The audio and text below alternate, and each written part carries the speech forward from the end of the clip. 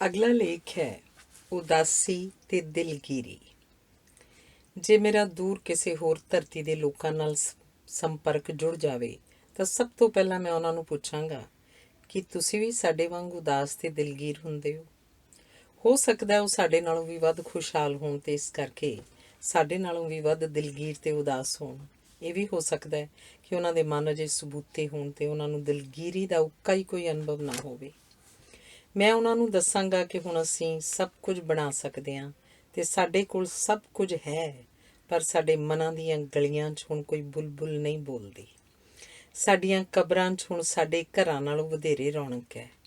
ਹੁਣ ਸਾਨੂੰ ਨਾ ਧੀਆਂ ਦੀ ਉਡੀਕ ਹੈ, ਨਾ ਤੀਆਂ ਦੀ। ਨਾ ਸਾਡੇ ਕੋਲ ਚਸ਼ਮਿਆਂ ਵਾਲੇ ਚਾਹ ਹਨ, ਨਾ ਦਰਿਆਵਾਂ ਜਿਹੇ ਦਿਲ। ਅਸੀਂ ਜਿੱਥੇ ਜਾ ਕੇ ਬਹਿਣਾ ਸੀ ਉਹ ਟਾਹਣ ਹੀ ਟੁੱਟ ਗਏ ਹਨ। ਮੈਂ ਇਹ ਵੀ ਦੱਸਾਂਗਾ ਕਿ ਹੁਣ ਸਾਡੇ ਘਰਾਂ 'ਚ ਹਲਦੀ ਰੰਗੇ ਖੱਤ ਨਹੀਂ ਆਉਂਦੇ। ਹੁਣ ਸਾਵਣ ਦੇ ਮਹੀਨੇ ਸਾਡੀ ਪਹਿਲੀ 'ਚ ਮੋਰ ਨਹੀਂ ਨੱਚਦੇ। ਹੁਣ ਸਾਡੇ ਸੁਪਨੇ ਸਾਡੇ ਵਾਂਗ ਹੀ ਯਤੀਮ ਤੇ ਸਤੀ ਹੋ ਰਹੇ ਹਨ। ਜੇ ਅਸੀਂ ਅੰਬਾਂ ਨੂੰ ਵੱਢ ਕੇ ਅੱਕਾਂ ਦੀ ਵਾੜ ਕਰ ਲਈ ਹੈ ਤਾਂ ਪੀਂਘਾਂ ਨੇ ਪਿੱਪਲਾਂ ਨੂੰ ਡੰਗਣਾ ਹੀ ਹੈ। ਮਾਵਾਂ ਨੇ ਢਲਦੀਆਂ ਛਾਵਾਂ ਬਣਨਾ ਹੀ ਹੈ। ਕਾਵਾਂ ਨੇ ਘੁੱਗੀਆਂ ਦੇ ਆਲਣੇ ਉਜਾੜਨੇ ਹੀ ਹਨ। ਪੱਗਾਂ ਲੀਰੋ ਲੀਰ ਹੋਣੀਆਂ ਹੀ ਹਨ। ਚੁੰਨੀਆਂ ਨੇ ਪਾਟਣਾ ਹੀ ਹੈ। ਵੰਗਾਂ ਨੇ ਵੈਣ ਪਾਉਣੇ ਹੀ ਹਨ। ਹੁਣ ਰੁੱਸ ਗਿਆ ਨੇ ਮੁੜ ਕੇ ਨਹੀਂ ਆਉਣਾ। ਹੁਣ ਮਰ ਗਿਆ ਨੇ ਨਹੀਂ ਲੱਭਣਾ। ਸਾਡੀ ਰੂਹ ਨੇ ਬੇਰੰਗ ਚਿੱਠੀ ਵਾਂਗ ਰੁਲਣਾ ਹੀ ਹੈ। ਭਾਵੇਂ ਮਨ ਦੇ ਵਿਹੜੇ 'ਚ ਚੰਦਨ ਤੇ ਚਮੇਲੀ ਦੇ ਕਿੰਨੇ ਹੀ ਬੂਟੇ ਲਾ ਦਈਏ ਤੇ ਬਚਾਓ ਦੇ ਕਿੰਨੇ ਹੀ ਢੰਗ ਤਰੀਕੇ ਵਰਤ ਲਈਏ, ਦਿਲ ਤੇ ਮਨ ਦੇ ਵਿਹੜੇ ਕਦੇ ਨਾ ਕਦੇ ਸੁੰਨੇ ਹੋ ਹੀ ਜਾਣੇ ਹਨ। ਮਨ ਦੇ ਕਈ ਮੌਸਮ ਅਜਿਹੇ ਹੁੰਦੇ ਹਨ ਜਿਨ੍ਹਾਂ ਵਿੱਚ ਸਾਹਾਂ ਨਾਲੋਂ ਹੌਕੇ ਲੰਮੇ ਹੋ ਜਾਂਦੇ ਹਨ। ਜਦੋਂ ਅਣਕਿਆਸੀਆਂ ਘਟਨਾਵਾਂ ਮਨੁੱਖ ਨੂੰ ਘੇਰ ਲੈਂਦੀਆਂ ਹਨ ਤੇ ਇਹਨਾਂ ਦੇ ਬੋਝ ਥੱਲੇ ਮਨੁੱਖ ਦਬ ਜਾਂਦਾ ਹੈ। ਜਦੋਂ ਸਾਡੇ ਸਾਰੇ ਧਿਆਨ ਦੇ ਬਾਵਜੂਦ ਕੁਝ ਸਿੱਧਾ ਪੂਰੀ ਤਰ੍ਹਾਂ ਉਲਟ ਜਾਂਦਾ ਹੈ ਤਾਂ ਕੁਝ ਅਰਸੇ ਲਈ ਸਾਡਾ ਆਲੇ ਦੁਆਲੇ ਦੇ ਜਗਤ ਨਾਲੋਂ ਨਾਤਾ ਟੁੱਟ ਜਾਂਦਾ ਹੈ ਤੇ ਅਸੀਂ ਮਨ ਦੀਆਂ ਧੁਰ ਅੰਦਰਲੀਆਂ ਗਲੀਆਂ 'ਚ ਦਿਲਗੀਰੀ ਦੀ ਬੁੱਕਲ ਵਿੱਚ ਜਾ ਬਹਿੰਦੇ ਹਾਂ। ਅਜਿਹੀ ਸਥਿਤੀ 'ਚ ਅਸੀਂ ਜੀਵਨ ਦੇ ਉੱਚੇ ਆਦਰਸ਼ਾਂ ਬਾਰੇ ਨਹੀਂ ਸੋਚਦੇ। ਅਸੀਂ ਆਪਣੀ ਹੋਂਦ ਬਣਾਈ ਰੱਖਣ ਦੀ ਜਦੋਜਹਿਦ 'ਚ ਗੁਆਚ ਜਾਂਦੇ ਹਾਂ। ਜਦੋਂ ਦਬਾਅ ਤੇ ਬੋਝ ਸਹਿਣਾ ਸੰਭਵ ਨਾ ਹੋਵੇ ਤਾਂ ਜੀਵਨ ਡਰਾਉਣਾ ਤੇ ਮੌਤ ਮਾਂ ਵਾਂਗ ਨਿੱਘੀ ਲੱਗਣ ਲੱਗ ਪੈਂਦੀ ਹੈ। ਅਸੀਂ ਆਪਣੇ ਜੀਵਨ 'ਚ ਮੌਤ ਨਾਲ ਲੁਕਣ ਮੀਚੀ ਖੇਡ ਰਹੇ ਹਾਂ। ਹਰ ਮਨੁੱਖ ਦੀ ਸਮੁੱਚੀ ਮਾਨਵ ਜਾਤੀ ਨਾਲ ਇਸ ਆਧਾਰ ਉੱਤੇ ਸਾਂਝ ਹੈ ਕਿ ਅਸੀਂ ਸਾਰੇ ਜੀਵਨ ਵਿੱਚ ਅਨੇਕਾਂ ਵਾਰ ਦਿਲਗੀਰ ਹੁੰਦੇ ਹਾਂ।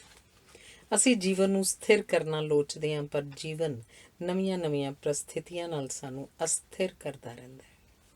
ਦੂਜੇ ਮਨੁੱਖ ਸਾਡੇ ਸਾਕ ਸੰਬੰਧੀ ਜਾਣੂ ਤੇ ਸਹਿਕਰਮੀ ਆਦਿ ਸਾਡੀਆਂ ਸਮੱਸਿਆਵਾਂ ਸੁਲਝਾਉਣ 'ਚ ਮਦਦ ਕਰਦੇ ਹਨ, ਪਰ ਸਾਡੀਆਂ ਬਹੁਤੀਆਂ ਸਮੱਸਿਆਵਾਂ ਵੀ ਇਹੀ ਪੈਦਾ ਕਰਦੇ ਹਨ।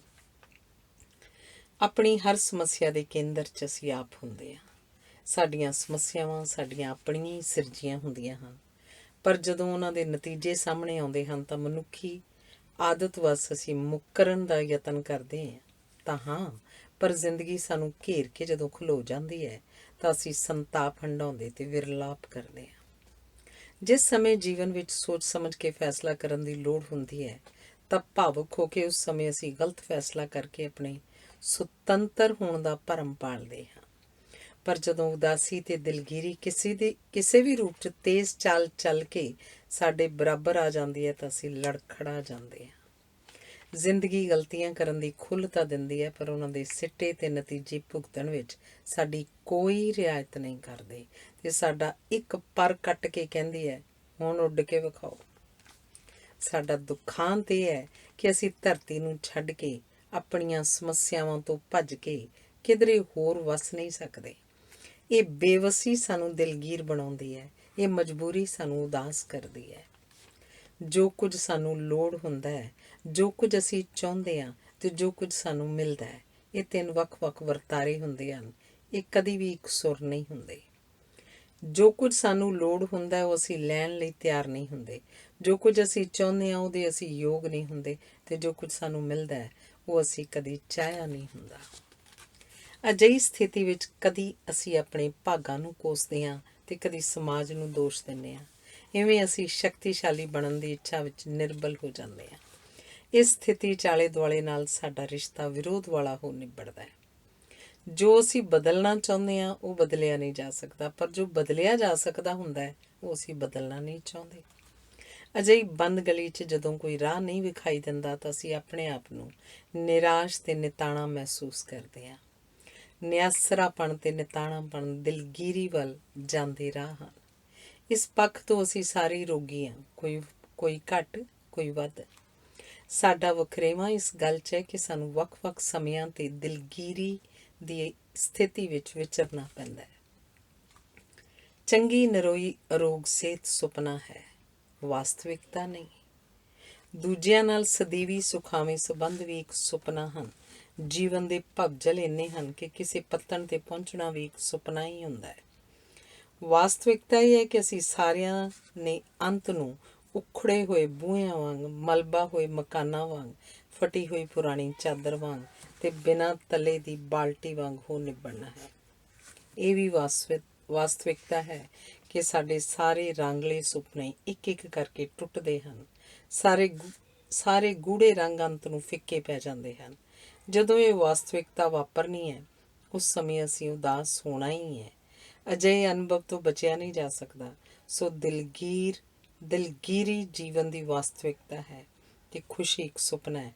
ਅਸੀਂ ਵਾਸਤਵਿਕਤਾ ਤੋਂ ਸੁਪਨੇ ਵੱਲ ਜਿਉਂ-ਜਿਉਂ ਸਫ਼ਰ ਕਰਦੇ ਹਾਂ ਤਿਉਂ-ਤਿਉਂ ਪੰਧ ਲੰਮੇਰਾ ਤੇ ਕਠਿਨ ਹੁੰਦਾ ਜਾਂਦਾ ਹੈ।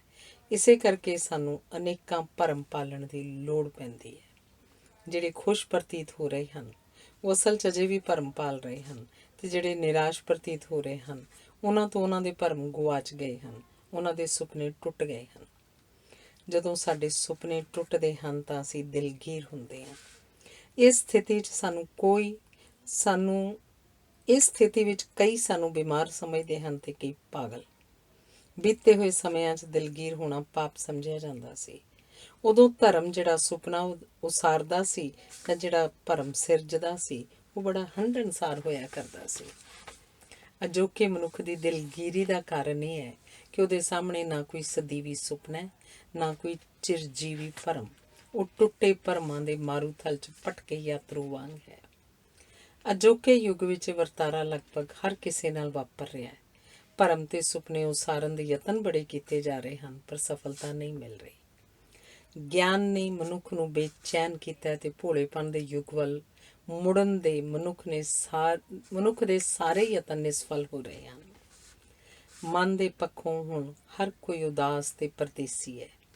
ਸਾਵੇਂ ਸੰਤੁਲਿਤ ਸੰਬੰਧਾਂ ਵਿੱਚ ਸਬੂਤੇ ਵਿਚਰਨ ਦੀ ਸਮਰੱਥਾ ਦੇ ਘਟ ਜਾਣ ਨਾਲ ਨਾ ਅੱਗੇ ਜਾਣ ਨੂੰ ਮਨ ਕਰਦਾ, ਨਾ ਪਿੱਛੇ ਮੁੜਿਆ ਜਾ ਸਕਦਾ। ਜਦੋਂ ਘਰ ਦੇ ਵਾਤਾਵਰਨ ਵਿੱਚ ਦਿਲਗੀਰੀ ਹੋਵੇ ਤਾਂ ਇਸ ਦਾ ਬੱਚਿਆਂ ਉੱਤੇ ਪ੍ਰਭਾਵ ਪੈਣਾ ਸੁਭਾਵਕ ਹੁੰਦਾ ਹੈ, ਤੇ ਅਜਿਹੇ ਬੱਚੇ ਵੀ ਜੀਵਨ ਪ੍ਰਤੀ ਮਾਪਿਆਂ ਵਾਲਾ ਦ੍ਰਿਸ਼ਟੀਕੋਣ ਅਪਣਾਉਂਦੇ ਹਨ ਤੇ ਅਕਸਰ ਉਹਨਾਂ ਵਸਤਾਂ ਤੇ ਵਰਤਾਰਿਆਂ ਵਿੱਚੋਂ ਤਸੱਲੀ ਲੱਭਦੇ ਹਨ ਜਿਹੜੇ ਮਾਪਿਆਂ ਨੂੰ ਪ੍ਰਵਾਨ ਨਹੀਂ ਹੁੰਦੇ। ਜਦੋਂ ਮਾਪਿਆਂ ਕੋਲ ਜੀਵਨ ਦੀ ਕੋਈ ਸੇਧ ਨਹੀਂ ਹੁੰਦੀ ਤਾਂ ਬੱਚਿਆਂ ਦਾ ਕੁਰਾਹੇ ਪੈਣਾ ਰੋਕਿਆ ਨਹੀਂ ਜਾ ਸਕਦਾ। ਜਦੋਂ ਲਾਡ ਨਾਲ ਪਾਲੇ ਬੱਚਿਆਂ ਦੀਆਂ ਮੰਗਾਂ ਪੂਰੀਆਂ ਨਹੀਂ ਹੁੰਦੀਆਂ ਤਾਂ ਉਹ ਚੋਰੀ ਕਰਨ ਲਈ ਮਜਬੂਰ ਹੁੰਦੇ ਹਨ। ਉਹਨਾਂ ਦੀਆਂ ਅਜਿਹੀਆਂ ਆਦਤਾਂ ਮਾਪਿਆਂ ਨੂੰ ਪਰੇਸ਼ਾਨ ਕਰਦੀਆਂ ਹਨ, ਪਰ ਮਾਪੇ ਭੁੱਲ ਜਾਂਦੇ ਹਨ ਕਿ ਅਜਿਹੀਆਂ ਆਦਤਾਂ ਪਾਉਣ ਦੀ ਜ਼ਿੰਮੇਵਾਰੀ ਉਹਨਾਂ ਦੀ ਹੈ। ਜਦੋਂ ਅਸੀਂ ਆਪਣੇ ਬੱਚਿਆਂ ਨੂੰ ਹੀ ਆਪਣੀ ਸਮੁੱਚੀ ਦੁਨੀਆ ਮਿੱਥ ਲੈਂਦੇ ਹਾਂ ਤਾਂ ਅਸੀਂ ਆਪਣੀ ਦੁਨੀਆ ਨੂੰ ਬਹੁਤ ਛੋਟਾ ਕਰ ਲੈਂਦੇ ਹਾਂ। ਛੋਟੀ ਦੁਨੀਆ 'ਚ ਉਦਾਰ ਸੋਚਣੀ ਸੰਭਵ ਨਹੀਂ ਹੁੰਦੀ। ਚਿੰਤਾ ਨਾਲ ਅਸੀਂ ਸਮੱਸਿਆਵਾਂ ਉਪਜਾਉਂਦੇ ਹਾਂ ਤੇ ਸਮੱਸਿਆਵਾਂ ਨਾਲ ਆਪਣੀ ਚਿੰਤਾ ਵਧਾਉਂਦੇ ਹਾਂ। ਇਸ ਸਥਿਤੀ ਵਿੱਚ ਅਵਸਰ ਹੀ ਸਮੱਸਿਆ ਬਣ ਜਾਂਦੇ ਹਨ। ਸੱਚ ਤਾਂ ਇਹ ਹੈ ਕਿ ਅਸੀਂ ਆਪਣੇ ਆਪ ਨੂੰ ਸਮਝਣ ਤੋਂ ਇਨਕਾਰੀ ਹੁੰਦੇ ਹਾਂ ਤੇ ਆਪਣੇ ਆਪ ਤੋਂ ਬਹੁਤ ਦੂਰ ਰਹਿ ਕੇ ਜਿਉਣਾ ਚਾਹੁੰਦੇ ਹਾਂ। ਸਾਡੀਆਂ ਬਿਮਾਰੀਆਂ ਤੇ ਸਮੱਸਿਆਵਾਂ ਦਾ ਇਲਾਜ ਉਦੋਂ ਤੱਕ ਸੰਭਵ ਨਹੀਂ ਹੁੰਦਾ ਜਦੋਂ ਤੱਕ ਅਸੀਂ ਆਪਣੇ ਆਪ ਨੂੰ ਨਹੀਂ ਸਮਝਦੇ। ਅਸੀਂ ਆਪਣੀ ਵਾਸਤਵਿਕਤਾ ਜਾਣਨ ਤੋਂ ਇਸ ਲਈ ਡਰਦੇ ਹਾਂ ਕਿਉਂਕਿ ਅਜਿਹਾ ਹੋਣ ਦੀ ਸੂਰਤ ਵਿੱਚ ਅਸੀਂ ਆਪਣੀਆਂ ਨਜ਼ਰਾਂ 'ਚ ਆਪ ਹੀ ਡਿੱਗ ਪਵਾਂਗੇ। ਸਾਨੂੰ ਆਪਣੀ ਵਾਸਤਵਿਕਤਾ ਜਾਣਨ ਲਈ ਆਪਣੇ ਸਾਜ਼ਿਸ਼ੀ ਵਿਹਾਰਾਂ, ਆਪਣੀਆਂ ਲੂੰਬੜ ਚਾਲਾਂ, ਕਮੀਨੀਆਂ ਹਰਕਤਾਂ, ਜਾਣ-ਬੁੱਝ ਕੇ ਬੋਲੇ ਝੂਠਾਂ, ਮਾੜੀਆਂ ਨੀਅਤਾਂ ਤੇ ਬੇਸ਼ਰਮ ਹਰਕਤਾਂ ਦੇ ਸਨਮੁਖ ਖਲੋਣਾ ਪਵੇਗਾ। ਅਜਿਹੀ ਹਿੰਮਤ ਕਿਸੇ ਵਿੱਚ ਨਹੀਂ ਹੁੰਦੀ। ਅਜਿਹੀ ਹਿੰਮਤ ਦੀ ਅਣਹੋਂਦ ਕਾਰਨ ਹੀ ਅਸੀਂ ਆਪਣੀਆਂ ਸ਼ਕਤੀਆਂ, ਸਮਰਥਾਵਾਂ ਤੇ ਗੁਣਾਂ ਦੇ ਖੂਹ ਨਹੀਂ ਗੇੜ ਸਕਦੇ। ਸਾਨੂੰ ਆਪਣੀਆਂ ਸਮੱਸਿਆਵਾਂ, ਉਦਾਸੀਆਂ ਤੇ ਦਿਲਗੀਰੀਆਂ ਦੇ ਅਸਲ ਕਾਰਨਾਂ ਦਾ ਪਤਾ ਹੁੰਦਾ ਹੈ, ਪਰ ਦੂਜਿਆਂ ਨੂੰ ਦੱਸਣਾ ਤਾਂ ਇੱਕ ਪਾਸੇ ਰਿਹਾ। ਅਸੀਂ ਆਪ ਵੀ ਇਹਨਾਂ ਦੇ ਕਾਰਨਾਂ ਨੂੰ ਨਹੀਂ ਜਾਣਨਾ ਚਾਹੁੰਦੇ। ਸੋ ਹੈਰਾਨੀ ਦੀ ਗੱਲ ਨਹੀਂ ਕਿ ਸਾਡੀ ਦਿਲਗੀਰੀ ਨਹੀਂ ਮੁੱਕਦੀ, ਸਾਡੇ ਰੋਗ ਨਹੀਂ ਕੱਟਦੇ। ਅਕਸਰ ਬਾਂਝ ਇਸਤਰੀ ਬੜੀ ਉਦਾਸ ਹੁੰਦੀ ਹੈ, ਪਰ ਕਈ ਇਸਤਰੀਆਂ 'ਚ ਮਾਂ ਬਣਨ ਦੀ ਇੱਛਾ ਤਾਂ ਹੁੰਦੀ ਹੈ, ਪਰ ਇਹ ਇੱਛਾ ਸਮਾਜਿਕ ਪ੍ਰਭਾਵਾਂ ਅਧੀਨ ਹੀ ਹੁੰਦੀ ਹੈ, ਉਹਨਾਂ ਦੇ ਅੰਦਰੋਂ ਨਹੀਂ ਜਾਗਦੀ। ਕਈ ਇਸਤਰੀਆਂ ਬੱਚਿਆਂ ਨੂੰ ਨਫ਼ਰਤ ਕਰਦੀਆਂ ਹਨ, ਪਰ ਮਮਤਾ ਦਾ ਪਖੰਡ ਕਰਨ ਲਈ ਮਜਬੂਰ ਹੁੰਦੀਆਂ ਹਨ। ਜੇ ਕੋਈ ਇਸਤਰੀ ਸੱਚ ਬੋਲੇ ਤਾਂ ਸਾਰਾ ਸਮਾਜ ਉਹਦੇ ਵਿਰੁੱਧ ਹੋ ਜਾਏਗਾ, ਪਰ ਅਜਿਹੀ ਇਸਤਰੀ ਜਦੋਂ ਮਜਬੂਰੀ ਵਸ ਮਾਂ ਬਣ ਜਾਂਦੀ ਹੈ ਤਾਂ ਉਹ ਖੁਸ਼ ਘੱਟ ਤੇ ਉਦਾਸ ਵਧੇਰੇ ਹੁੰਦੀ ਹੈ। ਉਹ ਭਾਵਕ ਪੱਖੋਂ ਇੰਨੀ ਡਾਵਾਂਡੋਲ ਹੋ ਜਾਂਦੀ ਹੈ ਕਿ ਉਹਨੂੰ ਆਪਣੇ ਆਪ ਉੱਤੇ ਵਿਸ਼ਵਾਸ ਨਹੀਂ ਰਹਿੰਦਾ। ਇਸ ਅਵਸਥਾ ਵਿੱਚ ਉਹ ਸ਼ੀਸ਼ੇ 'ਚ ਆਪਣੇ ਆਪ ਨੂੰ ਦੂਰੋਂ ਹੀ ਵੇਖਦੀ ਹੈ, ਨੇੜੇ ਹੋ ਕੇ ਆਪਣੇ ਆਪ ਨੂੰ ਵੇਖਣ ਦੀ ਉਸ 'ਚ ਹਿੰਮਤ ਨਹੀਂ ਰਹਿੰਦੀ। ਇਸਤਰੀ ਉਦਾਸ ਹੁੰਦੀ ਹੈ ਤੇ ਪੁਰਸ਼ ਦਿਲਗੀਰ। ਇਸਤਰੀ ਲਈ ਅਣਜੋੜ ਵਿਆਹ ਤੇ ਪੁਰਸ਼ ਲਈ ਕੱਚੀ ਨੌਕਰੀ ਇੱਕੋ ਜਿਹਾ ਸੰਤਾਪ ਹੁੰਦੇ ਹਨ। ਦੁਚਿੱਤੀ ਦੀ ਅਵਸਥਾ ਦਿਲਗੀਰੀ ਦਾ ਇੱਕ ਵੱਡਾ ਕਾਰਨ ਹੁੰਦੀ ਹੈ। ਦੁਚਿੱਤੀ ਦਾ ਸੰਤਾਪ ਕੇਵਲ ਮਨੁੱਖ ਨੂੰ ਹੰਢਾਉਣਾ ਪੈਂਦਾ ਹੈ। ਜਦੋਂ ਬਦਲੀ ਤੇ ਤਰੱਕੀ, ਦੋ ਇੱਕੋ ਜਿਹੀਆਂ ਚੰਗੀਆਂ ਜਾਂ ਮਾੜੀਆਂ ਸਥਿਤੀਆਂ ਵਿੱਚੋਂ ਚੋਣ ਕਰਨੀ ਪਵੇ ਤਾਂ ਅਸੀਂ ਅੰਦਰੋਂ ਬਾਹਰੋਂ ਇਕੱਲੇ ਹੋ ਜਾਂਦੇ ਹਾਂ। ਜਦੋਂ ਅਸੀਂ ਦੋ ਬਰਾਬਰ ਸਥਿਤੀਆਂ ਵਿੱਚੋਂ ਕੋਈ ਚੋਣ ਕਰਦੇ ਹਾਂ ਤਾਂ ਅੰਤਾਂ ਦੇ ਦੁਖੀ ਹੋ ਕੇ ਕਰਦੇ ਹਾਂ ਤੇ ਇੱਕ ਪਛਤਾਵਾ ਸਾਡੇ ਧੁਰ ਅੰਦਰ ਬਹਿ ਜਾਂਦਾ ਹੈ। ਇਹ ਅਵਸਥਾ ਜਿਨ੍ਹਾਂ ਨੂੰ ਹੰਢਾਉਣੀ ਪਈ ਹੈ ਜਾਂ ਪੈ ਰਹੀ ਹੈ, ਇਹਦਾ ਡੂੰਘਾ ਤੇ ਵਿਸ਼ਾਲ ਦਰਦ ਉਹੀ ਜਾਣਦੇ ਹਨ। ਪਰਿਵਾਰਿਕ ਅਣਬਣ ਹੰਢਾ ਰਹੇ ਜਿਹੜੇ ਉੱਪਰੋਂ ਖੁਸ਼ ਰਹਿਣੇ ਪ੍ਰਤੀਤ ਹੁੰਦੇ ਹਨ, ਉਹ ਅਕਸਰ ਅੰਦਰੋਂ ਦਿਲਗੀਰ ਹੁੰਦੇ ਹਨ। ਲੋਕਾਂ ਦਾ ਸਾਥ ਮਾਨਣ ਲਈ ਉਹ ਉਹਨਾਂ ਨੂੰ ਖੁਸ਼ ਕਰਨ ਦਾ ਯਤਨ ਕਰਦੇ ਹਨ, ਪਰ ਕਿਉਂਕਿ ਅਸਲੀਅਤ ਬਹੁਤਾ ਚਿਰ ਛੁਪਾਈ ਨਹੀਂ ਜਾ ਸਕਦੀ, ਸੋ ਉਹ ਇਕੱਲੇ ਰਹਿ ਜਾਂਦੇ ਹਨ। ਅੰਦਰੋਂ ਉਹ ਪਹਿਲਾਂ ਵੀ ਇਕੱਲੇ ਹੀ ਹੁੰਦੇ ਹਨ, ਪਰ ਜਦੋਂ ਬਾਹਰੋਂ ਵੀ ਉਹ ਇਕੱਲੇ ਹੋ ਜਾਣ ਤਾਂ ਜਾਂ ਉਹ ਬਿਮਾਰ ਰਹਿਣ ਲੱਗ ਪੈਂਦੇ ਹਨ ਜਾਂ ਆਪਣੇ ਆਪ ਨੂੰ ਬਰਬਾਦ ਕਰਨ ਦੇ ਰਾਹ ਪੈ ਜਾਂਦੇ ਹਨ। ਜਦੋਂ ਉਮਰ ਦੇ ਪੱਖੋਂ ਅਸੀਂ ਜਵਾਨੀ ਤੋਂ ਬੁਢਾਪੇ ਵੱਲ ਵੱਧਦੇ ਹਾਂ ਤਾਂ ਬਦਲੀ ਹੋਈ ਸਥਿਤੀ ਨਾਲ ਇਕਸੁਰ ਹੋਣ ਦੀ ਥਾਂ ਅਸੀਂ ਜਵਾਨ ਬਣੇ ਰਹਿਣ ਦੀ ਜ਼ਿੱਦ ਕਰਦੇ ਹਾਂ ਤੇ ਆਪਣੀ ਸ਼ਕਲ ਸੂਰਤ ਤੇ ਸਮੁੱਚੇ ਵਿਹਾਰ ਨੂੰ ਬਨਾਵਟੀ ਬਣਾ ਲੈਂਦੇ ਹਾਂ। ਅਜਿਹੀ ਸਥਿਤੀ ਪੁਰਸ਼ਾਂ ਤੇ ਇਸਤਰੀਆਂ ਦੋਹਾਂ ਲਈ ਦਿਲਗੀਰੀ ਦਾ ਕਾਰਨ ਬਣਦੀ ਹੈ, ਪਰ ਪੁਰਸ਼ਾਂ ਦੇ ਮੁਕਾਬਲੇ ਇਸਤਰੀਆਂ ਇਸ ਸਥਿਤੀ ਤੋਂ ਵਧੇਰੇ ਪ੍ਰਭਾਵਿਤ ਹੁੰਦੀਆਂ ਹਨ। ਸੋ ਉਹਨਾਂ ਅੰਦਰਲੀ ਉਦਾਸੀ ਤੇ ਮਾਯੂਸੀ ਉਹਨਾਂ ਦੇ ਵਰਤਾਰੇ ਵਿੱਚ ਚਿੜਚਿੜੇਪਣ ਰਾਹੀਂ ਪ੍ਰਗਟ ਹੁੰਦੀ ਹੈ। ਇਸ ਉਮਰ ਦੀ ਉਦਾਸੀ ਨੂੰ ਟਾਲਣ ਲਈ ਇੱਕ ਵਾਰੀ ਫੇਰ ਗਹਿਣੇ ਤੇ ਕੱਪੜੇ ਬਣਵਾਉਣ ਦੀ ਪ੍ਰਵਿਰਤੀ ਉਛਾਲਾ ਮਾਰਦੀ ਹੈ। ਜਵਾਨ ਹੋ ਰਹੇ ਬੱਚੇ ਵੇਖ ਕੇ ਪ੍ਰਸੰਨਤਾ ਹੁੰਦੀ ਹੈ, ਪਰ ਨਾਲ ਹੀ ਉਦਾਸੀ ਵੀ ਹੁੰਦੀ ਹੈ, ਕਿਉਂਕਿ ਬੱਚਿਆਂ ਦੀ ਉਮਰ ਮਾਵਾਂ ਦੀ ਆਪਣੀ ਉਮਰ ਦਾ ਭੇਤ ਪ੍ਰਗਟਾਉਂਦੀ ਹੈ। ਵੱਧਦੀ ਉਮਰ ਕਾਰਨ ਦੂਜਿਆਂ ਦਾ ਸਾਡੇ ਵੱਲ ਧਿਆਨ ਤੇ ਸਾਡੇ ਵਿੱਚ ਦਿਲਚਸਪੀ ਘਟਦੀ ਹੈ ਤਾਂ ਇਹ ਸਭ ਕੁਝ ਸੁਭਾਵਕ, ਪਰ ਸੁਭਾਵਕ ਨੂੰ ਸਵੀਕਾਰ ਕਰਨਾ ਹੀ ਤਾਂ ਸਭ ਤੋਂ ਵੱਧ ਮੁਸ਼ਕਿਲ ਹੁੰਦਾ ਹੈ। ਜਿਨ੍ਹਾਂ ਵਿੱਚ ਵਧੇਰੇ ਹਰਮਨ ਪਿਆਰਾ ਹੋਣ ਦੀ ਤਾਂਘ ਹੁੰਦੀ ਹੈ, ਉਹ ਆਪਣੀ ਤਾਂਘ ਦੇ ਅਧੂਰਾ ਰਹਿ ਜਾਣ ਕਾਰਨ ਆਪਣੇ ਹੀ ਢੰਗ ਨਾਲ ਉਦਾਸ ਹੁੰਦੇ ਹਨ। ਜਦੋਂ ਕੋਈ ਵਿਅਕਤੀ ਉਦਾਸ ਹੋਵੇ ਤਾਂ ਉਸਦੀ ਕਾਰਜ ਕੁਸ਼ਲਤਾ ਤਾਂ ਘਟਦੀ ਹੀ ਹੈ, ਉਹਦਾ ਆਪਣੇ ਆਪ ਵਿੱਚ ਵਿਸ਼ਵਾਸ ਵੀ ਪਤਲਾ ਹੋ ਜਾਂਦਾ ਹੈ ਤੇ ਆਪਣੀਆਂ ਨਜ਼ਰਾਂ ਵਿੱਚ ਵੀ ਉਹਦਾ ਮਹੱਤਵ ਤੇ ਮੁੱਲ ਘਟਣ ਕਾਰਨ ਆਪਣੇ ਅਧੂਰੇ ਹੋਣ ਤੇ ਅਪਰਵਾਨ ਹੋਣ ਦੀ ਦੋਸ਼ ਭਾਵਨਾ ਪ੍ਰਬਲ ਹੋ ਜਾਂਦੀ ਹੈ ਤੇ ਉਹ ਦਿਲਗੀਰ ਹੋ ਜਾਂਦਾ ਹੈ। ਇਸਤਰੀਆਂ ਦੇ ਮਾਸਿਕ ਸਰੀਰਕ ਗੇੜ ਵਾਂਗ ਪੁਰਸ਼ਾਂ ਨੂੰ ਵੀ ਉਦਾਸੀ ਦੇ ਗੇੜ ਵਿੱਚੋਂ ਲੰਘਣਾ ਪੈਂਦਾ ਹੈ, ਪਰ ਬਹੁਤੇ ਵਿਅਕਤੀ ਰੁਝੇਵਿਆਂ ਕਾਰਨ ਅਜਿਹੀ ਸਥਿਤੀ ਪ੍ਰਤੀ ਸੁਚੇਤ ਨਹੀਂ ਹੁੰਦੇ। ਇਹ ਉਦਾਸੀ ਜਦੋਂ ਸੰਘਣਾ ਰੂਪ ਧਾਰ ਲਵੇ ਤਾਂ ਕਿਸੇ ਗੰਭੀਰ ਬਿਮਾਰੀ ਜਾਂ ਕਿਸੇ ਹੋਰ ਅਲਾਮਤ ਰਾਹੀਂ ਪ੍ਰਗਟ ਹੋ ਜਾਂਦੀ ਹੈ। ਇਸ ਪੱਖ ਤੋਂ ਕੰਮ ਤੇ ਆਰਾਮ ਦੇ ਅਨੁਪਾਤ ਨੂੰ ਸਾਵਾਂ ਬਣਾ ਕੇ ਉਦਾਸੀ ਤੋਂ ਕਿਸੇ ਹੱਦ ਤੱਕ ਬਚਿਆ ਜਾ ਸਕਦਾ ਹੈ, ਪਰ ਵਧੇਰੇ ਚੰਗਾ ਇਹ ਹੋਵੇਗਾ ਕਿ ਉਦਾਸੀ ਤੋਂ ਬਚਣ ਦੀ ਥਾਂ ਇਹਨੂੰ ਹੰਢਾਇਆ ਜਾਵੇ। ਇਸਤਰੀਆਂ 'ਚ ਅਕਸਰ ਅਜਿਹੀ ਯੋਗਤਾ ਵਧੇਰੀ ਹੁੰਦੀ ਹੈ, ਸੋ ਜੀਵਨ ਨਾਲ ਪੁਰਸ਼ਾਂ ਦੇ ਮੁਕਾਬਲੇ ਵਧੇਰੇ ਇਕਸੁਰ ਹੁੰਦੀਆਂ ਹਨ। ਪਿੰਡਾਂ ਤੋਂ ਸ਼ਹਿਰਾਂ ਵੱਲ ਵਸੋਂ ਦਾ ਰੁਝਾਨ ਲੋਕਾਂ ਨੂੰ ਪ੍ਰਕਿਰਤਿਕ ਆਲੇ ਦੁਆਲੇ ਨਾਲੋਂ ਤੋੜ ਕੇ ਬਨਾਵਟੀ ਆਲੇ ਦੁਆਲੇ ਵੱਲ ਧਕੇਲ ਰਿਹਾ ਹੈ। ਸ਼ਹਿਰਾਂ ਵਿੱਚ ਜੀਵਨ ਦੀ ਰਫ਼ਤਾਰ, ਖਾਦ ਖੁਰਾਕ, ਆਰਾਮ ਤੇ ਮਾਨਸਿਕ ਵਿਕਾਸ ਸਹਿਜ ਗਤੀ ਵਾਲਾ ਨਹੀਂ ਹੁੰਦਾ। ਸੋ ਸ਼ਹਿਰਾਂ ਵਿੱਚ ਤੇ ਵਿਸ਼ੇਸ਼ ਕਰਕੇ ਵੱਡੇ ਸ਼ਹਿਰਾਂ ਵਿੱਚ ਮਾਨਸਿਕ ਸਮੱਸਿਆਵਾਂ ਵਧੇਰੇ ਹਨ ਅਤੇ ਉਹਨਾਂ ਦੇ ਵਧੇਰੇ ਤੇ ਜਟਿਲ ਹੋਣ ਕਾਰਨ ਦਿਲਗੀਰੀ ਦੀ ਭਾਵਨਾ ਵੀ ਵਧੇਰੇ ਹੈ। ਪਹਿਲਾਂ ਮਨੁੱਖ ਜਿਹੜਾ ਕੰਮ ਕਰਦੇ ਸਨ ਉਹ ਆਰੰਭ ਤੋਂ ਅੰਤ ਤੱਕ ਕਰਦੇ ਸਨ, ਪਰ ਹੁਣ ਅਸੀਂ ਸਾਰਾ ਕੰਮ ਨਹੀਂ ਕਰਦੇ, ਵੱਡੇ ਕੰਮ ਦਾ ਇੱਕ ਛੋਟਾ ਜਿਹਾ ਭਾਗ ਹੀ ਕਰਦੇ ਹਾਂ। ਕਾਰਖਾਨੇ ਵਿੱਚ ਅਜੋਕਾ ਮਜ਼ਦੂਰ ਵੱਡੀ ਮਸ਼ੀਨ ਦੇ ਕੇਵਲ 1 ਜਾਂ 2 ਪੁਰਜ਼ੇ ਬਣਾਉਂਦਾ ਹੈ ਜਾਂ ਜੋੜਦਾ ਹੈ। ਇਸ ਪ੍ਰਵਿਰਤੀ ਨੇ ਸਾਡੇ ਕੋਲੋਂ ਸਮੁੱਚਤਾ ਦਾ ਸੰਕਲਪ ਤੇ ਅਨੁਭਵ ਖੋਹ ਲਏ ਹਨ ਤੇ ਨਤੀਜਾ ਇਹ ਹੋਇਆ ਕਿ ਅਸੀਂ ਆਪਣੇ ਆਪ ਨੂੰ ਟੁੱਟਿਆ ਹੋਇਆ, ਨਿਗੂਣਾ ਜਿਹਾ, ਬਦਲਿਆ ਜਾ ਸਕਣ ਵਾਲਾ ਭਾਗ ਜਾਂ ਵਿਅਕਤੀ ਸਮਝਣ ਲੱਗ ਪਏ ਹਾਂ। ਬੁਢਾਪਾ ਜੀਵਨ ਦੀ ਇੱਕ ਅਜਿਹੀ ਅਵਸਥਾ ਜਿਹਦਾ ਭਵਿੱਖ ਨਹੀਂ ਹੁੰਦਾ। ਕਈ ਬੁਢਾਪੇ ਨੂੰ ਦੂਜਾ ਬਚਪਨ ਇਸ ਲਈ ਕਹਿੰਦੇ ਹਨ ਕਿਉਂਕਿ ਬੁੱਢੇ ਆਪਣੇ ਬਚਪਨ ਦੀਆਂ ਅਧੂਰੀਆਂ ਰਹਿ ਗਈਆਂ ਖਾਹਿਸ਼ਾਂ ਪੂਰੀਆਂ ਕਰਨ ਲਈ ਵਧੇਰੇ ਤਤਪਰ ਹੋ ਜਾਂਦੇ ਹਨ।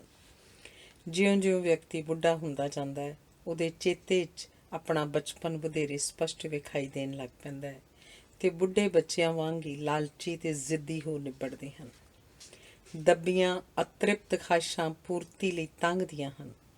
ਇਸੇ ਕਰਕੇ ਕਈ ਬੁੱਢੇ ਬੱਚਿਆਂ ਵਾਂਗ ਕੁਝ ਖਾਣ ਜਾਂ ਕੁਝ ਪ੍ਰਾਪਤ ਕਰਨ ਦੀ ਵਧੇਰੇ ਰੁਚੀ ਵਿਖਾਉਂਦੇ ਹਨ। ਉਹਨਾਂ ਦੀਆਂ ਅਜਿਹੀਆਂ ਆਦਤਾਂ ਨਾਲ ਬਾਕੀ ਦੇ ਘਰ ਦੇ ਜੀਆਂ 'ਚ ਦਿਲਗੀਰੀ ਵੱਧਦੀ ਹੈ। ਅਜਿਹੇ ਘਰਾਂ 'ਚ ਰਹਿ ਰਹੇ ਵਿਅਕਤੀ ਆਪਣੇ ਬਜ਼ੁਰਗਾਂ ਦੀ ਮੌਤ ਉਡੀਕਣ ਲੱਗ ਪੈਂਦੇ ਹਨ, ਪਰ ਬੁੱਢਿਆਂ ਉੱਤੇ ਸਮਾਜਿਕ ਦਬਾਅ ਘਟਣ ਕਰਕੇ ਤੇ ਚਿੰਤਾ ਮੁਕਤ ਹੋਣ ਕਰਕੇ ਉਹਨਾਂ ਲਈ ਜਿਉਂਦੇ ਰਹਿਣਾ ਸੌਖਾ ਹੋ ਜਾਂਦਾ ਹੈ। ਅਜਿਹੇ ਬੁੱਢਿਆਂ ਦੀ ਹੋਂਦ ਨਾਲ ਦਿਲਗੀਰੀ ਦੇ ਨਾਲ ਅਕੇਵਾਂ ਵੀ ਵੱਧਦਾ ਹੈ। ਕਿਸੇ ਉਦੇਸ਼ ਵਿੱਚ ਸਫਲਤਾ ਨਾਲ ਵੀ ਅਸੀਂ ਅਕਸਰ ਉਦਾਸ ਹੋ ਜਾਂਦੇ ਹਾਂ ਕਿਉਂਕਿ ਸਫਲ ਹੋਣ ਉਪਰੰਤ ਰੁੱਝੇ ਰਹਿਣ ਦਾ ਕੋਈ ਆਧਾਰ ਨਹੀਂ ਰਹਿੰਦਾ ਤੇ ਨਤੀਜਾ ਇਹ ਹੁੰਦਾ ਹੈ ਕਿ ਨਿਸ਼ਾਨਾ ਲੋਪ ਹੋ ਜਾਣ ਨਾਲ ਜੀਵਨ ਉਦੇਸ਼ਹੀਨ ਪ੍ਰਤੀਤ ਹੋਣ ਲੱਗ ਪੈਂਦਾ ਹੈ। ਕਿਸੇ ਅੰਤਲੇ ਇਮਤਿਹਾਨ 'ਚ ਪਾਸ ਹੋਣ ਉਪਰੰਤ ਤੇ ਕਈ ਹਾਲਾਤਾਂ ਵਿੱਚ ਵਿਆਹ ਕਰਵਾਉਣ ਉਪਰੰਤ ਵੀ ਕੁਝ ਚਿਰ ਲਈ ਅਸੀਂ ਉਦਾਸ ਹੋ ਜਾਂਦੇ ਹਾਂ। ਇਸ ਹਾਲਤ ਦਾ ਕਾਰਨ ਇਹ ਹੁੰਦਾ ਹੈ ਕਿ ਸਫਲਤਾ ਦੇ ਸੰਬੰਧ ਵਿੱਚ ਅਸੀਂ ਜੋ ਸੋਚਿਆ ਤੇ ਕਿਆਸਿਆ ਹੁੰਦਾ ਹੈ ਉਹੋ ਜਿਹਾ ਕੁਝ ਪ੍ਰਾਪਤ ਨਹੀਂ ਹੁੰਦਾ ਤੇ ਅਗਲੇਰੇ ਯਤਨ ਨਿਰਰਥਕ ਪ੍ਰਤੀਤ ਹੁੰਦੇ ਹਨ ਤੇ ਆਪਣੇ ਆਪ ਬਾਰੇ ਸਾਡੀ ਰਾਏ ਨੀਵੀਂ ਹੋ ਜਾਂਦੀ ਹੈ। ਕਈ ਵਾਰ ਅਸੀਂ ਵੱਡੇ ਨੁਕਸਾਨ ਸਹਿਜੇ ਹੀ ਬਰਦਾਸ਼ਤ ਕਰ ਲੈਂਦੇ ਹਾਂ, ਪਰ ਮਗਰੋਂ ਵਾਪਰੀ ਕੋਈ ਨਿੱਕੀ ਜਿਹੀ ਘਟਨਾ ਸਾਨੂੰ ਬੜਾ ਉਦਾਸ ਕਰ ਦਿੰਦੀ ਹੈ। ਇਹਦਾ ਕਾਰਨ ਇਹ ਹੈ ਕਿ ਵੱਡੇ ਨੁਕਸਾਨ ਵੇਲੇ ਅਸੀਂ ਉਦਾਸੀ ਨੂੰ ਮੁਲਤਵੀ ਕਰ ਦਿੱਤਾ ਹੁੰਦਾ ਹੈ ਕਿਉਂਕਿ ਉਸ ਸਮੇਂ ਵਧੇਰੇ ਲੋਕ ਸਾਡੇ ਵਿਹਾਰ ਨੂੰ ਦੇਖ ਰਹੇ ਹੁੰਦੇ ਹਨ। ਜਦੋਂ ਵੀ ਸਾਨੂੰ ਇਕੱਲੇ ਹੋਣ ਦਾ ਅਵਸਰ ਮਿਲਦਾ ਤਾਂ ਕੋਈ ਨਿੱਕੀ ਜਿਹੀ ਗੱਲ ਉਸ ਸੁੱਤੀ ਹੋਈ ਉਦਾਸੀ ਨੂੰ ਜਗਾ ਦਿੰਦੀ ਹੈ। ਕਿਸੇ ਦੇ ਮਰਨ ਜਾਂ ਦੂਰ ਚਲੇ ਜਾਣ ਜਾਂ ਵਿਛੋੜੇ ਦਾ ਉਦਾਸ ਕਰਨ ਵਾਲਾ ਅਨੁਭਵ ਵਿਸ਼ਵ ਵਿਆਪੀ ਹੈ। ਮਾਪੇ ਮਰ ਜਾਂਦੇ ਹਨ, ਦੋਸਤ ਮਿੱਤਰ ਦੂਰ ਚਲੇ ਜਾਂਦੇ ਹਨ, ਪਾਲਤੂ ਜਾਨਵਰ ਸਾਡੀ ਅਣਗਹਿਲੀ ਕਾਰਨ ਸਾਡੇ ਹੱਥੋਂ ਜਾਂਦੇ ਰਹਿੰਦੇ ਹਨ, ਬੱਚੇ ਆਪਣੇ ਆਲ੍ਹਣੇ ਦੂਰ ਕਿਸੇ ਥਾਂ ਪਾ ਲੈਂਦੇ ਹਨ ਤੇ ਪਿੱਛੇ ਮਾਪੇ ਇਕੱਲੇ ਰਹਿ ਜਾਂਦੇ ਹਨ। ਇਹੋ ਜਿਹੇ ਸਮੇਂ ਵਿੱਚ ਜੀਵਨ ਦੀਆਂ ਸਾਰੀਆਂ ਦੁਖਦਾਈ ਘਟਨਾਵਾਂ ਕਲਪਨਾ 'ਚ ਪ੍ਰਕਰਮਾਂ ਕਰਦੀਆਂ ਹਨ। ਭੁੱਖ ਘੱਟ ਲੱਗਦੀ ਹੈ, ਨੀਂਦਰ ਘੱਟ ਜਾਂਦੀ ਹੈ, ਰੁਝੇਵੇਂ ਅਰਥਪੂਰਨ ਨਹੀਂ ਲੱਗਦੇ। ਸੋ ਇਸ ਅਵਸਥਾ 'ਚ ਉਦਾਸ ਹੋਣਾ ਸੁਭਾਵਿਕ ਹੁੰਦਾ ਹੈ। ਉਦਾਸੀ ਜਾਂ ਦਿਲਗੀਰੀ ਬਹੁਤਾ ਉਹਨਾਂ ਨੂੰ ਹੀ ਦੁਖੀ ਕਰਦੀ ਹੈ ਜਿਹੜੇ ਇਸ ਨੂੰ ਜੀਵਨ ਦਾ ਅਨਿੱਖੜ ਅਨੁਭਵ ਮੰਨਣ ਤੋਂ ਇਨਕਾਰੀ ਹੁੰਦੇ ਹਨ। ਅਜਿਹੇ ਵਿਅਕਤੀ ਦੁੱਖਾਂ ਤੋਂ ਬਚਦੇ ਸੁੱਖ ਮਾਨਣ ਤੋਂ ਵੀ ਵਿਰਵੇ ਰਹਿ ਜਾਂਦੇ ਹਨ। ਜਿਹੜੇ ਵਿਅਕਤੀਆਂ ਨੇ ਬਚਪਨ ਤੇ ਜਵਾਨੀ ਵਿੱਚ ਔਖੇ ਦਿਨ ਵੇਖੇ ਹੋਣ, ਉਹਨਾਂ ਵਿੱਚ ਉਦਾਸੀ ਨੂੰ ਸਹਿਣ ਦੀ ਸਮਰੱਥਾ ਵਧੇਰੇ ਹੁੰਦੀ ਹੈ। ਜਿਨ੍ਹਾਂ ਨੂੰ ਸੌਖੀਆਂ ਜਿੱਤਾਂ ਦੀ ਆਦਤ ਹੁੰਦੀ ਹੈ, ਉਹਨਾਂ ਦੇ ਪੈਰ ਜੀਵਨ ਦੀ ਧਰਤੀ ਉੱਤੋਂ ਜਲਦੀ ਉਖੜਦੇ ਹਨ। ਜਿਹੜੇ ਪ੍ਰਕਿਰਤੀ ਦੇ ਨੇੜੇ ਵਸਦੇ ਹਨ ਉਹ ਉਦਾਸੀ ਨੂੰ ਬਹੁਤ ਹੀ ਸਹਿਜ ਨਾਲ ਸਵੀਕਾਰ ਕਰਦੇ ਹਨ, ਪਰ ਜਿਹੜੇ ਪ੍ਰਕਿਰਤੀ ਤੋਂ ਦੂਰ ਹੁੰਦੇ ਹਨ ਉਹ ਆਪਣੇ ਆਪ ਨੂੰ ਗੂੰਦ ਦੇ ਦਰਿਆ 'ਚ ਡਿੱਗਿਆ ਅਨੁਭਵ ਕਰਦੇ ਹਨ, ਜਿੱਥੇ ਉਹ ਨਾ ਤੈਰ ਸਕਦੇ ਹਨ ਤੇ ਨਾ ਹੀ ਉਹ ਡੁੱਬਦੇ ਹਨ। ਧੰਨਵਾਦ। ਨਰਿੰਦਰ ਸਿੰਘ ਕਪੂਰ ਦੀ ਪੁਸਤਕ ਆਮੋ ਸਾਹਮਣੇ ਦਾ ਅਗਲਾ ਲੇਖ, ਉਧਾਰ ਅਤੇ ਕਰਜ਼ਾ। ਮਨੁੱਖ ਤੋਂ ਸਿਵਾਏ ਸਾਰੇ ਜੀਵ ਜੰਤੂ ਅਚੇਤ ਹੀ ਜਾਣਦੇ ਹਨ ਕਿ ਜੀਵਨ ਦਾ ਉਦੇਸ਼ ਆਨੰਦ ਮਾਣਨਾ ਹੈ। ਇਸੇ ਲਈ ਨਾ ਉਹ ਉਧਾਰ ਦਿੰਦੇ ਹਨ, ਨਾ ਲੈਂਦੇ ਹਨ ਤੇ ਨਾ ਹੀ ਉਹਨਾਂ ਨੂੰ ਉਧਾਰ ਲੈਣ ਦੇਣ ਦੀ ਲੋੜ ਪੈਂਦੀ ਹੈ। ਜਦੋਂ ਤੱਕ ਮਨੁੱਖ ਆਪਣੇ ਆਪ ਨੂੰ ਦੁੱਖ ਨਾ ਦੇਵੇ ਉਹ ਪ੍ਰਸੰਨ ਨਹੀਂ ਹੁੰਦਾ। ਪ੍ਰਸੰਨ ਕਰਜ਼ਈ ਭੂਤ ਵਾਂਗ ਹੁੰਦਾ ਹੈ। ਭੂਤ ਦੀਆਂ ਗੱਲਾਂ ਸਾਰੇ ਕਰਦੇ ਹਨ ਪਰ ਵੇਖਿਆ ਕਿਸੇ ਨੇ ਨਹੀਂ ਹੁੰਦਾ। ਅਜੇ ਤੱਕ ਕਿਸੇ ਨੇ ਪ੍ਰਸੰਨ ਹੋ ਕੇ ਉਧਾਰ ਨਹੀਂ ਚੁਕਾਇਆ। ਜਿਸ ਨੇ ਸਾਨੂੰ ਉਧਾਰ ਦਿੱਤਾ ਹੁੰਦਾ ਉਸ ਤੋਂ ਡਰਨ ਦੀ ਲੋੜ ਨਹੀਂ, ਕਿਉਂਕਿ ਉਹ ਆਪਣੀ ਇੱਜ਼ਤ ਦਾ ਖਿਆਲ ਕਰਦਿਆਂ ਧਮਕੀਆਂ ਭਾਵੇਂ ਦੇਵੇ ਪਰ ਕੋਈ ਕਾਰਵਾਈ ਨਹੀਂ ਕਰੇਗਾ। ਜਦੋਂ ਲੋਕਾਂ ਨੂੰ ਇਹ ਪਤਾ ਲੱਗੇਗਾ ਕਿ ਉਹਨੇ ਸਾਨੂੰ ਉਧਾਰ ਦਿੱਤਾ ਤਾਂ ਲੋਕ ਉਹਨੂੰ ਕਮੀਨਾ ਸਿੱਧ ਕਰਨਗੇ ਤੇ ਅੱਗੋਂ ਅਜਿਹੀ ਮੂਰਖਤਾ ਕਰਨ ਤੋਂ ਰੋਕਣਗੇ। ਓਨਾ ਹੀ ਉਧਾਰ ਦਿਓ ਜਿੰਨਾ ਗੁਆਉਣ ਦੀ ਹਿੰਮਤ ਹੋਵੇ। ਓਨਿਆਂ ਨੂੰ ਹੀ ਉਧਾਰ ਦਿਓ ਜਿੰਨਿਆਂ ਦੇ ਨਾਂ ਜ਼ਬਾਨੀ ਯਾਦ ਰੱਖਣ ਦੀ ਸਮਰੱਥਾ ਹੋਵੇ, ਕਿਉਂਕਿ ਗਾਲਾਂ ਕੱਢਣ ਸਮੇਂ ਵਹੀ ਫਰੋਲਣ ਦੀ ਵੇਲ ਨਹੀਂ ਹੁੰਦੀ। ਕਿਸੇ ਬਾਰੇ ਨਿਰਪੱਖ ਹੋ ਕੇ ਤੁਸੀਂ ਤਾਂ ਹੀ ਸੋਚ ਸਕਦੇ ਹੋ ਜੇ ਤੁਸੀਂ ਉਸ ਤੋਂ ਕੁਝ ਲੈਣਾ ਦੇਣਾ ਨਾ ਹੋਵੇ। ਅਸੀਂ ਆਪਣੇ ਗੁਆਂਢੀਆਂ ਨੂੰ ਮਾੜੇ ਕਹਿੰਦੇ ਹਾਂ, ਪਰ ਅਸੀਂ ਭੁੱਲ ਜਾਂਦੇ ਹਾਂ ਕਿ ਉਹ ਵੀ ਤਾਂ ਸਾਨੂੰ ਝੱਲਦੇ ਹਨ। ਬਹੁਤੇ ਲੋਕ ਚਾਹ ਦੀ ਪੱਤੀ ਵਾਂਗ ਹੁੰਦੇ ਹਨ। ਉਹਨਾਂ ਦਾ ਅਸਲੀ ਰੰਗ ਉਦੋਂ ਤੱਕ ਨਹੀਂ ਉਗੜਦਾ ਜਦ ਤੱਕ ਉਹਨਾਂ ਨੂੰ ਉਬਲਦੇ ਪਾਣੀ 'ਚ ਨਾ ਪਾਇਆ ਜਾਵੇ। ਅਸੀਂ ਕਿੰਨੇ ਵੀ ਸਿਆਣੇ ਹੋਈਏ, ਉਧਾਰ ਲੈਣ ਵਾਲਿਆਂ ਦੇ ਅਸਲ ਰੰਗ ਨੂੰ ਅਸੀਂ ਉਧਾਰ ਦੇਣ ਤੋਂ ਪਹਿਲਾਂ ਨਹੀਂ ਪਛਾਣ ਸਕਦੇ।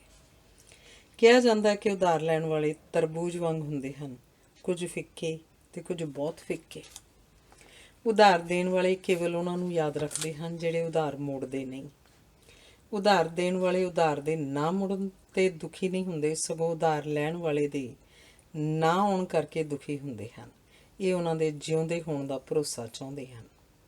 ਉਧਾਰ ਲੈਣ ਵਾਲੇ ਸਾਰੇ ਇੱਕੋ ਜਿਹੇ ਨਹੀਂ ਹੁੰਦੇ, ਉਹਨਾਂ ਵਿੱਚ ਡੁੱਬਣ ਦੀ ਵੱਖਰੀ ਵੱਖਰੀ ਸਮਰੱਥਾ ਤੇ ਰਫ਼ਤਾਰ ਹੁੰਦੀ ਹੈ। ਉਧਾਰ ਲੈਣ ਦੇਣ ਵਾਲੇ ਆਪਸ ਵਿੱਚ ਲੁੱਕਣ ਮੀਚੀ ਖੇਡਦੇ ਹਨ। ਇਸ ਸੰਸਾਰ 'ਚ ਵਪਾਰਕ ਖੇਤਰ ਵਿੱਚ ਹਰੇਕ ਸਫਲ ਵਿਅਕਤੀ ਪਿੱਛੇ ਕਈ ਉਧਾਰ ਦੇਣ ਵਾਲੇ ਖਲੋਤੇ ਹੁੰਦੇ ਹਨ। ਮਹਾਨ ਉਹ ਹੈ ਜਿਹੜਾ ਉਧਾਰ ਦੇਣ ਲੈਣ ਉਪਰੰਤ ਵੀ ਮਹਾਨ ਲੱਗੇ। ਉਧਾਰ ਲੈਣ ਦੀ ਲੋੜ ਸਾਰਿਆਂ ਨੂੰ ਪੈਂਦੀ ਹੈ, ਪਰ ਕੋਈ ਵਿਰਲਾ ਹੀ ਹੁੰਦਾ ਜਿਹੜਾ ਇਸ ਇੱਛਾ ਉੱਤੇ ਕਾਬੂ ਪਾ ਲਵੇ। ਉਧਾਰ ਲੈਣਾ ਖਾਜ ਕਰਨ ਵਾਂਗ ਹੁੰਦਾ ਹੈ। ਆਨੰਦ ਤਾਂ ਆਏਗਾ ਪਰ ਇੱਜ਼ਤ ਛਿੱਲੀ ਜਾਏਗੀ। ਖਰਚੀਲੀਆਂ ਪਤਨੀਆਂ ਦੀ ਖੁਸ਼ੀ ਲਈ ਲੋੜ ਵਧੇਰੇ ਕਮਾਈ ਕਰਨ ਦੀ ਹੁੰਦੀ ਹੈ, ਪਰ ਉਹਨਾਂ ਦੇ ਪਤੀ ਅਕਸਰ ਉਧਾਰ ਲੈਣ ਬਾਰੇ ਸੋਚਦੇ ਹਨ। ਅਜਿਹੇ ਘਰਾਂ 'ਚ ਜੇ ਇੱਕ ਵਾਰੀ ਉਧਾਰ ਵੜ ਜਾਏ ਤਾਂ ਹਿਲਦੇ ਦੰਦ ਵਾਂਗ ਨਾ ਰੱਖਿਆ ਜਾ ਸਕਦਾ ਨਾ ਕੱਢਿਆ ਜਾ ਸਕਦਾ। ਕਰਜ਼ੇ 'ਚ ਡੁੱਬੇ ਵਿਅਕਤੀ ਦੀ ਪਤਨੀ ਵਿਧਵਾ ਹੁੰਦੀ ਹੈ। ਜਿਹੜੇ ਜਵਾਨੀ 'ਚ ਉਧਾਰ ਲੈਣ ਲੱਗ ਪੈਣ ਉਹਨਾਂ ਨੂੰ ਆਪਣਾ ਭਵਿੱਖ ਗਿਰਵੀ ਰੱਖਣਾ ਪੈਂਦਾ ਹੈ। ਜਿਹੜੇ ਕਰਜ਼ਾ ਲੈ ਕੇ ਪੁੱਤ ਦਾ ਵਿਆਹ ਕਰਦੇ ਹਨ ਉਹਨਾਂ ਦੀ ਗਲਤੀ ਦੀ ਸਜ਼ਾ ਨੂੰਹ ਨੂੰ ਭੁਗਤਣੀ ਪੈਂਦੀ ਹੈ। ਕਰਜ਼ਾ ਆਮ ਕਰਕੇ ਰੁਪਏ ਪੈਸੇ ਦਾ ਹੁੰਦਾ, ਪਰ ਉਧਾਰ ਕਈ ਚੀਜ਼ਾਂ ਦਾ ਹੋ ਸਕਦਾ। ਪੁਸਤਕ ਦਾ, ਕਾਰ ਦਾ, ਹਥਿਆਰ ਦਾ, ਰਸੋਈ ਦੀਆਂ ਵਸਤਾਂ ਦਾ, ਬਿਸਤਰਿਆਂ ਦਾ, ਆਉਣ ਜਾਣ ਲਈ ਵਰਤੀਆਂ ਜਾਂਦੀਆਂ ਚੀਜ਼ਾਂ ਦਾ। ਸੌਖ ਲਈ ਉਧਾਰ ਵੀ ਵਧੇਰੇ ਕਰਕੇ ਰੁਪਏ ਪੈਸੇ ਦਾ ਹੋਣ ਲੱਗ ਪਿਆ। ਜਦੋਂ ਸਮਾਜ ਛੋਟਾ ਸੀ ਤੇ ਜੀਵਨ ਦੀ ਚਾਲ ਮੱਠੀ ਸੀ ਤਾਂ ਲੈਣ ਦੇਣ ਵਾਲੇ ਦਾ ਆਪਸੀ ਰਿਸ਼ਤਾ ਆਪਣੱਤ ਤੇ ਸਦਭਾਵਨਾ ਵਾਲਾ ਸੀ। ਉਹ ਲੋਕ ਇੱਕ ਦੂਜੇ ਨੂੰ ਪੀੜ੍ਹੀਆਂ ਤੋਂ ਜਾਣਦੇ ਹੁੰਦੇ ਸਨ ਤੇ ਦੋਹਾਂ ਧਿਰਾਂ ਦਾ ਸਭ ਕੁਝ ਪ੍ਰਤੱਖ ਸੀ। ਹੁਣ ਜਦੋਂ ਮਨੁੱਖ ਵੱਡੀਆਂ ਆਬਾਦੀਆਂ 'ਚ ਰਹਿੰਦਾ ਹੈ, ਉਹ ਆਪਣੀ ਅਸਲੀਅਤ ਨੂੰ ਛੁਪਾਉਣ ਵਿੱਚ ਵਧੇਰੇ ਨਿਪੁੰਨ ਹੋ ਗਿਆ।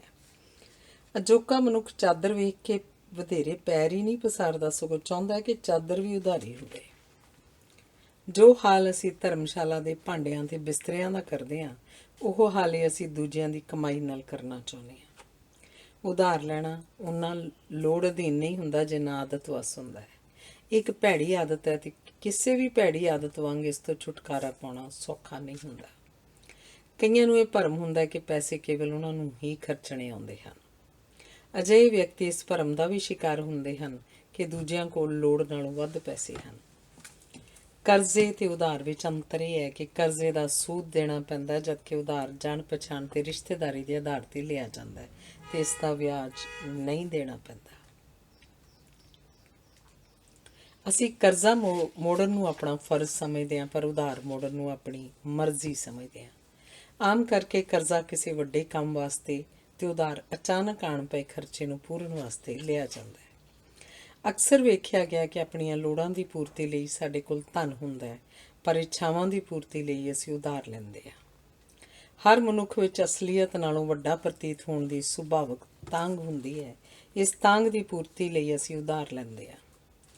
ਜਿੰਨਾ ਮਕਾਨ ਸਾਨੂੰ ਆਪਣੀਆਂ ਲੋੜਾਂ ਲਈ ਚਾਹੀਦਾ ਹੁੰਦਾ ਹੈ, ਉਸ ਨਾਲੋਂ ਵੱਡਾ ਮਕਾਨ ਪਾਉਣ ਦੀ ਇੱਛਾ ਦੇ ਬਨਾਵਟੀ ਮਜਬੂਰੀ ਉਪਜਾ ਕੇ ਅਸੀਂ ਦੋਸਤਾਂ, ਮਿੱਤਰਾਂ, ਰਿਸ਼ਤੇਦਾਰਾਂ ਨੂੰ ਅਰੰਭੇ ਯੱਗ ਵਿੱਚ ਤਿਲ ਫੁੱਲ ਪਾਉਣ ਲਈ ਕਹਿੰਦੇ ਆ।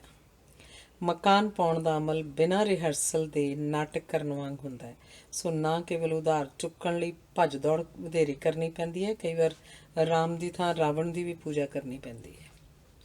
ਜਿਨ੍ਹਾਂ ਨਾਲ ਸਾਡਾ ਦਰਦ ਦਾ ਰਿਸ਼ਤਾ ਹੁੰਦਾ ਹੈ, ਉਹਨਾਂ ਤੋਂ ਉਧਾਰ ਲੈ ਕੇ ਅਸੀਂ ਉਹਨਾਂ ਦੇ ਦਰਦ 'ਚ ਵਾਧਾ ਕਰਦੇ ਹਾਂ। ਮਕਾਨ ਪਾਉਣ ਜਾਂ ਵਿਆਹ ਜਿਹੇ ਕੰਮ ਪੂਰੀ ਤਰ੍ਹਾਂ ਵਿਉਂਤ ਕੇ ਨਹੀਂ ਕੀਤੇ ਜਾਂਦੇ, ਸੋ ਇਹਨਾਂ ਦੇ ਖਰਚੇ ਅਨੁਮਾਨ ਨਾਲੋਂ ਸਦਾ ਵੱਧ ਹੁੰਦੇ ਹਨ। ਇਸ ਖੱਪੇ ਨੂੰ ਪੂਰਨ ਲਈ ਅਸੀਂ ਦੂਜਿਆਂ ਨੂੰ ਪਰਖਣ ਲਈ ਨਿਕਲ ਪੈਂਦੇ ਹਾਂ। ਕਰਜ਼ੇ ਦਾ ਵਿਆਜ ਛੜੱਪੇ ਮਾਰਦਾ ਹੈ, ਸੋ ਸਾਡਾ ਪਹਿਲਾ ਯਤਨ ਵਿਆਜ ਰਹਿਤ ਉਧਾਰ ਲੈਣ ਦਾ ਹੁੰਦਾ ਹੈ। ਉਧਾਰ ਲੈਣ ਲਈ ਝੂਠ ਬੋਲਣਾ ਪੈਂਦਾ ਹੈ। ਝੂਠ ਬੋਲਣਾ ਕੇਵਲ ਬੱਚਿਆਂ ਲਈ ਪਾਪ ਹੁੰਦਾ ਹੈ। ਪ੍ਰੇਮੀਆਂ ਲਈ ਝੂਠ ਬੋਲਣਾ ਇੱਕ ਕਲਾ ਹੈ, ਛੜੇ ਲਈ ਝੂਠ ਬੋਲਣਾ ਮਜਬੂਰੀ ਹੈ, ਅਤੇ ਉਧਾਰ ਲੈਣ ਵਾਲੇ ਲਈ ਝੂਠ ਬੋਲਣਾ ਹੀ ਸੱਚ ਬੋਲਣਾ ਹੁੰਦਾ ਹੈ। ਸੱਚ ਬੋਲ ਕੇ ਉਧਾਰ ਨਹੀਂ ਮਿਲਦਾ। ਉਧਾਰ ਵਿੱਚ ਚਿੰਤਾ ਛੁਪੀ ਹੁੰਦੀ ਹੈ। ਲੈਣ ਦੇਣ ਤੋਂ ਮਗਰੋਂ ਹੀ ਪਤਾ ਲੱਗਦਾ ਕਿ ਕਿਹੜੀ ਧਿਰ ਨੇ ਚਿੰਤਾ ਕਰਨੀ ਹੈ। ਉਧਾਰ ਲਈ ਪੈਸੇ ਜਲਦੀ ਖਰਚ ਹੋ ਜਾਂਦੇ ਹਨ, ਇਸੇ ਕਰਕੇ ਇਹਨਾਂ ਨੂੰ ਮੋੜਨ ਵਿੱਚ ਦੇਰ ਤੇ ਅਕਸਰ ਬਹੁਤ ਦੇਰ ਲੱਗਦੀ ਹੈ। ਕਹਿੰਦੇ ਹਨ ਕਲਮ, ਪੋਥੀ, ਘੋੜੀ ਤੇ ਤਲਵਾਰ ਉਧਾਰ ਨਹੀਂ ਦੇਣੀਆਂ ਚਾਹੀਦੀਆਂ, ਕਿਉਂਕਿ ਮੁੜਦੀਆਂ ਨਹੀਂ। ਜੇ ਅਰਦਾਸ ਕਰਨ ਨਾਲ ਤੇ ਮਿੰਨਤ ਨਾਲ ਮੁੜ ਵੀ ਪੈਣ ਤਾਂ ਇਹ ਸਬੂਤੀਆਂ ਨਹੀਂ ਮੁੜਦੀਆਂ। ਉਧਾਰ ਦੇਣ ਨਾਲ ਕੋਈ ਦੁਸ਼ਮਣ ਤਾਂ ਨਹੀਂ ਬਣਦਾ, ਪਰ ਦੋਸਤ ਦੋਸਤ ਨਹੀਂ ਰਹਿੰਦੇ। ਆਪਣੇ ਕਿਸੇ ਦੋਸਤ ਨੂੰ ਉਧਾਰ ਦੇ ਕੇ ਵੇਖੋ, ਨਾ ਉਧਾਰ ਮੁੜੇਗਾ, ਨਾ ਦੋਸਤ ਦੋਸਤ ਰਹੇਗਾ।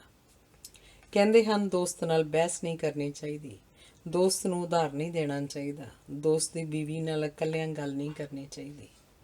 ਇਹ ਸਾਰੇ ਵਰਤਾਰੇ ਵਿਗਾੜ ਤੇ ਸ਼ੱਕ ਉਪਜਾਉਂਦੇ ਹਨ। ਘੱਟ ਕਮਾਉਣ ਵਾਲੇ ਪੁੱਤਰ ਟੱਬਰ ਨੂੰ ਤਬਾਹ ਨਹੀਂ ਕਰਦੇ, ਉਧਾਰ ਲੈਣ ਵਾਲੇ ਕਰਦੇ ਹਨ, ਕਿਉਂਕਿ ਇਹ ਉਧਾਰ ਅਕਸਰ ਪਿਤਾ ਨੂੰ ਲਾਉਣੇ ਪੈਂਦੇ ਹਨ।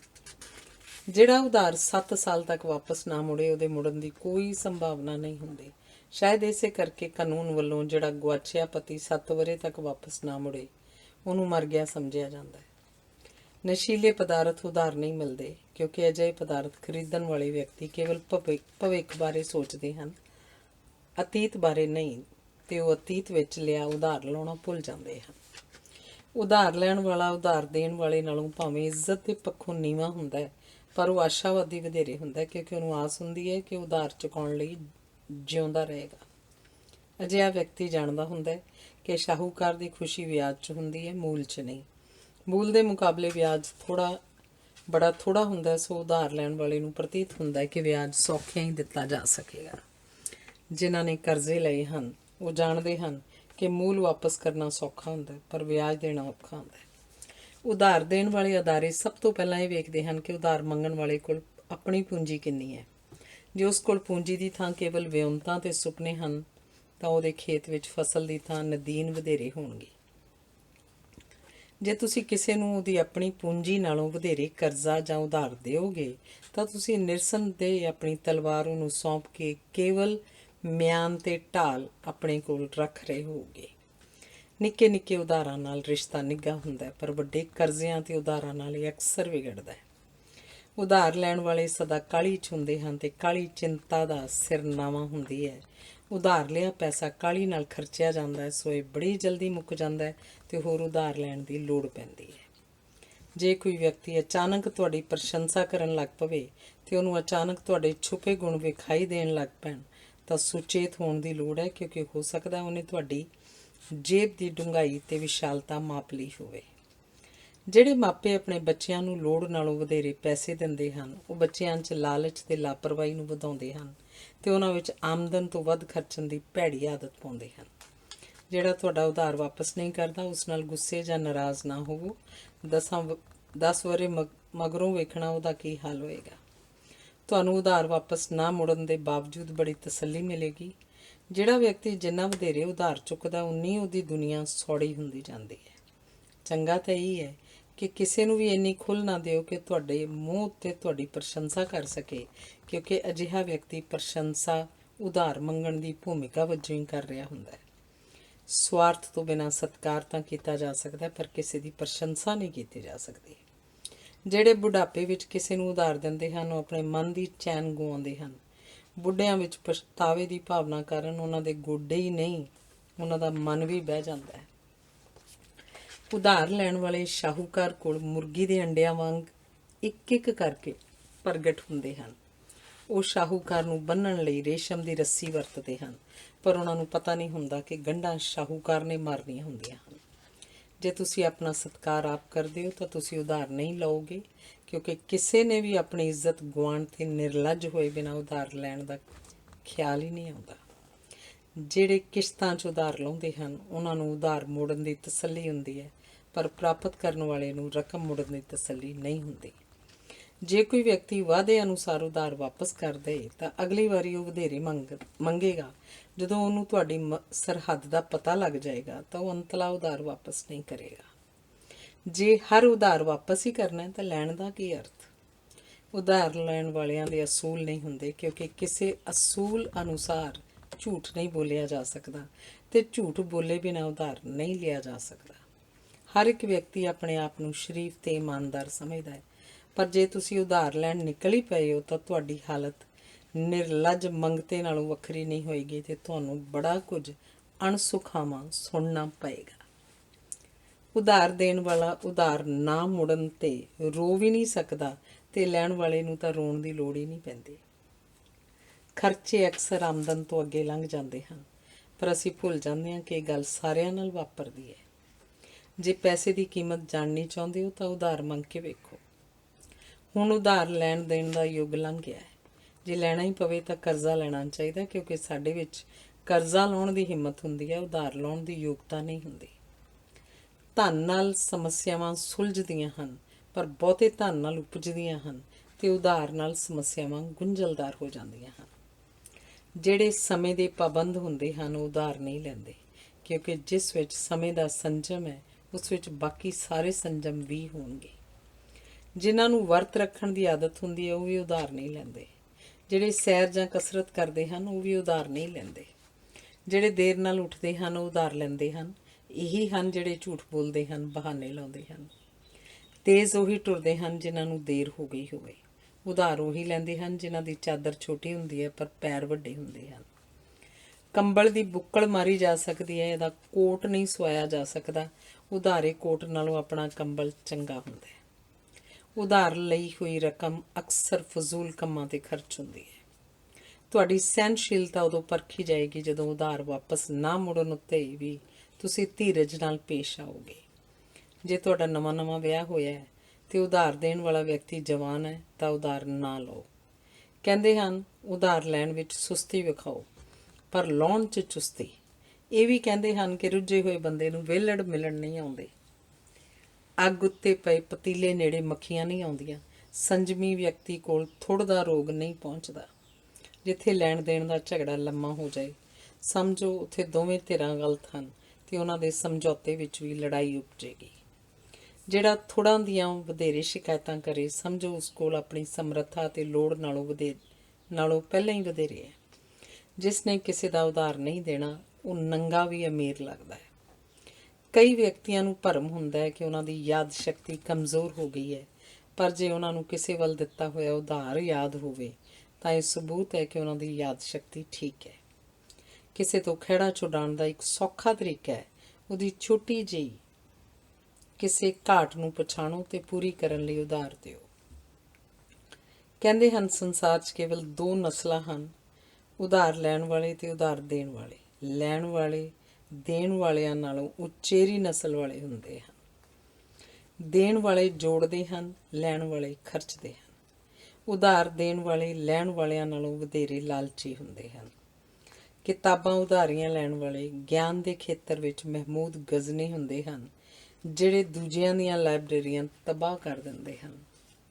ਪੁਰਸ਼ਾਂ ਦੇ ਮੁਕਾਬਲੇ ਇਸਤਰੀਆਂ ਨਾ ਕੇਵਲ ਘੱਟ ਉਧਾਰ ਲੈਂਦੀਆਂ ਹਨ, ਸਗੋਂ ਉਧਾਰ ਲਾਉਣ ਦੇ ਪੱਖੋਂ ਵਧੇਰੇ ਸੁਚੇਤ ਤੇ ਇਮਾਨਦਾਰ ਵੀ ਹੁੰਦੀਆਂ ਹਨ। ਇਸਤਰੀਆਂ ਉਧਾਰ ਲੈਣ ਨੂੰ ਆਪਣੀ ਬੇਇੱਜ਼ਤੀ ਸਮਝਦੀਆਂ ਹਨ। ਉਹਨਾਂ 'ਚ ਕੱਪੜੇ ਤੇ ਗਹਿਣੇ ਆਦਿ ਉਧਾਰ ਲੈਣ ਦੀ ਬਿਰਤੀ ਹੁੰਦੀ ਹੈ, ਪਰ ਉਹ ਪਹਿਲੀ ਵੇਲ ਵਿੱਚ ਹੀ ਉਧਾਰ ਲਾਉਂਦੀਆਂ ਹਨ। ਉਧਾਰ 2 ਢੰਗਾਂ ਨਾਲ ਹੀ ਲਾਇਆ ਜਾ ਸਕਦਾ ਹੈ, ਆਪਣੀ ਆਮਦਨ ਵਧਾਉਣ ਨਾਲ ਤੇ ਆਪਣੇ ਖਰਚੇ ਘਟਾਉਣ ਨਾਲ। ਨਹੀਂ ਤਾਂ ਉਧਾਰ ਤੁਹਾਡੀ ਥਾਲੀ ਵਿੱਚੋਂ ਅੱਧਾ ਭੋਜਨ ਖਾ ਜਾਏਗਾ। ਦੋਸਤ ਉਧਾਰ ਦਿੰਦਾ ਹੈ, ਦੁਸ਼ਮਣ ਵਾਪਸ ਮੰਗਦਾ ਹੈ। ਕਰਜ਼ੇ ਪੁਰਾਣੇ ਹੋਣ 'ਚ ਦੇਰ ਨਹੀਂ ਲੱਗਦੀ। ਪੁਰਾਣੇ ਕਰਜ਼ੇ ਨਿੱਤ ਨਵੇਂ ਝਗੜੇ ਸਿਰਜਦੇ ਹਨ। ਜਿਹੜਾ ਵਿਅਕਤੀ ਉਧਾਰ ਚੁੱਕ ਕੇ ਮਕਾਨ ਪਾਉਂਦਾ ਹੈ, ਉਹਨੂੰ ਮਕਾਨ ਵੇਚ ਕੇ ਹੀ ਉਧਾਰ ਲਾਉਣਾ ਪੈਂਦਾ ਹੈ। ਅਜਿਹਾ ਵਿਅਕਤੀ ਬੂਟ ਪਾ ਕੇ ਤੈਰਨ ਦਾ ਯਤਨ ਕਰਦਾ ਹੈ। ਜਿਵੇਂ ਨਿੱਕੇ ਬੱਚੇ ਵਧੇਰੇ ਰੋਂਦੇ ਹਨ, ਉਵੇਂ ਨਿੱਕੇ ਉਧਾਰ ਦੇਣ ਵਾਲੇ ਵਾਪਸ ਲੈਣ ਲਈ ਵਧੇਰੇ ਰੌਲਾ ਪਾਉਂਦੇ ਹਨ। ਕਿਸੇ ਕੰਜੂਸ ਤੋਂ ਕਦੇ ਵੀ ਉਧਾਰ ਨਾ ਲਓ, ਨਹੀਂ ਤਾਂ ਉਧਾਰ ਲੈ ਕੇ ਘਰ 'ਚ ਚੋਰ ਵਾੜਨ ਵਾਲੀ ਗੱਲ ਹੋਏਗੀ। ਉਧਾਰ ਕੇਵਲ ਸੰਕਟ 'ਚ ਲੈਣਾ ਚਾਹੀਦਾ। ਹਰੇਕ ਮੌਕੇ ਲਈ ਉਧਾਰ ਲੈਣਾ ਭੈੜੀ ਤੇ ਮਹਿੰਗੀ ਆਦਤ ਹੈ। ਕੋਈ ਵੀ ਇੰਨਾ ਗਿਆ ਗੁਜ਼ਰਿਆ ਨਹੀਂ ਹੁੰਦਾ ਕਿ ਉਸ ਤੋਂ ਕੋਈ ਉਧਾਰ ਮੰਗਣ ਨਾ ਆਇਆ ਹੋਵੇ, ਤੇ ਕੋਈ ਵੀ ਅਜਿਹਾ ਨਹੀਂ ਹੁੰਦਾ ਜਿਹਦਾ ਸਾਰਾ ਉਧਾਰ ਉਹਦੀ ਤਸੱਲੀ ਅਨੁਸਾਰ ਵਾਪਸ ਮੁੜ ਆਇਆ ਹੋਵੇ। ਧੰਨਵਾਦ। ਲੇਖ ਹੈ ਸਵਾਰਥ ਅਤੇ ਪਰਉਪਕਾਰ। ਮਨੁੱਖ ਨੇ ਆਪਣੇ ਵਿਕਾਸ ਦੇ ਲੰਮੇ ਇਤਿਹਾਸ ਵਿੱਚ ਜਿਹੜੀਆਂ ਮਹੱਤਵਪੂਰਨ ਪ੍ਰਾਪਤੀਆਂ ਕੀਤੀਆਂ ਹਨ, ਉਹਨਾਂ ਵਿੱਚ ਸਵਾਰਥ ਤੋਂ ਉਪਕਾਰ ਵੱਲ ਦਾ ਸਫ਼ਰ ਮਨੁੱਖੀ ਜੀਵਨ ਨੂੰ ਵਿਸਤਾਰਨ ਤੇ ਵਿਸਥਾਰਨ ਵਿੱਚ ਵਿਸ਼ੇਸ਼ ਤੌਰ 'ਤੇ ਸਹਾਈ ਹੋਇਆ ਹੈ। ਪਰਉਪਕਾਰ ਦੀ ਬਿਰਤੀ ਨਾਲ ਮਨੁੱਖ ਦੇ ਸ਼ੌਕ ਵੱਡੇ ਹੋਏ ਹਨ ਤੇ ਉਹਦੇ ਜੀਵਨ ਵਿੱਚ ਅਮੀਰੀ ਆਈ ਹੈ। ਸੱਭਿਅਤਾ ਅਤੇ ਸੱਭਿਆਚਾਰ ਮਨੁੱਖ ਦੇ ਨਿਰੰਤਰ ਯਤਨਾਂ ਦੀ ਦੇਣ ਹਨ। ਜੇ ਧਿਆਨ ਨਾਲ ਵੇਖਿਆ ਜਾਏ ਤਾਂ ਮਨੁੱਖਤਾ ਦਾ ਵਿਕਾਸ ਵਿਅਕਤੀ ਦੇ ਵਿਕਾਸ ਦਾ ਹੀ ਇਤਿਹਾਸ ਹੈ। ਘੋੜਿਆਂ 'ਚ ਦੇਸ਼ ਭਗਤੀ ਸੰਭਵ ਨਹੀਂ, ਮੱਝਾਂ ਦੇ ਧਾਰਮਿਕ ਜਜ਼ਬੇ 'ਤੇ ਕੋਈ ਅਰਥ ਨਹੀਂ, ਬੱਕਰੀਆਂ ਦੀ ਤਿਆਗ ਭਾਵਨਾ ਦਾ ਕੋਈ ਸੰਕਲਪ ਨਹੀਂ, ਪੰਛੀਆਂ ਵਿੱਚ ਪਰਉਪਕਾਰ ਦੀ ਕੋਈ ਭਾਵਨਾ ਨਹੀਂ ਹੁੰਦੀ। ਰੱਬ ਨੇ ਕੁਦਰਤ ਸਿਰਜੀ ਹੈ, ਮਨੁੱਖ ਨੇ ਸਮਾਜ ਸਿਰਜਿਆ। ਲਗਾਤਾਰ ਯਤਨਾਂ ਨਾਲ ਮਨੁੱਖ ਨੇ ਰੱਬ ਦਾ ਡਰ ਦੂਰ ਕਰਕੇ ਰੱਬ ਨੂੰ ਆਪਣਾ ਸਹਿਯੋਗੀ ਬਣਾ ਲਿਆ ਹੈ ਤੇ ਹੁਣ ਮਨੁੱਖ ਆਪ ਰੱਬ ਬਣਨ ਦੇ ਯਤਨਾਂ 'ਚ ਹੈ। ਮਨੁੱਖ ਦੀਆਂ ਮਹਾਨ ਪ੍ਰਾਪਤੀਆਂ ਵਿੱਚੋਂ ਵਟਾਂਦਰੇ ਦਾ ਸੰਕਲਪ ਬੜਾ ਉਚੇਚਾ ਧਿਆਨ ਮੰਗਦਾ ਹੈ। ਆਪਣੇ ਲੰਮੇ ਇਤਿਹਾਸ ਵਿੱਚ ਮਨੁੱਖ ਨੇ 3 ਮਹਾਨ ਵਟਾਂਦਰੇ ਸੰਭਵ ਬਣਾਏ ਹਨ: ਇਸਤਰੀਆਂ ਦਾ ਵਟਾਂਦਰਾ, ਵਸਤਾਂ ਦਾ ਵਟਾਂਦਰਾ ਤੇ ਸੁਨੇਹਿਆਂ ਦਾ ਵਟਾਂਦਰਾ। ਇਸਤਰੀਆਂ ਦਾ ਵਟਾਂਦਰਾ ਮਨੁੱਖੀ ਸਮਾਜ ਦੇ ਸਮੁੱਚੇ ਨਾਤੇਦਾਰੀ, ਸਾਕੇਦਾਰੀ ਜਾਂ ਰਿਸ਼ਤੇਦਾਰੀ ਪ੍ਰਬੰਧ ਨੂੰ ਉਸਾਰਨ ਤੇ ਨਿਖਾਰਨ ਵਿੱਚ ਸਹਾਈ ਹੋਇਆ ਹੈ। ਹਰ ਸਮਾਜ ਨੇ ਇਸ ਵਟਾਂਦਰੇ ਨੂੰ ਸਵੀਕਾਰ ਕੀਤਾ ਹੈ ਅਤੇ ਅਪਣਾਇਆ ਹੈ। ਜੇ ਵਿਸ਼ਾਲ ਦ੍ਰਿਸ਼ਟੀ ਨਾਲ ਵੇਖਿਆ ਜਾਏ ਤਾਂ ਇਹ ਵਟਾਂਦਰਾ ਸਾਡੇ ਜੀਵਨ ਦਾ ਇੰਨਾ ਮਹੱਤਵਪੂਰਨ ਪੱਖ ਹੈ ਕਿ ਇਹਦੀ ਗੰਭੀਰਤਾ ਨੂੰ ਗ੍ਰਹਿਣ ਕਰਨ ਦੀ ਅਜੇ ਵੀ ਸਾਡੇ ਵਿੱਚ ਸੋਝੀ ਨਹੀਂ ਆਈ। ਸ਼ਿਕਾਰ ਯੁੱਗ ਵਿੱਚ ਵਿਚਰਦਿਆਂ ਪੁਰਸ਼ਾਂ ਵਿੱਚ ਘਰ ਅੰਦਰਲੀ ਜਵਾਨ ਇਸਤਰੀ ਦਾ ਸਾਥ ਪ੍ਰਾਪਤ ਕਰਨ ਲਈ ਮਰਨ ਮਾਰਨ ਦਾ ਸੰਘਰਸ਼ ਹੁੰਦਾ ਸੀ। ਅਜਿਹੇ ਸੰਘਰਸ਼ ਵਿੱਚ ਲੱਗਣ ਵਾਲੀ ਸ਼ਕਤੀ ਉਸਾਰੂ ਪਾਸੇ ਲਾਉਣ ਲਈ ਜਵਾਨ ਇਸਤਰੀ ਨੂੰ ਕਿਸੇ ਦੂਜੇ ਘਰ ਦੀ ਜਵਾਨ ਇਸਤਰੀ ਨਾਲ ਵਟਾਉਣ ਦੀ ਪ੍ਰਥਾ ਜਿਸ ਕਿਸੇ ਨੇ ਵੀ ਚਲਾਈ ਹੋਏਗੀ, ਉਹ ਸਾਡੇ ਸਤਿਕਾਰ ਦਾ ਹੀ ਨਹੀਂ, ਸਾਡੀ ਪੂਜਾ ਦਾ ਵੀ ਹੱਕਦਾਰ ਹੈ। ਇਹ ਵਟਾਂਦਰਾ 2 ਪਰਿਵਾਰਾਂ ਤੱਕ ਹੀ ਸੀਮਤ ਨਹੀਂ, ਸਮੁੱਚਾ ਵਿਸ਼ਵ ਇਸ ਦੇ ਘੇਰੇ 'ਚ ਆਉਂਦਾ ਹੈ। ਜੇ ਕਿਸੇ ਪਰਿਵਾਰ 'ਚ ਕੇਵਲ ਧੀਆਂ ਹੀ ਹਨ, ਉਹ ਸਾਰੀਆਂ ਦੇ ਦਿੱਤੀਆਂ ਜਾਣਗੀਆਂ, ਪਰ ਅਗਲੀ ਜਾਂ ਉਸ ਤੋਂ ਅਗਲੀ ਪੀੜ੍ਹੀ 'ਚ ਜਦੋਂ ਵੀ ਪੁੱਤਰ ਜਨਮ ਲੈਣਗੇ, ਉਹਨਾਂ ਨੂੰ ਕਿਸੇ ਨਾ ਕਿਸੇ ਦੀਆਂ ਧੀਆਂ ਪਤਨੀਆਂ ਵਜੋਂ ਪ੍ਰਾਪਤ ਹੋ ਜਾਣਗੀਆਂ। ਸਮੇਂ ਦੇ ਬੀਤਣ ਨਾਲ ਇਸ ਵਟਾਂਦਰੇ ਦਾ ਖੇਤਰ ਫੈਲ ਕੇ ਸਾਰੀ ਲੋਕਾਈ ਤੱਕ ਪਸਰ ਗਿਆ ਹੈ। ਵਸਤਾਂ ਦੇ ਵਟਾਂਦਰੇ ਉੱਪਰ ਸਾਰੇ ਸੰਸਾਰ ਦਾ ਆਰਥਿਕ ਪ੍ਰਬੰਧ ਉਸਰਿਆ ਹੋਇਆ ਹੈ। ਹਰ ਇੱਕ ਵਿਅਕਤੀ ਅਜਿਹੇ ਵਟਾਂਦਰੇ ਦੇ ਘੇਰੇ 'ਚ ਆਉਂਦਾ ਹੈ। ਹਰ ਕਿਸੇ ਨੂੰ ਕੁਝ ਨਾ ਕੁਝ ਖਰੀਦਣ ਦੀ ਲੋੜ ਪੈਂਦੀ ਹੈ ਤੇ ਹਰ ਕਿਸੇ ਕੋਲ ਕੁਝ ਨਾ ਕੁਝ ਵੇਚਣ ਲਈ ਹੁੰਦਾ ਹੈ। ਇਵੇਂ ਦੁਨੀਆ ਦਾ ਕਾਰੋਬਾਰ ਚੱਲ ਰਿਹਾ ਹੈ। ਇਸ ਵਟਾਂਦਰੇ ਨੇ ਮਨੁੱਖੀ ਵਿਹਾਰ ਨੂੰ ਨੇਮਬੱਧ ਕੀਤਾ ਹੈ। ਆਲੇ ਦੁਆਲੇ ਝਾਤ ਮਾਰ ਕੇ ਵੇਖੋ, ਹਰ ਵਿਅਕਤੀ ਹਰ ਵੇਲੇ ਵਸਤਾਂ ਦੇ ਵਿਭਿੰਨ ਵਟਾਂਦਰਿਆਂ 'ਚ ਰੁੱਝਿਆ ਹੋਇਆ ਹੈ। ਕੋਈ ਆਪਣੀ ਉਪਜ ਵੇਚ ਰਿਹਾ, ਕੋਈ ਆਪਣਾ ਗਿਆਨ ਤੇ ਕੋਈ ਆਪਣੀ ਸਰੀਰਕ ਸ਼ਕਤੀ। ਜਦੋਂ ਮਨੁੱਖ ਬਹੁਤ ਛੋਟੇ ਘੇਰੇ 'ਚ ਰਹਿੰਦਾ ਸੀ ਤਾਂ ਉਸ ਕੋਲ ਵਟਾਂਦਰੇ ਲਈ ਵਸਤਾਂ ਸੀਮਤ ਸਨ। ਜਦੋਂ ਵਸਤਾਂ 'ਚ ਕੁਝ ਵੰਨ-ਸੁਵੰਨਤਾ ਆਈ ਤਾਂ ਵਸਤਾਂ ਦੇ ਬਦਲੇ ਵਸਤਾਂ ਦਾ ਵਿਸ਼ਾਲ ਪੱਧਰ 'ਤੇ ਵਟਾਂਦਰਾ ਸੰਭਵ ਹੋਇਆ। ਜਦੋਂ ਆਬਾਦੀਆਂ ਵੱਡੀਆਂ ਹੋ ਗਈਆਂ ਤੇ ਵਸਤਾਂ ਭਾਂਤ-ਭਾਂਤ ਦੀਆਂ ਹੋ ਗਈਆਂ ਤਾਂ ਵਸਤਾਂ ਦਾ ਰੁਪਏ ਪੈਸੇ ਨਾਲ ਤੇ ਰੁਪਏ ਪੈਸੇ ਦਾ ਵਸਤਾਂ ਨਾਲ ਵਟਾਂਦਰਾ ਸੰਭਵ ਹੋਇਆ ਤੇ ਅਜਿਹੇ ਵਟਾਂਦਰਿਆਂ ਵਿੱਚ ਨਾ ਕੇਵਲ ਤੇਜ਼ੀ ਆਈ, ਸਗੋਂ ਦੂਰ ਦੁਰਾਡੀਆਂ ਥਾਵਾਂ ਨਾਲ ਵਟਾਂਦਰਾ ਕਰਨ ਦੀਆਂ ਸੰਭਾਵਨਾਵਾਂ ਵੀ ਉਪਜੀਆਂ। ਹੁਣ ਵੱਖ-ਵੱਖ ਦੇਸ਼ਾਂ ਵੱਖ-ਵੱਖ ਨਾਵਾਂ ਵਾਲੀਆਂ ਮੰਡੀਆਂ ਹਨ ਜਿੱਥੇ ਭਾਂਤ ਸੁਭਾਂਤੇ ਵਟਾਂਦਰੇ ਹੋ ਰਹੇ ਹਨ। ਸੁਨੇਹਿਆਂ ਦਾ ਵਟਾਂਦਰਾ ਸੰਕੇਤਾਂ ਤੇ ਭਾਸ਼ਾ ਉੱਤੇ ਉਸਰਿਆ ਹੋਇਆ ਹੈ। ਸੁਨੇਹਿਆਂ ਦੇ ਵਟਾਂਦਰੇ ਨਾਲ ਸਮਾਜ ਉਸਰੇ ਹਨ, ਲੈਣ ਦੇਣ ਸੰਭਵ ਹੋਇਆ ਹੈ। ਆਦਾਨ ਪ੍ਰਦਾਨ ਦੀਆਂ ਸੰਭਾਵਨਾਵਾਂ ਉਜਾਗਰ ਹੋਈਆਂ ਹਨ। ਕਲਾ ਤੇ ਸਾਹਿਤ ਦਾ ਨਿਰਮਾਣ ਹੋਇਆ ਹੈ। ਸੁਨੇਹਿਆਂ ਦੇ ਵਟਾਂਦਰੇ 'ਚ ਉਹ ਸਾਰੇ ਵਰਤਾਰੇ ਆ ਜਾਂਦੇ ਹਨ ਜਿਨ੍ਹਾਂ ਰਾਹੀਂ ਮਨੁੱਖ ਆਪਣੇ ਦਿਲ, ਮਨ ਤੇ ਬੁੱਧੀ ਦੇ ਭਾਵ, ਸੂਝ ਤੇ ਤਰਕ ਦਾ ਲੈਣ ਦੇਣ ਕਰਦਾ ਹੈ। ਜੇ ਮਨੁੱਖਾਂ ਵਿਚਕਾਰ ਸੁਨੇਹਿਆਂ ਦਾ ਵਟਾਂਦਰਾ ਸੰਭਵ ਨਾ ਹੁੰਦਾ ਤਾਂ ਮਨੁੱਖਾਂ ਨੇ ਨਿਰੰਤਰ ਲੜਦੇ ਝਗੜਦੇ ਰਹਿਣਾ ਸੀ। ਸਭ ਪ੍ਰਕਾਰ ਦਾ ਸੰਚਾਰ ਸੁਨੇਹਿਆਂ ਦੇ ਵਟਾਂਦਰੇ ਦੀ ਵਿਉਂਤ ਉੱਤੇ ਉਸਰਿਆ ਹੋਇਆ ਹੈ। ਪਰਉਪਕਾਰ ਦੀ ਬਿਰਤੀ ਵੀ ਇੱਕ ਪ੍ਰਕਾਰ ਦਾ ਵਟਾਂਦਰਾ ਹੈ ਜਿਹੜਾ ਉਪਰੋਕਤ ਵਟਾਂਦਰਿਆਂ ਦੇ ਸੰਦਰਭ ਵਿੱਚ ਸਹਿਜੇ ਹੀ ਸਮਝਿਆ ਜਾ ਸਕਦਾ ਹੈ। ਪਰਉਪਕਾਰ ਅਜਿਹਾ ਕਾਰਜ ਹੁੰਦਾ ਹੈ ਜਿਹੜਾ ਕੋਈ ਵਿਅਕਤੀ ਆਪ ਮੁਸ਼ਕਲ ਝੱਲ ਕੇ ਜਾਂ ਨੁਕਸਾਨ ਉਠਾ ਕੇ ਜਾਂ ਕਸ਼ਟ ਸਹਿ ਕੇ ਕਿਸੇ ਦੂਜੇ ਲਈ ਕਰਦਾ ਹੈ। ਅਜਿਹਾ ਕਾਰਜ ਕਰਨਾ ਉਹਦੀ ਕੋਈ ਮਜਬੂਰੀ ਨਹੀਂ ਹੁੰਦੀ। ਅਜਿਹਾ ਕਾਰਜ ਨਾ ਕੀਤਿਆਂ ਉਹਨੂੰ ਕੋਈ ਦੋਸ਼ ਨਹੀਂ ਦਿੱਤਾ ਜਾ ਸਕਦਾ। ਅਜਿਹਾ ਕਾਰਜ ਕਰਨ ਦੇ ਕਈ ਕਾਰਨ ਵੀ ਸਪਸ਼ਟ ਨਹੀਂ ਹੁੰਦੇ, ਪਰ ਅਸੀਂ ਜਾਣਦੇ ਹਾਂ ਕਿ ਕੁਝ ਕਾਰਜਾਂ ਨੂੰ ਅਸੀਂ ਪਰਉਪਕਾਰ ਕਹਿੰਦੇ ਹਾਂ ਅਤੇ ਕੁਝ ਕਾਰਜਾਂ ਨੂੰ ਪਰਉਪਕਾਰ ਨਾਲੋਂ ਨਿਖੇੜਨ ਲਈ ਅਸੀਂ ਉਹਨੂੰ ਸਵਾਰਥ ਕਹਿੰਦੇ ਹਾਂ। ਇਹ ਸਮਝਣਾ ਬਹੁਤ ਜ਼ਰੂਰੀ ਹੈ ਕਿ ਮਨੁੱਖ ਦੀ ਬੁਨਿਆਦੀ ਬਿਰਤੀ ਸਵਾਰਥੀ ਹੈ। ਦੂਜੇ ਜੀਵ ਜੰਤੂਆਂ ਵਾਂਗ ਸਵਾਰਥ ਮਨੁੱਖ ਲਈ ਵੀ ਜਿਉਂਦੇ ਰਹਿਣ ਦੀ ਇੱਕ ਵਿਧੀ ਹੈ। ਹਰ ਵੇਲੇ ਕੇਵਲ ਪਰਉਪਕਾਰ ਹੀ ਕਰੀ ਜਾਣਾ ਸੰਭਵ ਨਹੀਂ ਹੁੰਦਾ। ਜਿਹੜਾ ਵਿਅਕਤੀ ਜਾਂ ਜੀਵ ਜੰਤੂਆਂ ਦੀ ਜਿਹੜੀ ਨਸਲ ਪੂਰਨ ਭਾਂਤ ਨਿਰਸਵਾਰਥ ਹੋ ਕੇ ਵਿਚਰੇਗੀ ਉਹ ਲੋਪ ਹੋ ਜਾਏਗੀ। ਜੇ ਕੋਈ ਵਿਅਕਤੀ ਆਪਣੇ ਆਪ ਨੂੰ ਨਿਰੰਤਰ ਨੁਕਸਾਨ ਪਹੁੰਚਾ ਕੇ ਕਿਸੇ ਦੂਜੇ ਦਾ ਭਲਾ ਕਰਦਾ ਜਾਏਗਾ ਤਾਂ ਉਹ ਆਪਣੇ ਆਪ ਨੂੰ ਕਮਜ਼ੋਰ ਤੇ ਦੂਜੇ ਨੂੰ ਸ਼ਕਤੀਸ਼ਾਲੀ ਕਰਦਾ ਜਾਏਗਾ। ਨਿਰਸੰਦੇਹ ਕਈ ਧਾਰਮਿਕ ਬਿਰਤੀ ਜਾਂ ਪਰੰਪਰਾਗਤ ਸੋਚ ਵਾਲੇ ਵਿਅਕਤੀ ਇਸ ਸੰਕਲਪ ਦੀ ਸੂਖਮਤਾ ਨੂੰ ਨਾ ਸਮਝ ਸਕਣ ਕਾਰਨ ਇਸ ਤਰਕ ਨਾਲ ਸਹਿਮਤ ਨਹੀਂ ਹੋਣਗੇ।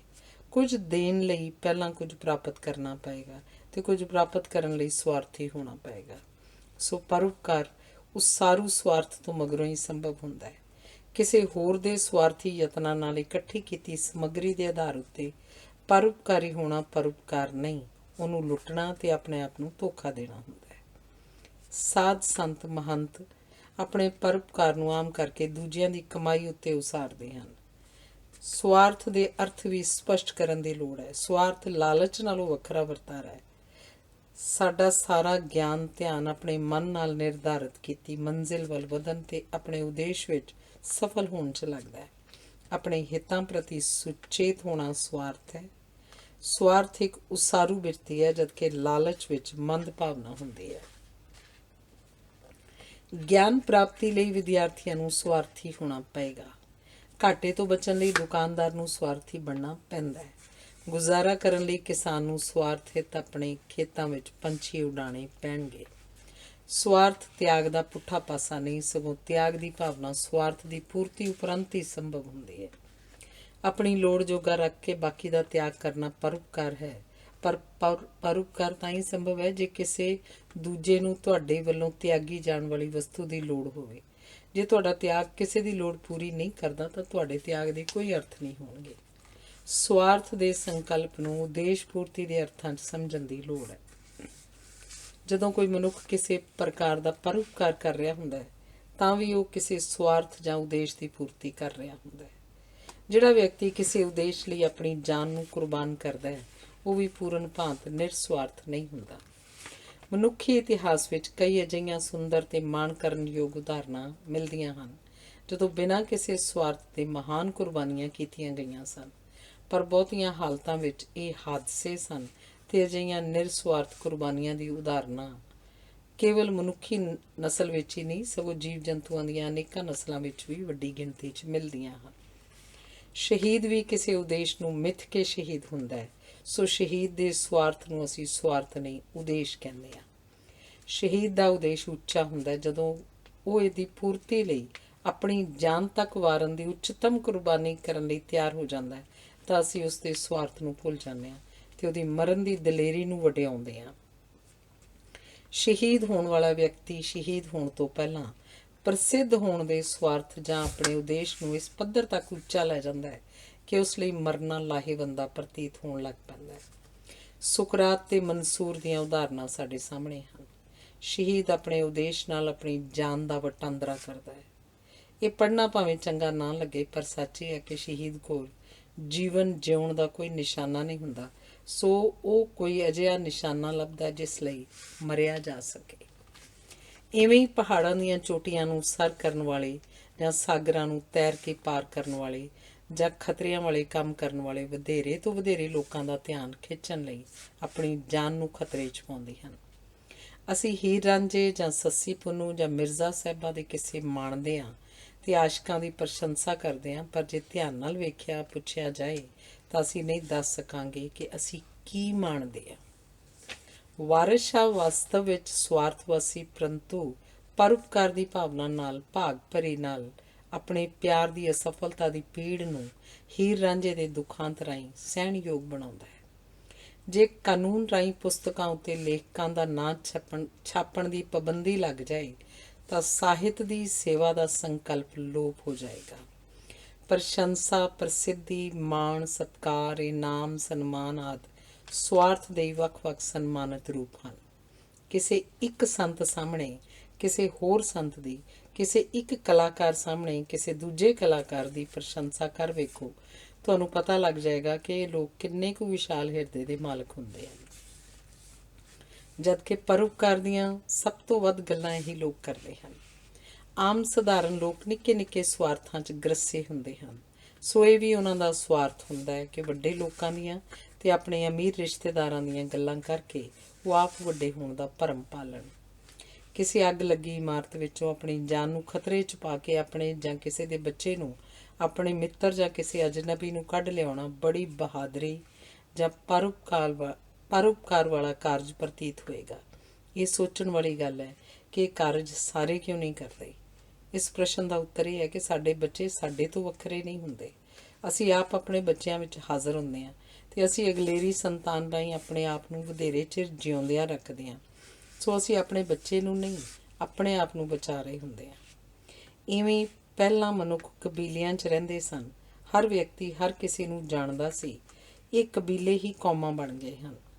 ਸੋ ਜਦੋਂ ਅਸੀਂ ਆਪਣੇ ਮਿੱਤਰ ਜਾਂ ਕਿਸੇ ਅਜਨਬੀ ਨੂੰ ਖਤਰੇ 'ਚੋਂ ਬਾਹਰ ਕੱਢ ਲਿਆਉਂਦੇ ਹਾਂ ਤਾਂ ਵਾਸਤਵ ਵਿੱਚ ਅਸੀਂ ਕਬੀਲੇ ਦੀ ਰਾਖੀ ਕਰਨ ਦੀ ਭਾਵਨਾ ਅਧੀਨ ਆਪਣੇ ਆਪ ਨੂੰ ਹੀ ਸੁਰੱਖਿਅਤ ਕਰ ਰਹੇ ਹੁੰਦੇ ਹਾਂ। ਅਸੀਂ ਕਿਸੇ ਡੁੱਬਦੇ ਬੱਚੇ ਨੂੰ ਇਸ ਲਈ ਬਚਾਉਂਦੇ ਹਾਂ ਤਾਂ ਕਿ ਜਦੋਂ ਕਦੇ ਸਾਡੇ ਬੱਚਿਆਂ ਨਾਲ ਅਜਿਹਾ ਦੁਖਾਂਤ ਵਾਪਰੇ ਤਾਂ ਕੋਈ ਉਹਨਾਂ ਨੂੰ ਵੀ ਬਚਾ ਲਵੇ। ਮੰਗਤੇ ਨੂੰ ਵੀ ਦਾਨ ਇਸ ਭਾਵਨਾ ਅਧੀਨ ਦਿੱਤਾ ਜਾਂਦਾ ਹੈ ਕਿ ਜੇ ਮੇਰੀ ਅਜਿਹੀ ਹਾਲਤ ਹੋ ਜਾਏ ਤਾਂ ਮੈਨੂੰ ਵੀ ਦਾਨ ਮਿਲਦਾ ਰਹੇ। ਕਿਸੇ ਵੀ ਬਿਮਾਰ ਦਾ ਹਾਲ ਚਾਲ ਪੁੱਛਣਾ ਵੀ ਇਸੇ ਪ੍ਰਕਾਰ ਦਾ ਵਰਤਾਰਾ ਹੈ।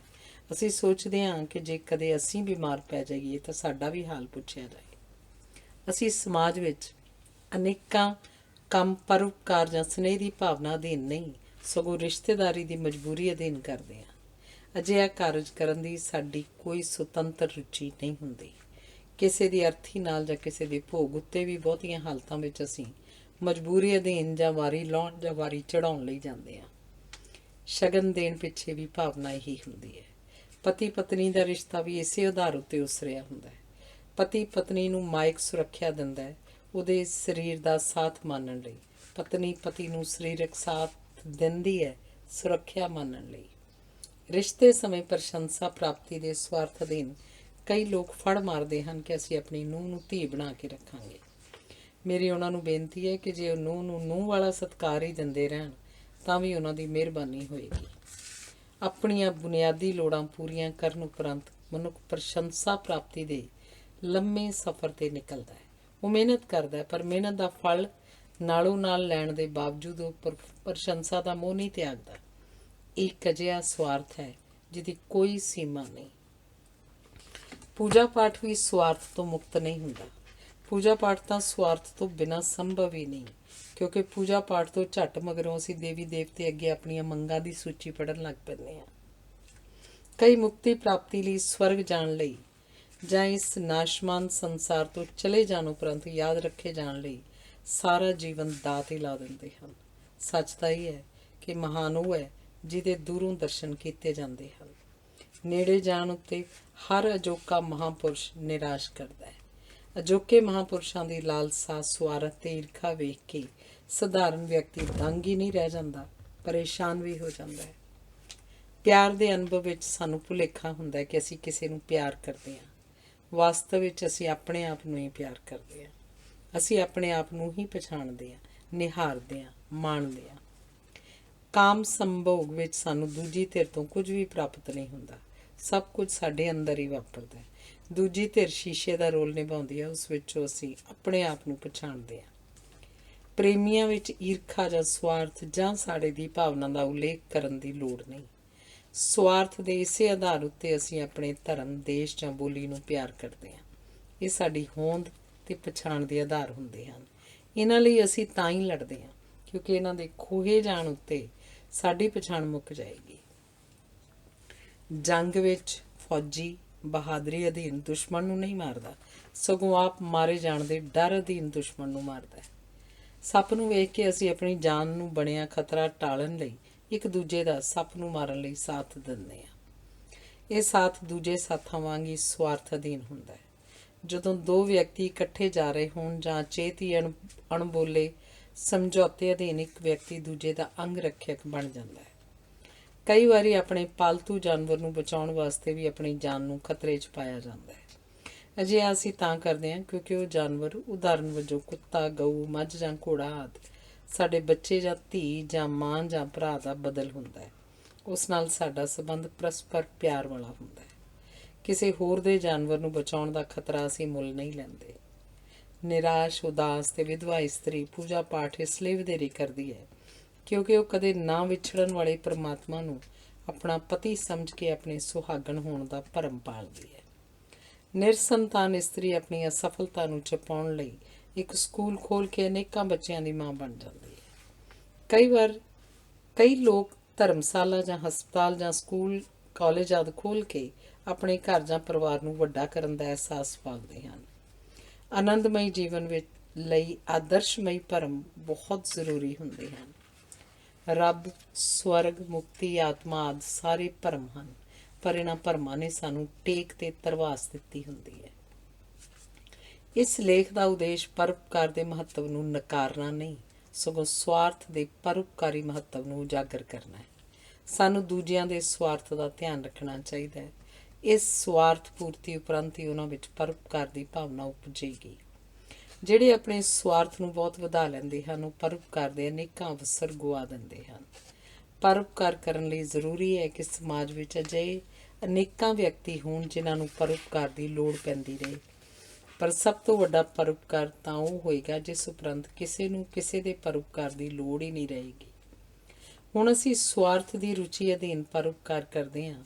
ਸਾਨੂੰ ਆਪਣਾ ਵਿਹਾਰ ਇਸ ਢੰਗ ਨਾਲ ਬਦਲਣਾ ਚਾਹੀਦਾ ਹੈ ਕਿ ਪਰਉਪਕਾਰ ਕਰਨਾ ਹੀ ਸਾਡਾ ਸਵਾਰਥ ਹੋ ਨਿਬੜੇ। ਅਜਿਹੀ ਅਵਸਥਾ ਵਿੱਚ ਸਵਾਰਥ ਤੇ ਪਰਉਪਕਾਰ ਦੋਵੇਂ ਲੋਪ ਹੋ ਜਾਣਗੇ ਤੇ ਅਸੀਂ ਇੱਕ ਦੂਜੇ ਨੂੰ ਸੁਤੰਤਰ ਵਿਅਕਤੀਆਂ ਵਜੋਂ ਬਰਾਬਰੀ ਦੇ ਆਧਾਰ ਤੇ ਮਿਲਾਂਗੇ। ਅਜਿਹਾ ਸੰਸਾਰ ਸਭ ਪ੍ਰਕਾਰ ਦੀਆਂ ਈਰਖਾਵਾਂ ਤੋਂ ਉੱਪਰ ਉੱਠ ਜਾਏਗਾ ਤੇ ਮਜਬੂਰੀਆਂ ਤੋਂ ਮੁਕਤ ਹੋ ਜਾਏਗਾ। ਭਾਵੇਂ ਅਜਿਹਾ ਸੰਸਾਰ ਕਦੀ ਵੀ ਪੂਰਨ ਭਾਤ ਸੰਭਵ ਨਾ ਹੋ ਸਕੇ, ਪਰ ਯਤਨ ਕਰਨ 'ਚ ਕੀ ਹਰਜ਼ ਹੈ। ਅਜਿਹਾ ਕੋਈ ਨਾ ਕੋਈ ਯਤਨ ਕਰਨ ਦੀ ਸਮਰੱਥਾ ਸਾਡੇ ਵਿੱਚ ਹਰੇਕ 'ਚ ਹੁੰਦੀ ਹੈ। ਉਹਨੂੰ ਪਛਾਣਨਾ ਆਪਣੇ ਆਪ ਉੱਤੇ ਪਰਉਪਕਾਰ ਹੋਏਗਾ। ਜਦੋਂ ਤੱਕ ਅਸੀਂ ਆਪਣੀਆਂ ਨਜ਼ਰਾਂ 'ਚ ਆਪ ਉੱਚੇ ਨਹੀਂ ਉੱਠਦੇ, ਅਸੀਂ ਸੰਸਾਰ ਦਾ ਵੀ ਕੁਝ ਨਹੀਂ ਸਵਾਰ ਸਕਦੇ। ਅਸੀਂ ਆਪ ਸੋਹਣੇ ਬਣ ਕੇ ਹੀ ਸੰਸਾਰ ਨੂੰ ਸੋਹਣਾ ਬਣਾ ਸਕਦੇ ਹਾਂ। ਸਵਾਰਥ ਤੇ ਪਰਉਪਕਾਰ ਦਾ ਉਦੇਸ਼ ਵੀ ਇਹ ਹੁੰਦਾ ਹੈ ਕਿ ਸੰਸਾਰ ਸਾਨੂੰ ਸੋਹਣਾ ਸਮਝੇ, ਸਾਨੂੰ ਸਿਆਣਾ ਸਮਝੇ ਤੇ ਸਾਡੇ ਤੋਂ ਲਾਭ ਉਠਾਏ। ਡਾਕਟਰ ਨਰਿੰਦਰ ਸਿੰਘ ਕਪੂਰ ਦੀ ਪੁਸਤਕ ਆਮੋ ਸਾਹਮਣੇ ਦਾ ਅਗਲਾ ਲੇਖ। ਇੱਕ ਕਿਨਾਰੇ ਵਾਲਾ ਦਰਿਆ। ਜਦੋਂ ਤੱਕ ਕੋਈ ਆਪਣੇ ਆਪ ਨੂੰ ਇਕੱਲਾ ਮਹਿਸੂਸ ਨਾ ਕਰੇ, ਉਸ ਵੱਲੋਂ ਕਿਸੇ ਨੂੰ ਪਿਆਰ ਕੀਤੇ ਜਾਣ ਦੀ ਸੰਭਾਵਨਾ ਉਤਪੰਨ ਨਹੀਂ ਹੁੰਦੀ। ਪ੍ਰਾਕਿਰਤਿਕ, ਸਮਾਜਿਕ ਤੇ ਸੱਭਿਆਚਾਰਕ ਕਾਰਨਾਂ ਕਰਕੇ ਇਸਤਰੀ ਤੇ ਪੁਰਸ਼ ਵੱਖਰੇ ਵੱਖਰੇ ਢੰਗ ਨਾਲ ਇਕੱਲੇ ਮਹਿਸੂਸ ਕਰਦੇ ਹਨ। ਇਸੇ ਆਧਾਰ ਉੱਤੇ ਪਿਆਰ ਪ੍ਰਤੀ ਉਹਨਾਂ ਦਾ ਦ੍ਰਿਸ਼ਟੀਕੋਣ, ਪਿਆਰ ਤੋਂ ਉਮੀਦਾਂ ਤੇ ਪਿਆਰ ਟੁੱਟਣ ਉੱਤੇ ਦੁੱਖ ਤਕਲੀਫਾਂ, ਪ੍ਰਤੀਕਰਮ, ਵਿਰਲਾਪ ਤੇ ਗਿਲੇ ਸ਼ਿਕਵਿਆਂ ਦੀ ਕਿਸਮ ਵੀ ਵੱਖਰੀ ਹੁੰਦੀ ਹੈ। ਪੁਰਸ਼ ਤੇ ਇਸਤਰੀ ਦੋ ਕਿਨਾਰੇ ਹਨ ਜਿਨ੍ਹਾਂ ਦੇ ਵਿਚਕਾਰ ਜ਼ਿੰਦਗੀ ਦਾ ਦਰਿਆ ਵਗਦਾ ਹੈ। ਇੱਕ ਦੂਜੇ ਤੋਂ ਬਿਨਾਂ ਉਹ ਇੱਕ ਕਿਨਾਰੇ ਵਾਲਾ ਦਰਿਆ ਹੋ ਨਿਬੜਦੇ ਹਨ। ਅਜਿਹਾ ਦਰਿਆ ਕਿਸੇ ਦੀ ਪਿਆਸ ਬੁਝਾਉਣ ਦੀ ਸਮਰੱਥਾ ਤਾਂ ਗੁਆਉਂਦਾ ਹੀ ਹੈ, ਉਹ ਆਪ ਵੀ ਪਿਆਸਾ ਹੋ ਨਿਬੜਦਾ ਹੈ। ਪੁਰਸ਼ ਤੇ ਇਸਤਰੀ ਵਿਚਕਾਰ ਦੋਸਤੀ ਸੰਭਵ ਨਹੀਂ ਹੁੰਦੀ, ਪਿਆਰ ਸੰਭਵ ਹੁੰਦਾ ਹੈ। ਪੁਰਸ਼ ਤੇ ਪੁਰਸ਼ ਜਾਂ ਇਸਤਰੀ ਤੇ ਇਸਤਰੀ ਵਿਚਕਾਰ ਪਿਆਰ ਸੰਭਵ ਨਹੀਂ ਹੁੰਦਾ, ਦੋਸਤੀ ਸੰਭਵ ਹੁੰਦੀ ਹੈ। ਇਕੱਲਾ ਵਿਅਕਤੀ ਦੋਸਤੀ ਬਾਰੇ ਨਹੀਂ, ਪਿਆਰ ਬਾਰੇ ਸੋਚਦਾ ਹੈ। ਪਿਆਰ ਕਰਨਾ ਤੇ ਸਿਆਣੇ ਬਣੇ ਰਹਿਣਾ ਮਨੁੱਖ ਦੀ ਹੋਣੀ ਵਿੱਚ ਨਹੀਂ। ਅਜੋਕੇ ਯੁੱਗ ਵਿੱਚ ਜਿਉਂ-ਜਿਉਂ ਮਨੁੱਖ ਇਕੱਲਾ ਹੁੰਦਾ ਜਾ ਰਿਹਾ ਹੈ, ਉਸ 'ਚ ਪਿਆਰ ਦੀ ਤਾਂਘ ਵੱਧ ਰਹੀ ਹੈ। ਪਰ ਕਿਉਂਕਿ ਉਹ ਆਪਣੀ ਅਕਲ ਤੇ ਉਸਰੀ ਹਉਮੈ ਨੂੰ ਤਿਆਗਣ ਲਈ ਤਿਆਰ ਨਹੀਂ, ਸੋ ਉਹ ਪਿਆਰ ਦੇ ਪੱਖੋਂ ਅਸੰਤੁਸ਼ਟ ਹੁੰਦਾ ਜਾ ਰਿਹਾ ਹੈ। ਇੱਕ ਵਿਅਕਤੀ ਤੇ ਦੂਜੇ ਵਿਅਕਤੀ ਵਿੱਚ ਅੰਤਰ ਬੜਾ ਘੱਟ ਹੁੰਦਾ ਹੈ, ਪਰ ਜਿਹੜਾ ਵੀ ਅੰਤਰ ਹੁੰਦਾ ਹੈ ਉਹ ਬੜਾ ਮਹੱਤਵਪੂਰਨ ਅੰਤਰ ਹੁੰਦਾ ਹੈ। ਪੁਰਸ਼ ਆਪਣਾ ਵੱਡਪਣ ਆਪਣੀ ਸੋਚ ਨਾਲ, ਇਸਤਰੀ ਆਪਣੀ ਸੁੰਦਰਤਾ ਨਾਲ ਤੇ ਜੀਵ ਜੰਤੂ ਆਪਣੇ ਵਿਹਾਰ ਨਾਲ ਸਥਾਪਿਤ ਕਰਦੀ ਹਨ। ਪ੍ਰੇਮੀ ਉਹ ਵਿਅਕਤੀ ਹੁੰਦਾ ਜਿਸ ਬਾਰੇ ਅਸੀਂ ਮਹਿਸੂਸਦੇ ਹਾਂ, ਸੋਚਦੇ ਨਹੀਂ।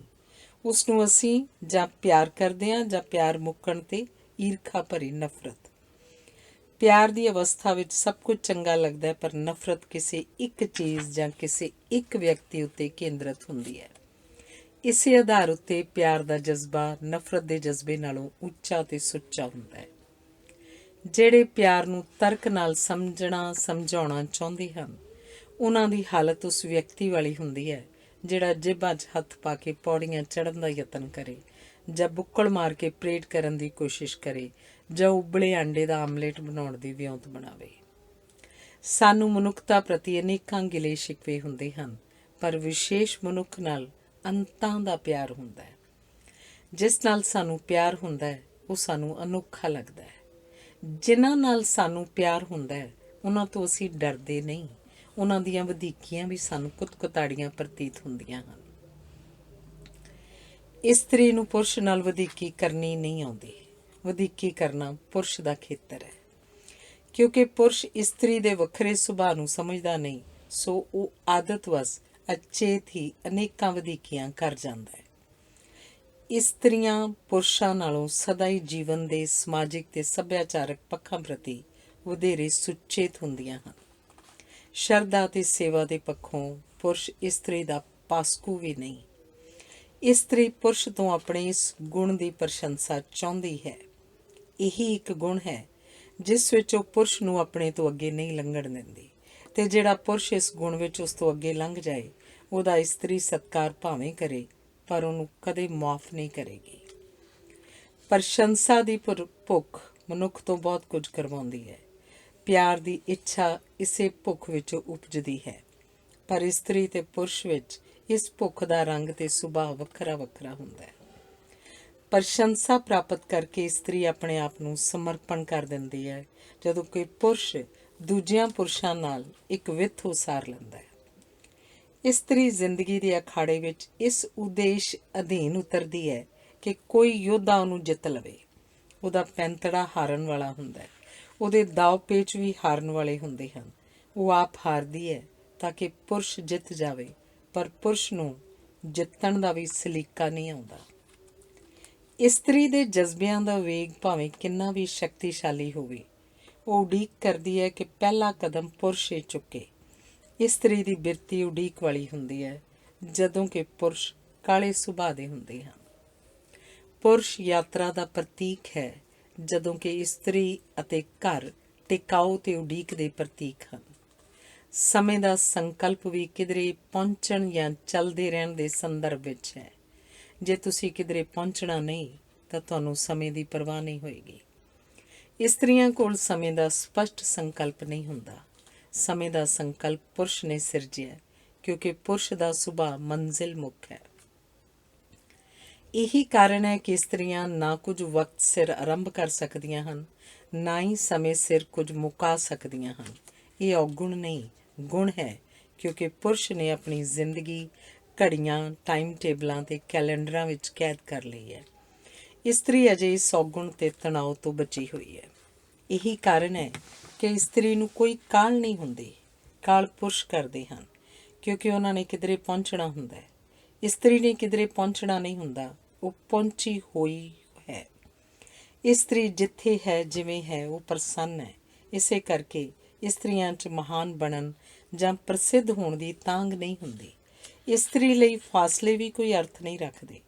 ਉਹਨੂੰ ਪਰਵਾਹ ਨਹੀਂ ਕਿ ਅਮਰੀਕਾ 'ਚ ਕੀ ਹੋ ਰਿਹਾ ਜਾਂ ਇੰਗਲੈਂਡ ਦਾ ਪ੍ਰਧਾਨ ਮੰਤਰੀ ਕੌਣ ਬਣੇਗਾ। ਉਹਦੀ ਦਿਲਚਸਪੀ ਦਾ ਖੇਤਰ ਨੇੜੇ ਹੁੰਦਾ ਹੈ। ਉਹਦੀ ਦਿਲਚਸਪੀ ਇਸ ਗੱਲ 'ਚ ਹੁੰਦੀ ਹੈ ਕਿ ਗੁਆਂਢ 'ਚ ਕੱਲ੍ਹ ਵਿਆਹ ਹੈ, ਜਾਂ 2 ਘਰ ਛੱਡ ਕੇ ਰਹਿੰਦੀ ਕਾਂਤਾ ਦੇ ਬੱਚਾ ਹੋਣ ਵਾਲਾ ਹੈ, ਜਾਂ ਉਹਦੀ ਸਹੇਲੀ ਕੋਮਲ ਦਾ ਆਪਣੇ ਜਮਾਤੀ ਨਾਲ ਪ੍ਰੇਮ ਕਿਵੇਂ ਚੱਲ ਰਿਹਾ। ਹਰ ਇੱਕ ਪੁਰਸ਼ ਆਪਣੇ ਆਪ ਨੂੰ ਸਿਕੰਦਰ ਸਮਝਦਾ ਹੈ, ਪਰ ਇਸਤਰੀ ਹਰ ਅਵਸਥਾ ਵਿੱਚ ਮਾਂ ਵਾਂਗ ਵਿਚਰਦੀ ਹੈ। ਇਸੇ ਕਰਕੇ ਇਸਤਰੀ ਦੇ ਸੁਭਾਅ 'ਚ ਟਿਕਾਊ ਹੁੰਦਾ ਹੈ, ਜਦੋਂ ਕਿ ਪੁਰਸ਼ ਦੇ ਸੁਭਾਅ 'ਚ ਭਟਕਣ ਹੁੰਦੀ ਹੈ। ਇਸੇ ਆਧਾਰ 'ਤੇ ਕਿਹਾ ਜਾਂਦਾ ਹੈ ਕਿ ਇਸਤਰੀ ਪਰੰਪਰਾ ਨਾਲ ਜੁੜੀ ਹੋਈ ਹੈ, ਜਦੋਂ ਕਿ ਵਿਕਾਸ, ਪਰਿਵਰਤਨ, ਤਬਦੀਲੀ ਅਤੇ ਇਨਕਲਾਬ ਪੁਰਸ਼ ਦੇ ਕਾਰਜ ਖੇਤਰ ਹਨ। ਪੱਛਮੀ ਦੇਸ਼ਾਂ ਦਾ ਸੁਭਾਅ ਪੁਰਸ਼ ਵਾਲਾ ਹੈ, ਤੇਜ਼ ਰਫ਼ਤਾਰ ਅਤੇ ਨਿਰੰਤਰ ਚੱਲਦੇ ਰਹਿਣ ਵਾਲਾ, ਪਰ ਪੂਰਬੀ ਦੇਸ਼ਾਂ ਦਾ ਸੁਭਾਅ ਭਾਰਤ ਵਾਂਗ ਇਸਤਰੀ ਵਾਲਾ ਹੈ, ਟਿਕਿਆ ਹੋਇਆ, ਸਥਿਰ, ਸੰਤੁਸ਼ਟ ਅਤੇ ਸ਼ਾਂਤ। ਜਿਨ੍ਹਾਂ ਗੁਣਾਂ ਦੀ ਭਾਰਤ ਵਿੱਚ ਪ੍ਰਸ਼ੰਸਾ ਹੋਈ ਹੈ, ਉਹ ਹਮਦਰਦੀ, ਸੇਵਾ, ਸ਼ਰਧਾ, ਸਹਿਯੋਗ, ਅਹਿੰਸਾ, ਸਵੀਕ੍ਰਿਤੀ, ਸੰਤੁਸ਼ਟਤਾ ਆਦਿ ਇਸਤਰੀ ਦੇ ਸੁਭਾਅ ਦੇ ਪੱਖ ਹਨ। ਪੱਛਮ ਵਿੱਚ ਜਿਨ੍ਹਾਂ ਮੁੱਲਾਂ ਦੀ ਕਦਰ ਹੈ, ਉਹ ਖਤਰੇ, ਸਾਹਸ, ਯਤਨ, ਸ਼ਕਤੀ, ਸੁਤੰਤਰਤਾ, ਬਗਾਵਤ ਆਦਿ ਪੁਰਸ਼ ਦੇ ਸੁਭਾਅ ਦੇ ਪੱਖ ਹਨ। ਸਾਡੇ ਦੇਸ਼ 'ਚ ਇਸਤਰੀ ਜਿਸ ਸਥਿਤੀ ਵਿੱਚ ਰਹੀ ਹੈ, ਸੰਤੁਸ਼ਟ ਰਹੀ ਹੈ। ਸ਼ਾਇਦ ਇਸੇ ਕਰਕੇ ਸਾਡੇ ਦੇਸ਼ 'ਚ ਮਹਾਨ ਪੁਰਸ਼ ਤਾਂ ਹੋਏ ਹਨ, ਪਰ ਮਹਾਨ ਇਸਤਰੀਆਂ ਬਹੁਤ ਘੱਟ ਹਨ। ਮੈਨੂੰ ਤਾਂ ਰਾਣੀ ਝਾਂਸੀ ਕੇਵਲ ਨਾਮ ਵਜੋਂ ਇਸਤਰੀ ਲੱਗਦੀ ਹੈ। ਉਹਦਾ ਸਮੁੱਚਾ ਵਿਹਾਰ ਪੁਰਸ਼ਾਂ ਵਾਲਾ ਹੈ। ਪੁਰਸ਼ ਨੂੰ ਬੁੱਧ ਜਾਂ ਰਾਮ ਜਾਂ ਕ੍ਰਿਸ਼ਨ ਬਣਨ ਦੀ ਲੋੜ ਪੈਂਦੀ ਹੈ। ਇਸਤਰੀ ਦਾ ਤਾਂ ਆਰੰਭ ਹੀ ਬੁੱਧ ਵਾਲੀ ਅਵਸਥਾ ਹੈ। ਉਹ ਜਨਮ ਤੋਂ ਹੀ ਰਾਮ ਹੈ। ਉਹਨੂੰ ਕ੍ਰਿਸ਼ਨ ਬਣਨ ਦੀ ਕੀ ਲੋੜ ਹੈ? ਉਹ ਕ੍ਰਿਸ਼ਨ ਨੂੰ ਜਨਮ ਦੇ ਕੇ ਸੰਤੁਸ਼ਟ ਹੈ। ਉਹ ਕ੍ਰਿਸ਼ਨ ਦੀ ਰਾਧਾ ਅਤੇ ਮੀਰਾ ਬਣਨ ਵਿੱਚ ਹੀ ਪ੍ਰਸੰਨ ਹੈ। ਪੁਰਸ਼ ਨੂੰ ਖਤਰੇ ਸੈਨਤਾ ਮਾਰਦੇ ਹਨ। ਇਸਤਰੀ ਸਾਰਾ ਜੀਵਨ ਪੁਰਸ਼ ਨੂੰ ਖਤਰਿਆਂ ਤੋਂ ਬਚਾਉਂਦੀ ਰਹਿੰਦੀ ਹੈ। ਜੇ ਖਤਰੇ ਵਿੱਚ ਖਤਰਾ ਨਾ ਹੋਵੇ ਤਾਂ ਉਹ ਪੁਰਸ਼ ਨੂੰ ਖਿੱਚ ਨਹੀਂ ਪਾਉਂਦਾ। ਇਸਤਰੀ ਦੀ ਦਿਲਚਸਪੀ ਖਤਰੇ 'ਚ ਨਹੀਂ, ਬਚਾਓ 'ਚ ਹੁੰਦੀ ਹੈ। ਮਨੁੱਖ ਜਾਤੀ ਦਾ ਇਤਿਹਾਸ ਪੁਰਸ਼ ਵੱਲੋਂ ਪੁਰਸ਼ ਦੇ ਦ੍ਰਿਸ਼ਟੀਕੋਣ ਤੋਂ ਲਿਖਿਆ ਗਿਆ ਹੈ, ਸੋ ਇਹ ਇਤਿਹਾਸ ਅੱਧਾ ਹੈ, ਅਧੂਰਾ ਹੈ। ਇਸ ਵਿੱਚ ਉਹ ਪੁਰਸ਼ ਦੀ ਤਸਵੀਰ ਤਾਂ ਦਿਸਦੀ ਹੈ, ਪਰ ਇਸਤਰੀ ਪੂਰਨ ਭਾਂਤ ਗੈਰ ਹਾਜ਼ਰ ਹੈ। ਸਿਕੰਦਰ ਤਾਂ ਦਿਸਦਾ ਹੈ, ਉਹਦੀ ਮਾਂ ਨਹੀਂ ਦਿਸਦੀ। ਨੈਪੋਲੀਅਨ ਤਾਂ ਦਿਸਦਾ ਹੈ, ਉਹਦੀ ਪਤਨੀ ਨਹੀਂ ਦਿਸਦੀ। ਔਰੰਗਜ਼ੇਬ ਤਾਂ ਵਿਖਾਈ ਦਿੰਦਾ ਹੈ, ਉਹਦੀ ਧੀ ਨਹੀਂ ਦਿਸਦੀ। ਗਾਲਿਬ ਤਾਂ ਦਿਸਦਾ ਹੈ, ਉਹਦੀ ਪ੍ਰੇਰਨਾ ਨਹੀਂ ਦਿਸਦੀ। ਨਫ਼ਰਤ ਕਰਨਾ ਸਾਰੇ ਮਨੁੱਖਾਂ ਦੀ ਆਦਤ ਨਹੀਂ, ਕੇਵਲ ਪੁਰਸ਼ਾਂ ਦੀ ਆਦਤ ਹੈ, ਕਿਉਂਕਿ ਪੁਰਸ਼ ਆਪ ਨਫ਼ਰਤ ਯੋਗ ਹੈ। ਇਸਤਰੀਆਂ 'ਚ ਆਪਸੀ ਨਫ਼ਰਤ ਦਾ ਕਾਰਨ ਵੀ ਕੋਈ ਪੁਰਸ਼ ਹੀ ਹੁੰਦਾ ਹੈ। ਪੁਰਸ਼ ਜਿਸ ਰਿਸ਼ਤੇ ਨੂੰ ਉਸਾਰਦਾ ਹੈ, ਉਸ ਨੂੰ ਲਾਭਵੰਦਾ ਬਣਾਉਣਾ ਚਾਹੁੰਦਾ ਹੈ, ਜਦੋਂ ਕਿ ਇਸਤਰੀ ਜਿਸ ਰਿਸ਼ਤੇ ਨੂੰ ਉਸਾਰਦੀ ਹੈ, ਉਹਨੂੰ ਸੁਖਾਵਾਂ, ਨਿੱਘਾ ਅਤੇ ਹੰਢਣਸਾਰ ਬਣਾਉਣਾ ਲੋਚਦੀ ਹੈ। ਦੁੱਖ ਤਕਲੀਫਾਂ ਇਸਤਰੀ ਦੇ ਵਿਹਾਰ ਵਿੱਚ ਡੂੰਘਾਈ ਲਿਆਉਂਦੀਆਂ ਹਨ ਅਤੇ ਉਸ ਵਿਚਲੀ ਮਮਤਾ ਹੋਰ ਗੂੜੀ ਹੁੰਦੀ ਹੈ। ਦੁੱਖ ਤਕਲੀਫ ਦੀ ਅਵਸਥਾ ਵਿੱਚ ਪੁਰਸ਼ ਆਪਣੇ ਪਿਆਰ ਸੰਬੰਧੀ ਵਿਹਾਰ ਦੀ ਪੱਧਰ ਨੂੰ ਉੱਚਾ ਕਰਨ ਦੀ ਥਾਂ ਪ੍ਰੇਮਿਕਾ ਨੂੰ ਬਦਲਣ ਬਾਰੇ ਸੋਚਦਾ ਹੈ। ਉਹਦਾ ਅਜਿਹਾ ਵਿਹਾਰ ਉਸ ਨੂੰ ਇੱਕ ਕਿਨਾਰੇ ਵਾਲਾ ਦਰਿਆ ਬਣਾ ਦਿੰਦਾ ਹੈ। ਇਸਤਰੀ ਵਿੱਚ ਕੁਝ ਅਜਿਹਾ ਹੈ ਜਿਸ ਨਾਲ ਉਹਨੂੰ ਪਤਾ ਲੱਗ ਜਾਂਦਾ ਹੈ ਕਿ ਕੋਈ ਪੁਰਸ਼ ਉਸ 'ਚ ਦਿਲਚਸਪੀ ਲੈਣ ਲੱਗ ਪਿਆ ਹੈ। ਉਹ ਨਿੱਕੇ ਨਿੱਕੇ ਸੰਕੇਤਾਂ ਨਾਲ ਪੁਰਸ਼ ਦੀ ਕਲਪਨਾ ਨੂੰ ਜਗਾਉਂਦੀ ਹੈ ਅਤੇ ਉਹਦੀਆਂ ਅੱਖਾਂ 'ਚ ਸੁਪਨੇ ਬੀਜਦੀ ਹੈ। ਕੁਝ ਹੀ ਦਿਨਾਂ 'ਚ ਪੁਰਸ਼ ਉਸ ਤੋਂ ਸਿਵਾਏ ਸਭ ਕੁਝ ਭੁੱਲ ਜਾਂਦਾ ਹੈ। ਉਹੀ ਉਸ ਦੀ ਉਦਾਸੀ ਅਤੇ ਖੁਸ਼ੀ ਦਾ ਕੇਂਦਰ ਹੋ ਨਿਬੜਦੀ ਹੈ। ਇਸਤਰੀ ਪੁਰਸ਼ ਤੋਂ ਇੱਕ ਵਿਸ਼ੇਸ਼ ਪ੍ਰਕਾਰ ਦੇ ਕੂਲੇ, ਨਿੱਘੇ ਅਤੇ ਸ਼ਾਂਤ ਵਿਹਾਰ ਦੀ ਆਸ ਕਰਦੀ ਹੈ ਅਤੇ ਅਜਿਹੇ ਵਿਹਾਰ ਦੇ ਅਨੁਪਾਤ ਵਿੱਚ ਹੀ ਉਹਦੀ ਪੁਰਸ਼ ਵਿੱਚ ਦਿਲਚਸਪੀ ਘਟਦੀ ਵੱਧਦੀ ਹੈ। ਜਦੋਂ ਪੁਰਸ਼ ਉਹਦੀਆਂ ਆਸਾਂ ਤੋਂ ਬਹੁਤ ਨੀਵਾਂ ਸਿੱਧ ਹੋਵੇ ਤਾਂ ਉਹ ਆਪਣੇ ਆਪ ਨੂੰ ਇਵੇਂ ਸਮੇਟ ਲੈਂਦੀ ਹੈ ਜਿਵੇਂ ਕਿਸੇ ਨੇ ਦਰਵਾਜ਼ਾ ਬੰਦ ਕਰ ਲਿਆ ਹੋਵੇ, ਜਾਂ ਦੀਵਾ ਬੁਝਾ ਦਿੱਤਾ ਹੋਵੇ, ਜਾਂ ਕਿਤਾਬ ਬੰਦ ਕਰ ਲਈ ਹੋਵੇ, ਜਾਂ ਘੜਾ ਡੋਲ ਦਿੱਤਾ ਹੋਵੇ। ਪੁਰਸ਼ ਨੂੰ ਇਸਤਰੀ ਦੀ ਅਵਸਥਾ ਬੇਚੈਨ ਕਰਦੀ ਹੈ। ਮਾਵਾਂ ਆਪਣੇ ਪੁੱਤਰਾਂ ਦੀ ਅਜਿਹੀ ਬੇਚੈਨੀ ਸਮਝ ਜਾਂਦੀਆਂ ਹਨ, ਕਿਉਂਕਿ ਅਜਿਹੀ ਬੇਚੈਨੀ ਵਿੱਚ ਪੁੱਤਰ ਨੀਂਦਰ ਨਾ ਆਉਣ ਜਾਂ ਭੁੱਖ ਨਾ ਲੱਗਣ ਦੀ ਅਵਸਥਾ ਦਾ ਪ੍ਰਗਟਾਵਾ ਕਰਦੇ ਹਨ ਅਤੇ ਉਹਨਾਂ ਦਾ ਬਾਹਰ ਅੰਦਰ ਆਉਣਾ ਜਾਣਾ ਬੇਨੇਮਾ ਹੋ ਜਾਂਦਾ ਹੈ। ਇਸਤਰੀ ਸੁਭਾਅ ਵਜੋਂ ਹੀ ਰੌਣਕ ਦੀ ਅਭਿਲਾਸ਼ੀ ਹੁੰਦੀ ਹੈ। ਸਾਦੇ ਜੀਵਨ ਦੀਆਂ ਸਾਰੀਆਂ ਗੱਲਾਂ ਪੁਰਸ਼ਾਂ ਨੇ ਹੀ ਕੀਤੀਆਂ ਹਨ। ਜਦੋਂ ਇਸਤਰੀ ਕਿਸੇ ਪੁਰਸ਼ ਦੀ ਸਾਦਗੀ ਪਸੰਦ ਕਰਦੀ ਹੈ ਤਾਂ ਉਹ ਪੁਰਸ਼ ਛੈਲਾ ਬਣ ਕੇ ਆਪਣਾ ਸਮੁੱਚਾ ਪ੍ਰਭਾਵ ਵਿਗਾੜ ਲੈਂਦਾ ਹੈ। ਅਜਿਹੀ ਸਥਿਤੀ ਵਿੱਚ ਇਸਤਰੀ ਨੇੜੇ ਆਉਣ ਦੀ ਥਾਂ ਵਿੱਥ 'ਤੇ ਵਿਚਰਨ ਲੱਗ ਪੈਂਦੀ ਹੈ। ਅਜਿਹੀ ਅਵਸਥਾ 'ਚ ਪੁਰਸ਼ ਆਪਣਾ ਸੰਤੁਲਨ ਗੁਆ ਬੈਠਦਾ ਹੈ। ਅੰਦਰੋਂ ਕੰਬਦਾ ਹੋਇਆ, ਉਖੜਿਆ ਹੋਇਆ ਪੁਰਸ਼ ਬਾਹਰੋਂ ਦ੍ਰਿੜਤਾ ਤੇ ਸਥਿਰਤਾ ਦਾ ਨਾਟਕ ਰਚਦਾ ਹੈ। ਅਜਿਹੀ ਅਵਸਥਾ ਵਿੱਚ ਉਹ ਸੋਚਦਾ ਹੈ ਕਿ ਉਹ ਇੱਕ ਦਿਨ ਜ਼ਰੂਰ ਵਾਪਸ ਆਏਗੀ, ਪਰ ਨਾਲ ਹੀ ਸੋਚਦਾ ਹੈ ਕਿ ਮੈਂ ਉਹਨੂੰ ਸਵੀਕਾਰ ਨਹੀਂ ਕਰਾਂਗਾ। ਪਰ ਫਿਰ ਵੀ ਆਪਣੀ ਜ਼ਖਮੀ ਹਉਮੈ ਕਾਰਨ ਉਹ ਚਾਹੁੰਦਾ ਹੈ ਕਿ ਉਹ ਮੁੜ ਆਵੇ, ਤੇ ਪੁਰਸ਼ ਨੂੰ ਪਤਾ ਹੁੰਦਾ ਹੈ ਕਿ ਉਹ ਉਹਨੂੰ ਅਸਵੀਕਾਰ ਨਹੀਂ ਕਰ ਸਕੇਗਾ। ਇਸਤਰੀ ਵੱਲੋਂ ਰੱਦ ਹੋ ਕੇ ਜੀਣਾ ਪੁਰਸ਼ ਲਈ ਅਸੰਭਵ ਪ੍ਰਤੀਤ ਹੁੰਦਾ ਹੈ। ਜਦੋਂ ਪੁਰਸ਼ ਇੱਕ ਕਿਨਾਰੇ ਵਾਲਾ ਦਰਿਆ ਬਣਦਾ ਹੈ ਤਾਂ ਨਾ ਕੇਵਲ ਉਹਦੀ ਚਾਲ ਮੱਠੀ ਪੈ ਜਾਂਦੀ ਹੈ, ਉਹਦੀ ਆਵਾਜ਼ ਵੀ ਘਟ ਜਾਂਦੀ ਹੈ। ਅਰਥਾਤ ਪੁਰਸ਼ ਚੁੱਪ ਰਹਿਣ ਲੱਗ ਪੈਂਦਾ ਹੈ। ਟੁੱਟੇ ਦਿਲ ਦਾ ਦਰਦ ਉਹਦੀ ਹਿਲਜੁਲ ਨੂੰ ਘਟਾ ਦਿੰਦਾ ਹੈ। ਦੋਸਤਾਂ ਮਿੱਤਰਾਂ ਨੂੰ ਮਿਲਣਾ ਤਾਂ ਘਟ ਜਾਂਦਾ ਹੀ ਹੈ, ਉਹ ਆਪਣੇ ਆਪ ਤੋਂ ਵੀ ਪਰੇ ਚਲਾ ਜਾਂਦਾ ਹੈ। ਉਹ ਸੋਚਦਾ ਹੈ ਕਿ ਮੈਂ ਜਲਦੀ ਉਹਨੂੰ ਭੁੱਲ ਜਾਵਾਂਗਾ ਤੇ ਮੇਰਾ ਜ਼ਖਮ ਭਰ ਜਾਏਗਾ। ਉਹ ਆਪਣੇ ਆਪ ਨਾਲ ਵਾਅਦਾ ਕਰਦਾ ਹੈ ਕਿ ਅੱਗੋਂ ਕਿਸੇ ਨੂੰ ਪਿਆਰ ਹੀ ਨਹੀਂ ਕਰਨਾ, ਪਰ ਉਹ ਕੀ ਜਾਣੇ ਕਿ ਬਿਨਾਂ ਪਿਆਰ ਕੀਤੇ ਭਾਵੇਂ ਕਿੰਨੀ ਉਮਰ ਲੰਘ ਜਾਏ, ਪਰ ਇੱਕ ਵਾਰੀ ਪਿਆਰ ਹੋਣ ਉਪਰੰਤ ਬਿਨਾਂ ਪਿਆਰ ਜੀਣਾ ਸੰਭਵ ਨਹੀਂ ਹੁੰਦਾ। ਦੂਜੀਆਂ ਇਸਤਰੀਆਂ 'ਚ ਦਿਲਚਸਪੀ ਜਾਗਣ ਨਾਲ ਉਹਨੂੰ ਜ਼ਿੰਦਗੀ ਦੇ ਦਰਿਆ ਦਾ ਦੂਜਾ ਕਿਨਾਰਾ ਲੱਭ ਪੈਣ ਦਾ ਅਹਿਸਾਸ ਹੁੰਦਾ ਹੈ। ਕਿਹਾ ਜਾਂਦਾ ਹੈ ਕਿ ਪੁਰਸ਼ਾਂ ਵਿੱਚ ਇਸਤਰੀਆਂ ਦੇ ਮੁਕਾਬਲੇ ਵਧੇਰੇ ਆਤਮ ਵਿਸ਼ਵਾਸ ਹੁੰਦਾ ਹੈ। ਪੁਰਸ਼ਾਂ ਨੂੰ ਆਪਣੀਆਂ ਘਾਟਾਂ ਘੱਟ ਸਤਾਉਂਦੀਆਂ ਹਨ, ਪਰ ਇਸਤਰੀਆਂ ਮੰਨਦੀਆਂ ਹੀ ਨਹੀਂ ਕਿ ਪੁਰਸ਼ਾਂ ਕੋਲ ਅਜਿਹੇ ਦਿਲ ਹੁੰਦੇ ਹਨ ਜਿਹੜੇ ਟੁੱਟ ਵੀ ਸਕਦੇ ਹਨ। ਇਸਤਰੀਆਂ ਅਨੁਸਾਰ ਪੁਰਸ਼ ਨਫ਼ਰਤ ਵਿੱਚ ਉਬਲਦੇ ਹਨ, ਗੁੱਸੇ ਨਾਲ ਭੜਕਦੇ ਹਨ, ਪਰ ਆਪਣੀ ਹਾਰ ਮੰਨਣ ਤੋਂ ਇਨਕਾਰੀ ਹੁੰਦੇ ਹਨ। ਮਾਹਿਰ ਕਹਿੰਦੇ ਹਨ ਕਿ ਪੁਰਸ਼ਾਂ ਵਿੱਚ ਵਧੇਰੇ ਜਜ਼ਬੇ ਤੇ ਵਧੇਰੇ ਭਾਵਨਾਵਾਂ ਹੁੰਦੀਆਂ ਹਨ। ਪੁਰਸ਼ ਵਧੇਰੇ ਸੁਪਨੇ ਵੇਖਦੇ ਹਨ, ਉਹਨਾਂ ਦੀ ਕਲਪਨਾ ਵਧੇਰੇ ਉਡਾਰੀਆਂ ਮਾਰਦੀ ਹੈ। ਸ਼ਾਇਦ ਇਸੇ ਲਈ ਵਧੇਰੇ ਕਵੀ ਪੁਰਸ਼ ਹੁੰਦੇ ਹਨ। ਅੰਤਰ ਸ਼ਾਇਦ ਇਹ ਹੈ ਕਿ ਪੁਰਸ਼ਾਂ ਨੂੰ ਆਪਣੇ ਦਿਲ ਦੇ ਕੋਮਲ ਹੋਣ ਦਾ ਪਤਾ ਦਿਲ ਟੁੱਟਣ ਤੋਂ ਮਗਰੋਂ ਹੀ ਲੱਗਦਾ ਹੈ, ਜਦੋਂ ਕਿ ਇਸਤਰੀ ਦੇ ਦਿਲ ਉੱਤੇ ਸੱਟਾਂ ਨਿਰੰਤਰ ਲੱਗਦੀਆਂ ਹੀ ਰਹਿੰਦੀਆਂ ਹਨ। ਇਸਤਰੀਆਂ ਜਾਣਦੀਆਂ ਹਨ ਕਿ ਪੁਰਸ਼ਾਂ ਦੀ ਨਫ਼ਰਤ ਬੜੀ ਭਿਆਨਕ ਹੁੰਦੀ ਹੈ। ਇਸ ਤੋਂ ਬਚਣ ਲਈ ਇਸਤਰੀ ਆਪਣੇ ਵਿਹਾਰ ਨੂੰ ਗੁਪਤ ਰੱਖਦੀ ਹੈ। ਜੇ ਇਸਤਰੀ ਆਪਣੇ ਪਹਿਲੇ ਪ੍ਰੇਮੀ ਨੂੰ ਤਿਆਗ ਕੇ ਪ੍ਰਤੱਖ ਰੂਪ 'ਚ ਕਿਸੇ ਹੋਰ ਨੂੰ ਪਿਆਰ ਕਰਨ ਲੱਗ ਪਵੇ ਤਾਂ ਪਹਿਲਾ ਪ੍ਰੇਮੀ ਦੂਜੇ ਪ੍ਰੇਮੀ ਨੂੰ ਮਾਰਨ ਜਾਂ ਉਸ ਨੂੰ ਵੱਧ ਤੋਂ ਵੱਧ ਨੁਕਸਾਨ ਪਹੁੰਚਾਉਣ ਬਾਰੇ ਸੋਚਦਾ ਹੈ। ਪਹਿਲੇ ਪ੍ਰੇਮੀ ਨੂੰ ਦੂਜਾ ਪ੍ਰੇਮੀ ਸੰਸਾਰ ਦਾ ਸਭ ਤੋਂ ਵੱਧ ਕਰੂਪ ਤੇ ਸਭ ਤੋਂ ਵੱਧ ਨਾਲਾਇਕ ਵਿਅਕਤੀ ਪ੍ਰਤੀਤ ਹੁੰਦਾ ਹੈ। ਆਪਣੀ ਰਹਿ ਚੁੱਕੀ ਪ੍ਰੇਮਿਕਾ ਨੂੰ ਨੀਵਾਂ ਵਿਖਾਉਣ ਲਈ ਪਹਿਲਾ ਪ੍ਰੇਮੀ ਕਿਸੇ ਵੀ ਇਸਤਰੀ ਨਾਲ ਘੁੰਮਣ ਲਈ ਤਿਆਰ ਹੋ ਜਾਂਦਾ ਹੈ। ਬਦਲਾ ਲੈਣ ਦੀ ਭਾਵਨਾ ਤੇ ਇਸ ਭਾਵਨਾ ਅਧੀਨ ਵੱਧ ਤੋਂ ਵੱਧ ਇਸਤਰੀਆਂ ਨਾਲ ਸਮਾਗਮ ਕਰਨ ਦੀ ਇੱਛਾ ਪੁਰਸ਼ ਦੇ ਵਿਹਾਰ ਦਾ ਸੁਭਾਵਕ ਭਾਗ ਹਨ। ਤਿਆਗੇ ਜਾਣ ਉਪਰੰਤ ਸ਼ਾਂਤ ਰਹਿਣਾ ਪੁਰਸ਼ ਲਈ ਅਸੰਭਵ ਹੁੰਦਾ ਹੈ। ਅਜਿਹੀ ਅਵਸਥਾ ਵਿੱਚ ਇਸਤਰੀ ਵਧੇਰੇ ਸੰਤੁਲਿਤ ਵਿਹਾਰ ਦਾ ਪ੍ਰਮਾਣ ਦਿੰਦੀ ਹੈ।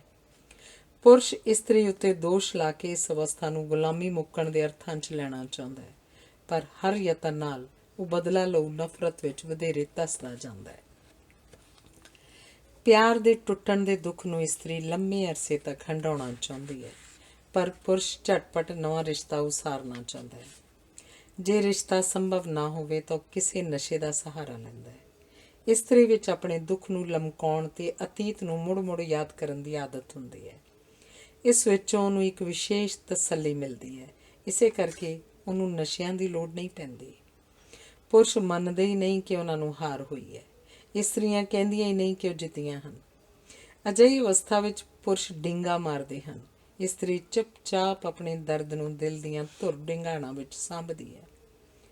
ਪੁਰਸ਼ ਕੋਲ ਆਪਣੀ ਹਾਰ ਪ੍ਰਗਟਾਉਣ ਵਾਲੀ ਸ਼ਬਦਾਵਲੀ ਬਹੁਤ ਘੱਟ ਹੈ। ਇਸਤਰੀ ਕੋਲ ਜਿੱਤ ਦਾ ਕੋਈ ਸੰਕਲਪ ਹੀ ਨਹੀਂ।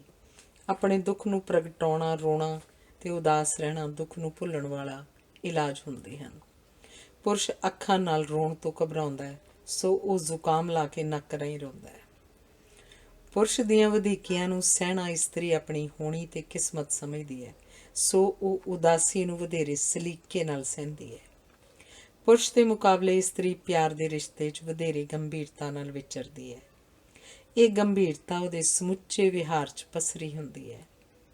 ਕਦੀ ਕਿਸੇ ਇਸਤਰੀ ਨੇ ਕਿਸੇ ਪੁਰਸ਼ ਨੂੰ ਅਜਿਹੀ ਧਮਕੀ ਜਾਂ ਸੰਕੇਤ ਨਹੀਂ ਦਿੱਤਾ ਕਿ ਉਹ ਕਿਸੇ ਹੋਰ ਨੂੰ ਪਿਆਰ ਕਰਨ ਲੱਗ ਪਏਗੀ। ਪਤਨੀ ਦੇ ਰੂਪ ਵਿੱਚ ਵੀ ਇਸਤਰੀ ਮਰ ਜਾਣ ਦੀ ਧਮਕੀ ਤਾਂ ਦਿੰਦੀ ਹੈ, ਪਰ ਕਿਸੇ ਹੋਰ ਪੁਰਸ਼ ਕੋਲ ਵਸ ਜਾਣ ਬਾਰੇ ਕਦੀ ਨਹੀਂ ਸੋਚਦੀ। ਪੁਰਸ਼ ਸਭ ਪ੍ਰਕਾਰ ਦੀਆਂ ਧਮਕੀਆਂ ਦਿੰਦੇ ਹਨ। ਨਿਰਸੰਦੇਹ ਧਮਕੀਆਂ ਹਮੇਸ਼ਾ ਕਮਜ਼ੋਰ ਵਿਅਕਤੀ ਦਿੰਦੇ ਹਨ। ਰੱਦ ਕੀਤੇ ਜਾਣ ਦੀ ਅਵਸਥਾ ਵਿੱਚ ਪੁਰਸ਼ ਆਪਣੇ ਆਪ ਨੂੰ ਜ਼ਖਮੀ ਤੇ ਸ਼ਰਮਸਾਰ ਅਨੁਭਵ ਕਰਦਾ ਹੈ। ਪੁਰਸ਼ ਵਿੱਚ ਹਾਰ ਬਰਦਾਸ਼ਤ ਕਰਨ ਦੀ ਸਮਰੱਥਾ ਬੜੀ ਘੱਟ ਹੁੰਦੀ ਹੈ। ਬਹੁਤੇ ਪੁਰਸ਼ ਇਸ ਅਵਸਥਾ ਵਿੱਚ ਹੀ ਆਤਮਘਾਤ ਕਰਦੇ ਹਨ। ਇਸਤਰੀਆਂ ਦੇ ਮੁਕਾਬਲੇ ਪੁਰਸ਼ ਵਧੇਰੇ ਆਤਮਘਾਤ ਕਰਦੇ ਹਨ। ਆਤਮਘਾਤ ਦੇ ਯਤਨ ਵਧੇਰੇ ਇਸਤਰੀਆਂ ਕਰਦੀਆਂ ਹਨ, ਪਰ ਸਫਲ ਵਧੇਰੇ ਪੁਰਸ਼ ਹੁੰਦੇ ਹਨ। ਇਸ ਦਾ ਇੱਕ ਕਾਰਨ ਇਹ ਵੀ ਹੈ ਕਿ ਪੁਰਸ਼ ਵਧੇਰੇ ਵੇਗ ਨਾਲ ਪਿਆਰ ਕਰਦਾ ਹੈ, ਸੋ ਉਹਦਾ ਪ੍ਰਤੀਕਰਮ ਵੀ ਵਧੇਰੇ ਤਿੱਖਾ, ਤੀਬਰ ਤੇ ਤੀਖਣ ਹੁੰਦਾ ਹੈ। ਪੁਰਸ਼ ਕਿਉਂਕਿ ਦੁੱਖ ਹੰਢਾਉਣਾ ਘੱਟ ਜਾਣਦਾ ਹੈ, ਉਹ ਜਦੋਂ ਨਵਾਂ ਰਿਸ਼ਤਾ ਉਸਾਰਦਾ ਹੈ ਤਾਂ ਨਵੀਂ ਇਸਤਰੀ ਨੂੰ ਪਹਿਲੀ ਪ੍ਰੇਮਿਕਾ ਦਾ ਬਦਲ ਬਣਾਉਣਾ ਚਾਹੁੰਦਾ ਹੈ। ਹਰ ਇਸਤਰੀ ਚਾਹੁੰਦੀ ਹੈ ਕਿ ਪੁਰਸ਼ ਦੀ ਪਹਿਲੀ ਪਸੰਦ ਹੋਵੇ। ਪੁਰਸ਼ ਵੱਲੋਂ ਉਹਦੀ ਥਾਂ ਕਿਸੇ ਹੋਰ ਨੂੰ ਪਹਿਲ ਦੇਣੀ ਉਹਨੂੰ ਕਦੇ ਪ੍ਰਵਾਨ ਨਹੀਂ ਹੁੰਦੀ। ਪਰ ਪੁਰਸ਼ ਨਵੀਂ ਇਸਤਰੀ ਨੂੰ ਪਹਿਲੀ ਪ੍ਰੇਮਿਕਾ ਦੇ ਮੁਕਾਬਲੇ ਬਹੁਤ ਘੱਟ ਜਾਣਦਾ ਹੋਣ ਕਾਰਨ ਆਪਣੇ ਲਈ ਨਵੀਆਂ ਉਲਝਣਾਂ ਉਸਾਰਦਾ ਹੈ ਤੇ ਬਾਰ-ਬਾਰ ਰੱਦ ਹੋਣ ਦੇ ਅਮਲ 'ਚ ਪੈ ਜਾਂਦਾ ਹੈ। ਪੁਰਸ਼ ਨੇ ਪਿਆਰ ਵਿੱਚ ਹਾਰਨ ਬਾਰੇ ਕਦੇ ਸੋਚਿਆ ਨਹੀਂ ਹੁੰਦਾ, ਸੋ ਜੇ ਅਜਿਹੀ ਘਟਨਾ ਵਾਪਰਨ ਉੱਤੇ ਉਹਨੂੰ ਸਮਝ ਨਹੀਂ ਆਉਂਦੀ ਕਿ ਉਹ ਕੀ ਕਰੇ। ਨਤੀਜਾ ਇਹ ਹੁੰਦਾ ਹੈ ਕਿ ਅਸਫਲਤਾ ਕਾਰਨ ਪਿਆਰ ਤੇ ਇਸਤਰੀਆਂ ਪ੍ਰਤੀ ਪੁਰਸ਼ ਨਾ ਪੱਖੀ ਦ੍ਰਿਸ਼ਟੀਕੋਣ ਅਪਣਾ ਲੈਂਦਾ ਹੈ ਤੇ ਸਮੁੱਚੀ ਇਸਤਰੀ ਜਾਤੀ ਬਾਰੇ ਫਤਵੇ ਦੇਣ ਲੱਗ ਪੈਂਦਾ ਹੈ। ਇਸਤਰੀਆਂ 'ਚ ਪਿਆਰ ਨੂੰ ਪ੍ਰਗਟਾਉਣ ਦੀ ਯੋਗਤਾ ਪੁਰਸ਼ ਦੇ ਮੁਕਾਬਲੇ ਵਧੇਰੇ ਹੁੰਦੀ ਹੈ। ਪੁਰਸ਼ ਜਦੋਂ ਪਿਆਰ ਪ੍ਰਗਟਾਉਂਦਾ ਹੈ ਤਾਂ ਹਾਸੋਹੀਣਾ ਪ੍ਰਤੀਤ ਹੁੰਦਾ ਹੈ। ਇਹੀ ਕਾਰਨ ਹੈ ਕਿ ਹਾਰ ਜਾਣ ਦੀ ਅਵਸਥਾ 'ਚ ਉਹਨੂੰ ਦੁੱਖ ਪ੍ਰਗਟਾਉਣਾ ਵੀ ਨਹੀਂ ਆਉਂਦਾ ਤੇ ਉਹ ਦੁੱਖ ਤੋਂ ਬਚਣ ਲਈ ਆਪਣੇ ਆਪ ਨੂੰ ਕੰਮਾਂ ਵਿੱਚ ਰੁਝਾਉਂਦਾ ਹੈ। ਕੰਮ ਉਸ ਨੂੰ ਦੁੱਖ ਤੋਂ ਬਚਣ ਤੇ ਸੋਚਣ ਤੋਂ ਮੁਕਤ ਹੋਣ ਦਾ ਅਵਸਰ ਤਾਂ ਦਿੰਦਾ ਹੈ। ਉਹ ਆਪਣੀ ਵਧੀ ਆਰਥਿਕ ਸ਼ਕਤੀ ਨਾਲ ਸਭ ਕੁਝ ਖਰੀਦ ਸਕਣ ਦਾ ਭਰਮ ਵੀ ਉਪਜਾਉਂਦਾ ਹੈ। ਪ੍ਰੇਮਿਕਾ ਤੇ ਪਤਨੀ ਅਜਿਹੀ ਅਵਸਥਾ ਵਿੱਚ ਉਸ ਤੋਂ ਹੋਰ ਦੂਰ ਹੋ ਜਾਂਦੀ ਹੈ। ਅਜਿਹੀ ਅਵਸਥਾ ਵਿੱਚ ਹੌਲੀ-ਹੌਲੀ ਇਸਤਰੀਆਂ ਦੀ ਹੋਰ ਪੁਰਸ਼ਾਂ ਤੇ ਆਲੇ ਦੁਆਲੇ 'ਚ ਦਿਲਚਸਪੀ ਵੱਧਦੀ ਹੈ। ਪੁਰਸ਼ ਜਦੋਂ ਬਹੁਤ ਦੂਰ ਹੋ ਜਾਏ ਤਾਂ ਉਹ ਅਕਸਰ ਤਲਾਕ ਬਾਰੇ ਸੋਚਦਾ ਹੈ। ਤਲਾਕ ਉਪਰੰਤ ਪੁਰਸ਼ ਵਧੇਰੇ ਉਦਾਸ ਹੋਣ ਕਰਕੇ ਵਧੇਰੇ ਸ਼ਰਾਬ ਪੀਂਦੇ ਹਨ। ਸ਼ਰਾਬ ਪੀ ਕੇ ਉਹ ਮਹਿਸੂਸ ਕਰਦੇ ਹਨ ਕਿ ਉਹਨਾਂ ਨੇ ਵੀ ਵਧੀਕੀਆਂ ਕੀਤੀਆਂ ਸਨ, ਪਰ ਪੁਰਸ਼ ਹੋਣ ਕਾਰਨ ਉਹ ਇਹ ਮੰਨ ਕੇ ਇਸਤਰੀ ਕੋਲ ਆਪਣੀਆਂ ਗਲਤੀਆਂ ਦਾ ਇਕਬਾਲ ਕਰਕੇ ਉਹਨੂੰ ਵਾਪਸ ਲਿਆਉਣ ਲਈ ਤਿਆਰ ਨਹੀਂ ਹੁੰਦੇ। ਪੁਰਸ਼ਾਂ ਵਿੱਚ ਆਪਣੀ ਪ੍ਰੇਮਿਕਾ ਜਾਂ ਪਤਨੀ ਦੀ ਵੱਧਦੀ ਸਫਲਤਾ ਬਰਦਾਸ਼ਤ ਕਰਨ ਦੀ ਸ਼ਕਤੀ ਵੀ ਬਹੁਤ ਘੱਟ ਹੁੰਦੀ ਹੈ। ਅਜਿਹੀ ਸਥਿਤੀ ਨੂੰ ਉਹ ਆਪਣੀ ਅਸਫਲਤਾ ਸਮਝਦੇ ਹਨ। ਅਜਿਹੀ ਅਵਸਥਾ ਵਿੱਚ ਅਕਸਰ ਪਤੀ ਕਿਸੇ ਹੋਰ ਇਸਤਰੀ ਨਾਲ ਰਿਸ਼ਤਾ ਉਸਾਰਦਾ ਹੈ। ਪ੍ਰੇਮੀ ਅਜਿਹੀ ਸਥਿਤੀ ਵਿੱਚ ਸਾੜੇ ਦੀ ਈਰਖਾ ਦੀ ਹਾਲਤ ਵਿੱਚ ਵਿਚਰਦਾ ਹੈ। ਇਹ ਅਵਸਥਾ ਪੁਰਸ਼ ਨੂੰ ਉਦਾਸ ਕਰਦੀ ਹੈ ਤੇ ਉਦਾਸੀ ਦਾ ਬਹਾਨਾ ਲਾ ਕੇ ਉਹ ਨਸ਼ਿਆਂ ਵਿੱਚੋਂ ਤਸੱਲੀ ਲੱਭਦਾ ਹੈ। ਪੁਰਸ਼ ਵਿੱਚ ਆਪਣੇ ਨਾਲੋਂ ਵਧੇਰੇ ਯੋਗਤਾ ਤੇ ਵਧੇਰੇ ਅਕਲ ਤੇ ਸਮਰੱਥਾ ਵਾਲੀ ਇਸਤਰੀ ਨਾਲ ਵਿਚਰਨ ਦੀ ਜਾਂਚ ਦੀ ਘਾਟ ਹੁੰਦੀ ਹੈ। ਸੋ ਅਜੋਕੇ ਯੁੱਗ ਵਿੱਚ ਪੁਰਸ਼ਾਂ ਦੀਆਂ ਸਭ ਪ੍ਰਕਾਰ ਦੇ ਰਿਸ਼ਤਿਆਂ ਸੰਬੰਧੀ ਭਾਵੁਕ ਤੇ ਮਾਨਸਿਕ ਸਮੱਸਿਆਵਾਂ ਵੱਧ ਰਹੀਆਂ ਹਨ। ਪਿਆਰ ਦੇ ਖੇਤਰ ਵਿੱਚ ਇਮਾਨਦਾਰੀ ਨਾਲ ਵਿਚਰਨ ਦੀਆਂ ਸੰਭਾਵਨਾਵਾਂ ਵੀ ਨਿੱਤ ਦਿਨ ਸੁੰਗੜ ਰਹੀਆਂ ਹਨ। ਸੋ ਰਿਸ਼ਤਿਆਂ ਤੋਂ ਮਿਲਣ ਵਾਲੀ ਤਸੱਲੀ ਫਿੱਕੀ ਪੈਂਦੀ ਜਾ ਰਹੀ ਹੈ। ਜਦੋਂ ਮਨੁੱਖ ਭਾਵਕ ਤੇ ਮਾਨਸਿਕ ਪੱਖੋਂ ਥੱਕ ਜਾਂਦਾ ਹੈ ਤਾਂ ਅਕੇਵੇਂ ਵਿੱਚ ਥਕੇਵੇਂ ਕਾਰਨ ਉਹਦਾ ਰੂਹਾਨੀ ਕੱਦ ਵੀ ਨੀਵਾਂ ਹੋ ਜਾਂਦਾ ਹੈ ਤੇ ਉਹਦੀ ਹਾਲਤ ਇੱਕ ਕਿਨਾਰੇ ਵਾਲੇ ਦਰਿਆ ਵਾਲੀ ਹੋ ਨਿਬੜਦੀ ਹੈ। ਧੰਨਵਾਦ। ਅਗਲਾ ਲੇਖ ਹੈ ਮਹਿੰਗਾਈ। ਮਹਿੰਗਾਈ ਦਾ ਸਤਾਇਆ ਇੱਕ ਪ੍ਰੇਮੀ ਜਦੋਂ ਆਪਣੀ ਪ੍ਰੇਮਿਕਾ ਨੂੰ ਚੁੰਮਣ ਲੱਗਿਆ ਤਾਂ ਪ੍ਰੇਮੀ ਨੂੰ ਨਿੱਛ ਆ ਗਈ ਤੇ ਪ੍ਰੇਮਿਕਾ ਨੂੰ ਉਬਾਸੀ। ਸਾਡੇ ਵਿਹਾਰ 'ਚ ਨਿੱਛਾਂ ਤੇ ਉਬਾਸੀਆਂ ਵੱਧ ਰਹੀਆਂ ਹਨ। ਵੱਧਦੀ ਹੋਈ ਮਹਿੰਗਾਈ ਦੇ ਅਜੋਕੇ ਯੁੱਗ ਵਿੱਚ ਮਨੁੱਖ ਰੂਹਾਨੀ, ਨਿੱਘੇ, ਸੁਖਾਵੇਂ ਤੇ ਰੌਚਕ ਮੇਲ ਜੋਲ ਦੀ ਯੋਗਤਾ ਗੁਆ ਬੈਠਾ ਹੈ। ਰੂਹਾਨੀ ਓਪਰਾਪਨ ਵਧਣ ਕਾਰਨ ਹੁਣ ਅਸੀਂ ਆਪਣਿਆਂ ਨੂੰ ਪਰਾਇਆਂ ਵਾਂਗ ਤੇ ਪਰਾਇਆਂ ਨੂੰ ਦੁਸ਼ਮਣਾਂ ਵਾਂਗ ਮਿਲਦੇ ਹਾਂ। ਮਹਿੰਗਾਈ ਨੇ ਸਾਡੇ ਵਿਚਕਾਰ ਵਿਥਾਂ ਉਸਾਰ ਦਿੱਤੀਆਂ ਹਨ ਤੇ ਲੈਣ ਦੇਣ ਪ੍ਰਤੀ ਪੂਰੇ ਨਾ ਉਤਰਨ ਕਾਰਨ ਖੁਸ਼ੀ ਦੇ ਅਵਸਰ ਵੀ ਮੁਸੀਬਤਾਂ ਪ੍ਰਤੀਤ ਹੋਣ ਲੱਗ ਪਏ ਹਨ। ਮਹਿੰਗਾਈ ਤੋਂ ਉਪਜੀ ਨਿਰਾਸ਼ਤਾ ਦੇ ਅਜੋਕੇ ਯੁੱਗ ਵਿੱਚ ਸਾਡੇ ਕੋਲ ਕੋਈ ਕਸਵੱਟੀ ਨਹੀਂ ਰਹੀ ਜਿਸ ਨਾਲ ਅਸੀਂ ਬਿਮਾਰ ਤੇ ਤੰਦਰੁਸਤ, ਹਮਦਰਦ ਤੇ ਦੁਖੀ, ਦੋਸਤ ਤੇ ਦੁਸ਼ਮਣ ਵਿਚਕਾਰ ਅੰਤਰ ਸਮਝ ਸਕੀਏ। ਮਹਿੰਗਾਈ ਕਾਰਨ ਪਰਿਵਾਰ ਦੀਆਂ ਆਸਾਂ ਤੇ ਪੂਰਾ ਨਾ ਉਤਰਨ ਕਾਰਨ ਅਜੋਕੇ ਮਨੁੱਖ ਦਾ ਸਭ ਤੋਂ ਵੱਡਾ ਦੁਸ਼ਮਣ ਉਹਦਾ ਆਪਣਾ ਪਰਿਵਾਰ ਹੀ ਬਣ ਗਿਆ ਹੈ। ਜਿਵੇਂ ਮਹਿੰਗਾਈ ਤੇ ਬੇਰੁਜ਼ਗਾਰੀ ਦੇ ਸਤਾਏ ਇੱਕ ਪਤੀ ਨੇ ਜਦੋਂ ਅਤ ਨਿਰਾਸ਼ਤਾ ਨਾਲ ਕਿਹਾ ਕਿ ਮੈਂ ਤਾਂ ਅੱਜ ਸ਼ਾਮ ਨੂੰ ਮਰ ਜਾਣਾ ਹੈ, ਤਾਂ ਪਤਨੀ ਨੇ ਪੁੱਛਿਆ, ਤਾਂ ਫਿਰ ਤੁਹਾਡੇ ਲਈ ਰਾਤ ਦੀ ਰੋਟੀ ਨਾ ਪਕਾਵਾਂ? ਮਨੁੱਖ ਵਧੀ ਹੋਈ ਮਹਿੰਗਾਈ ਤੋਂ ਪਰੇਸ਼ਾਨ ਨਹੀਂ, ਨਿਤ ਦਿਨ ਵੱਧਦੀ ਮਹਿੰਗਾਈ ਤੋਂ ਪਰੇਸ਼ਾਨ, ਪੀੜਤ ਤੇ ਦੁਖੀ ਹੈ। ਪਰਿਵਾਰਿਕ ਜੀਵਨ ਵਿੱਚ ਮਨ ਨੂੰ ਤਸੱਲੀ ਦੇਣ ਵਾਲੇ ਮੌਕੇ ਘਟਦੇ ਜਾ ਰਹੇ ਹਨ ਤੇ ਪਾਗਲਪਨ ਦੀ ਸੀਮਾ ਰੇਖਾ ਨੇੜੇ ਹੁੰਦੀ ਜਾ ਰਹੀ ਹੈ। ਕੀਮਤਾਂ ਤੇ ਲੋੜਾਂ ਵਿਚਕਾਰ ਖਾਈ ਦੇ ਵਧਣ ਕਾਰਨ ਹਰ ਮਨੁੱਖ 'ਚ ਰੋਸ ਤੇ ਵਿਦਰੋਹ ਪਲ ਰਹੇ ਹਨ। ਰੋਸਿਆਂ ਤੇ ਵਿਰੋਧਾਂ ਕਾਰਨ ਸਾਡੀਆਂ ਭਾਵਨਾਵਾਂ ਤੇ ਵਿਚਾਰਾਂ ਦੇ ਪ੍ਰਗਟਾਵੇ ਸੁੰਗੜ ਗਏ ਹਨ। ਹੁਣ ਇੱਕ ਵਰ੍ਹੇ ਵਿੱਚ ਮਹਿੰਗਾਈ ਕਾਰਨ ਸਾਨੂੰ ਇੰਨੀ ਵਾਰ ਨਿਰਾਸ਼ਤਾ ਦਾ ਸਾਹਮਣਾ ਕਰਨਾ ਪੈਂਦਾ ਹੈ ਕਿ ਸਾਡੀਆਂ ਖੁਸ਼ੀਆਂ ਤੇ ਉਮੰਗਾਂ ਦਾ ਸਾਡੇ ਆਪਣੇ ਹੱਥੋਂ ਕਈ ਵਾਰ ਦਾਹ ਸੰਸਕਾਰ ਹੁੰਦਾ ਹੈ। ਮਹਿੰਗਾਈ ਕਾਰਨ ਮਨੁੱਖ ਦੀ ਦਲੀਲ ਸੌਂ ਗਈ ਹੈ ਤੇ ਗੁੱਸਾ, ਗਾਲਾਂ ਤੇ ਹਿੰਸਾ ਦੇ ਹਥਿਆਰ ਹੀ ਦਲੀਲ ਬਣ ਗਏ ਹਨ। ਮਹਿੰਗਾਈ ਨੇ ਸਾਡੇ ਸਮੇਂ ਨੂੰ ਮਨੋਵਿਕਾਰਾਂ ਦਾ ਯੁੱਗ ਬਣਾ ਦਿੱਤਾ ਹੈ। ਸੰਗੀਤ ਤੇ ਰੌਲੇ ਵਿਚਕਾਰ ਅੰਤਰ ਮਿਟ ਗਿਆ ਹੈ। ਏਕੀਕਰਨ, ਮਿਆਰੀਕਰਨ ਆਦਿ ਨੇ ਵਸਤਾਂ ਦੀ ਜਿੱਤ ਦਾ ਵਰਤਾਰਾ ਲਾਗੂ ਕੀਤਾ ਹੈ, ਜਿਸ ਵਿੱਚੋਂ ਵਿਸ਼ਵ ਵਿਆਪੀ ਉਪਰਾਮਤਾ ਉਪਜੀ ਹੈ। ਥਕਾਵਟ, ਝੁੰਝਲਾਹਟ, ਅਕੇਵਾਂ ਤੇ ਕਾਹਲ ਅਜੋਕੇ ਯੁੱਗ 'ਚ ਸਾਡੀ ਸ਼ਖਸੀਅਤ ਦੇ ਉਗੜਵੇਂ ਪੱਖ ਬਣ ਗਏ ਹਨ। ਮਸ਼ੀਨਾਂ ਤੇ ਆਵਾਜਾਈ ਦੀ ਕੰਨ ਪਾੜਵੀਂ ਅਰੋਕ ਸੱਟ ਨੇ ਜਾਗਣ ਤੇ ਸੌਣ ਦਾ ਅੰਤਰ ਮੁਕਾ ਕੇ ਮਨੁੱਖ ਤੋਂ ਉਸਦੇ ਮਨ ਦਾ ਚੈਨ ਖੋਹ ਲਿਆ ਤੇ ਉਹਨੂੰ ਹਰ ਪੱਖੋਂ ਉਪਰਾਮ ਬਣਾ ਦਿੱਤਾ ਹੈ। ਕਿਸੇ ਦਾ ਪਾਗਲਪਨ ਹੁਣ ਹੈਰਾਨ ਨਹੀਂ ਕਰਦਾ, ਕਿਉਂਕਿ ਸਾਰਿਆਂ ਦੇ ਵਿਹਾਰ ਵਿੱਚ ਉਹਨੂੰ ਸਹਿਜੇ ਹੀ ਵੇਖਿਆ ਜਾ ਸਕਦਾ ਹੈ। ਦੌੜੇ ਜਾਂਦੇ ਜੀਵਨ ਵਿੱਚ ਜਿਹੜਾ ਸਾਹ ਲੈਣ ਲਈ ਰੁਕਦਾ ਹੈ, ਉਹ ਦੂਜਿਆਂ ਨੂੰ ਆਪਣੇ ਰਾਹ ਦੀ ਰੁਕਾਵਟ ਪ੍ਰਤੀਤ ਹੋਣ ਲੱਗ ਪਿਆ ਹੈ। ਅਸੀਂ ਗੁਆਚੇ ਹੋਏ ਮਨੁੱਖਾਂ ਵਾਂਗ ਭਟਕ ਰਹੇ ਹਾਂ ਤੇ ਇਸ ਵਰਤਾਰੇ ਦਾ ਕਾਰਨ ਇਹ ਹੈ ਕਿ ਨਿੱਤ ਵੱਧਦੀਆਂ ਕੀਮਤਾਂ ਨੇ ਜੀਵਨ ਦਾ ਟਿਕਾਓ ਤੇ ਰਿਸ਼ਤਿਆਂ ਦਾ ਨਿੱਘ ਤੇ ਸੰਤੁਲਨ ਵਿਗਾੜ ਦਿੱਤੇ ਹਨ। ਜਦੋਂ ਮਹਿੰਗਾਈ ਵੱਧਦੀ ਹੈ ਤਾਂ ਆਪਸੀ ਸੰਬੰਧ ਨਿੱਘਰਦੇ ਹਨ ਤੇ ਪਿਆਰ ਤੇ ਮੋਹ ਦੇ ਰਿਸ਼ਤੇ ਵੀ ਬੋਝਲ ਤੇ ਉੱਪਰੇ ਪ੍ਰਤੀਤ ਹੋਣ ਲੱਗ ਪੈਂਦੇ ਹਨ। ਮਹਿੰਗਾਈ ਦੇ ਵਧਣ ਨਾਲ ਮਾਪਿਆਂ ਵਿੱਚ ਬੱਚਿਆਂ ਦੀਆਂ ਮੰਗਾਂ ਪੂਰੀਆਂ ਕਰਨ ਦੀ ਸਮਰੱਥਾ ਘਟਦੀ ਹੈ ਤੇ ਬੱਚਿਆਂ ਦੀ ਮਾਰ ਕੁਟਾਈ ਵੱਧਦੀ ਹੈ। ਪਤਨੀ ਦਾ ਸੋਚਿਆ ਹੋਇਆ ਪਰਿਵਾਰਕ ਜੀਵਨ ਦਾ ਮਿਆਰ ਬਣਾਈ ਰੱਖਣਾ ਸੰਭਵ ਨਹੀਂ ਰਹਿੰਦਾ, ਸੋ ਤੋੜ ਵਿਛੋੜਾ ਤੇ ਤਲਾਕ ਵੱਧਦੇ ਹਨ। ਮਹਿੰਗਾਈ ਮਨੁੱਖ ਨੂੰ ਨੈਤਿਕ ਪੱਖੋਂ ਕਮਜ਼ੋਰ ਕਰਦੀ ਹੈ, ਸੋ ਮਨੁੱਖ ਸਤਿਕਾਰ ਵਾਲੇ ਰਿਸ਼ਤਿਆਂ ਵੱਲ ਵੀ ਅਪਮਾਨਜਨਕ ਢੰਗ ਨਾਲ ਪੇਸ਼ ਆਉਂਦਾ ਹੈ। ਮਹਿੰਗਾਈ ਕਾਰਨ ਮਾਪਿਆਂ ਦੀ ਸੰਤਾਨ ਤੇ ਨਿਰਭਰਤਾ ਵੱਧਦੀ ਹੈ, ਪਰ ਉਸੇ ਮਹਿੰਗਾਈ ਕਾਰਨ ਸੰਤਾਨ ਵਿੱਚ ਮਾਪਿਆਂ ਵੱਲ ਆਪਣੇ ਫਰਜ਼ ਪੂਰੇ ਕਰਨ ਦੀ ਸਮਰੱਥਾ ਘਟਦੀ ਹੈ। ਮਹਿੰਗਾਈ ਕਿਰਾਏਦਾਰ ਤੇ ਮਾਲਕ ਮਕਾਨ, ਕਰਜ਼ਈ ਤੇ ਸ਼ਾਹੂਕਾਰ, ਕਿਸਾਨ ਤੇ ਆੜ੍ਹਤੀ, ਉਧਾਰ ਲੈਣ ਵਾਲੇ ਗਾਹਕ ਤੇ ਦੁਕਾਨਦਾਰ ਵਿਚਲੇ ਸਾਰਿਆਂ ਸੰਬੰਧਾਂ ਨੂੰ ਪ੍ਰਭਾਵਿਤ ਕਰਦੀ ਹੈ। ਇਸੇ ਸਮੇਂ ਸਕੂਲਾਂ ਦੀਆਂ ਫੀਸਾਂ ਵੱਧਦੀਆਂ ਹਨ, ਦਵਾਈਆਂ ਮਹਿੰਗੀਆਂ ਹੁੰਦੀਆਂ ਹਨ, ਰਸੋਈ 'ਚ ਆਉਣ ਵਾਲੀਆਂ ਚੀਜ਼ਾਂ ਦੀ ਮਾਤਰਾ ਘਟਦੀ ਹੈ ਤੇ ਕਈ ਵਸਤਾਂ, ਚੀਜ਼ਾਂ ਪਰਿਵਾਰ ਦੀ ਪਹੁੰਚ ਤੋਂ ਬਾਹਰ ਹੋ ਜਾਂਦੀਆਂ ਹਨ। ਸੈਰ ਸਪਾਟੇ ਦੀ ਸੰਭਾਵਨਾ ਘਟਦੀ ਹੈ ਤੇ ਇੱਕ ਥਾਂ ਲਗਾਤਾਰ ਰਹੀ ਜਾਣ ਤੇ ਨਿੱਤ ਦਿਨ ਇੱਕੋ ਪ੍ਰਕਾਰ ਦਾ ਜੀਵਨ ਜਿਉਣ ਦੀ ਮਜਬੂਰੀ ਸੁਭਾਅ ਵਿੱਚ ਚਿੜਚਿੜਾਪਨ, ਗੁੱਸਾ, ਸ਼ੱਕ ਆਦਤਾਂ ਵਧਾਉਂਦੀ ਹੈ। ਇਸ ਨਾਲ ਕਤਲ ਕਰਨ ਤੇ ਆਤਮ ਹੱਤਿਆ ਦੀ ਬਿਰਤੀ ਵੀ ਬਲਵਾਨ ਹੁੰਦੀ ਹੈ। ਜੀਵਨ ਵਿੱਚ ਕਾਹਲ ਪਸਰਦੀ ਹੈ, ਜਿਹੜੀ ਸਮੁੱਚੇ ਵਿਹਾਰ ਨੂੰ ਵਿਗਾੜ ਦਿੰਦੀ ਹੈ। ਇਸ ਵਿਗਾੜ ਕਾਰਨ ਪਤੀ ਪਤਨੀ, ਭੈਣ ਭਰਾ, ਆਂਢ ਗੁਆਂਢ ਆਦਿ ਜਿਹੇ ਰਿਸ਼ਤੇ ਵੀ ਵਿਗੜਦੇ ਹਨ ਤੇ ਅਜਿਹੇ ਵਿਅਕਤੀਆਂ 'ਚ ਆਪਣੀ ਗੱਲ ਸੁਣਾਉਣ ਦੀ ਬਿਰਤੀ ਵੱਧਦੀ ਹੈ, ਪਰ ਸੁਣਨ ਦੀ ਸੰਭਾਵਨਾ ਘਟਦੀ ਹੈ।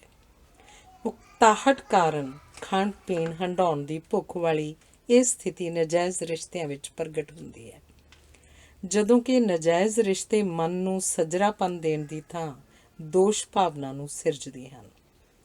ਇਹ ਭਾਵਨਾ ਮਨੁੱਖ ਨੂੰ ਆਪਣੇ ਆਪ ਵਿੱਚ ਸੁੰਗੜਨ ਲਈ ਬੇਵੱਸ ਕਰਦੀ ਹੈ। ਬੇਵਸ ਤੇ ਮਜਬੂਰ ਵਿਅਕਤੀ ਸਮਾਜ ਦੇ ਸਮੁੱਚੇ ਵਾਤਾਵਰਨ ਨੂੰ ਪੀੜਤ ਕਰਦੇ ਹਨ। ਅਜਿਹੇ ਵਿਅਕਤੀਆਂ ਦੇ ਹਾਸਿਆਂ ਵਿੱਚ ਵੀ ਵਹਿਣ ਸੁਣਾਈ ਦਿੰਦੇ ਹਨ। ਅਜਿਹੀ ਸਥਿਤੀ ਕਾਰਨ ਆਪਣੀ ਆਮਦਨ ਵਧਾਉਣ ਲਈ ਲੋਕਾਂ ਵੱਲੋਂ ਭ੍ਰਿਸ਼ਟ ਢੰਗ ਤਰੀਕੇ ਅਪਣਾਏ ਜਾਂਦੇ ਹਨ ਤੇ ਇਹਨਾਂ ਢੰਗਾਂ ਕਾਰਨ ਸਮੁੱਚਾ ਜੀਵਨ ਬੇਅਸੂਲਾ ਤੇ ਬੇਮੁਹਾਰਾ ਹੋ ਜਾਂਦਾ ਹੈ।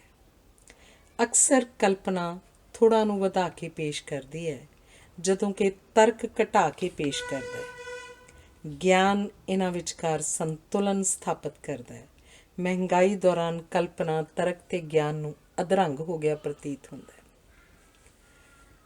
ਸਾਡੇ ਕੋਲ ਸੂਚਨਾ ਦੀ ਮਾਤਰਾ ਤਾਂ ਵੱਧ ਰਹੀ ਹੈ, ਪਰ ਗਿਆਨ ਦੇ ਪੱਖੋਂ ਅਸੀਂ ਹਰ ਬੀਤਦੇ ਦਿਨ ਨਾਲ ਗਰੀਬ ਹੁੰਦੇ ਜਾ ਰਹੇ ਹਾਂ। ਬੰਦੇ ਕੋਲ ਆਰਾਮ ਕਰਨ ਉਪਰੰਤ ਜੇ ਕੋਈ ਲਾਹੇਵੰਦਾ ਕੰਮ ਨਾ ਹੋਵੇ ਤਾਂ ਦੂਜਿਆਂ ਨੂੰ ਵੀ ਥਕਾ ਦਿੰਦਾ ਹੈ।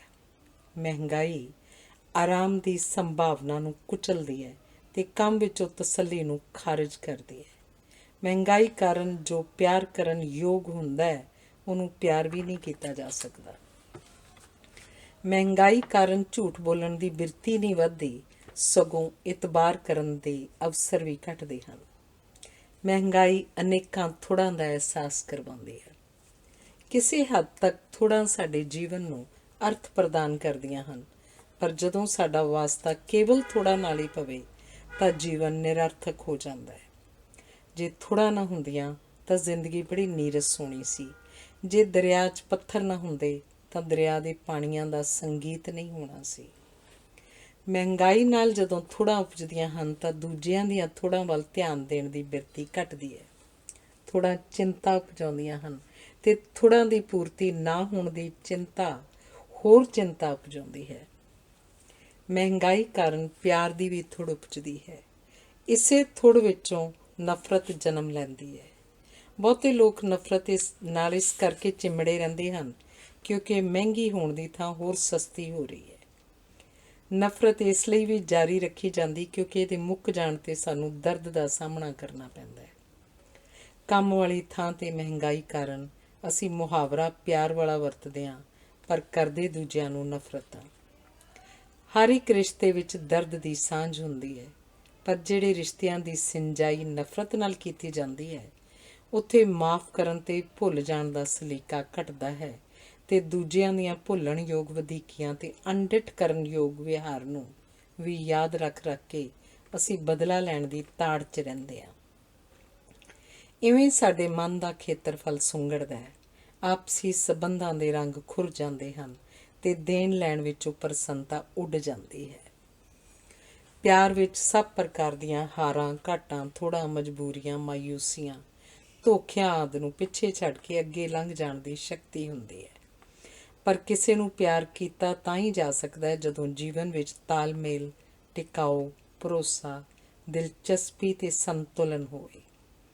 ਮਹਿੰਗਾਈ ਕਾਰਨ ਸੁਆਰਥ ਤੇ ਲਾਲਚ, ਖੋਹਣਾ ਤੇ ਲੁੱਟਣਾ ਵੱਧਦੇ ਹਨ।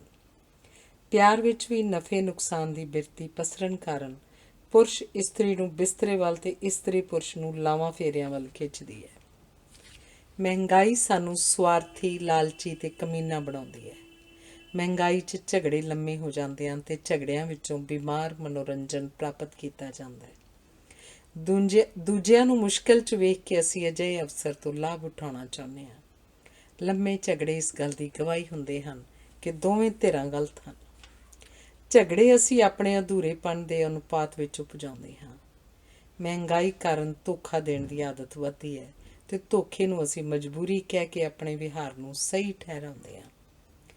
ਭ੍ਰਿਸ਼ਟਾਚਾਰ ਦਾ ਮੁੱਖ ਕਾਰਨ ਕੀਮਤਾਂ ਦਾ ਸਥਿਰ ਨਾ ਰਹਿਣਾ ਹੁੰਦਾ ਹੈ। ਭ੍ਰਿਸ਼ਟਾਚਾਰ ਰਾਹੀਂ ਅਸੀਂ ਆਪਣੀਆਂ ਇੱਛਾਵਾਂ ਨੂੰ ਵੀ ਲੋੜਾਂ ਬਣਾ ਲੈਂਦੇ ਹਾਂ। ਭ੍ਰਿਸ਼ਟਾਚਾਰ ਚਰਮ ਸੀਮਾ 'ਤੇ ਉਦੋਂ ਪਹੁੰਚਦਾ ਹੈ ਜਦੋਂ ਇਮਾਨਦਾਰੀ ਹਾਸੇ ਮਖੌਲ ਦਾ ਵਿਸ਼ਾ ਬਣ ਜਾਂਦੀ ਹੈ ਤੇ ਮਨੁੱਖ ਭਾਵਕ ਪੱਖੋਂ ਬਾਂਝ ਤੇ ਬੰਜਰ ਹੋ ਜਾਂਦੇ ਹਨ। ਸਾਰੇ ਲੋਕ ਮਹਿੰਗਾਈ ਵਿੱਚ ਟਾਕਰਾ ਨਹੀਂ ਕਰ ਸਕਦੇ, ਸੋ ਸਰੀਰਕ ਤੇ ਮਾਨਸਿਕ ਸੰਤੁਲਨ ਦੇ ਵਿਗੜਨ ਕਾਰਨ ਜੇਲ੍ਹਾਂ, ਹਸਪਤਾਲਾਂ ਤੇ ਪਾਗਲਖਾਨਿਆਂ ਵਿੱਚ ਭੀੜਾਂ ਵੱਡੀਆਂ ਹੁੰਦੀਆਂ ਜਾਂਦੀਆਂ ਹਨ। ਮਹਿੰਗਾਈ ਦੇ ਵਧਣ ਨਾਲ ਆਰਥਿਕ ਦੌੜ ਵਧੇਰੇ ਲੰਮੀ ਤੇ ਥਕਾਊ ਹੋਣ ਕਾਰਨ ਰਲ ਮਿਲ ਬੈਠਣ ਤੇ ਹੱਸਣ ਖੇਡਣ ਦੇ ਅਵਸਰ ਘਟ ਰਹੇ ਹਨ।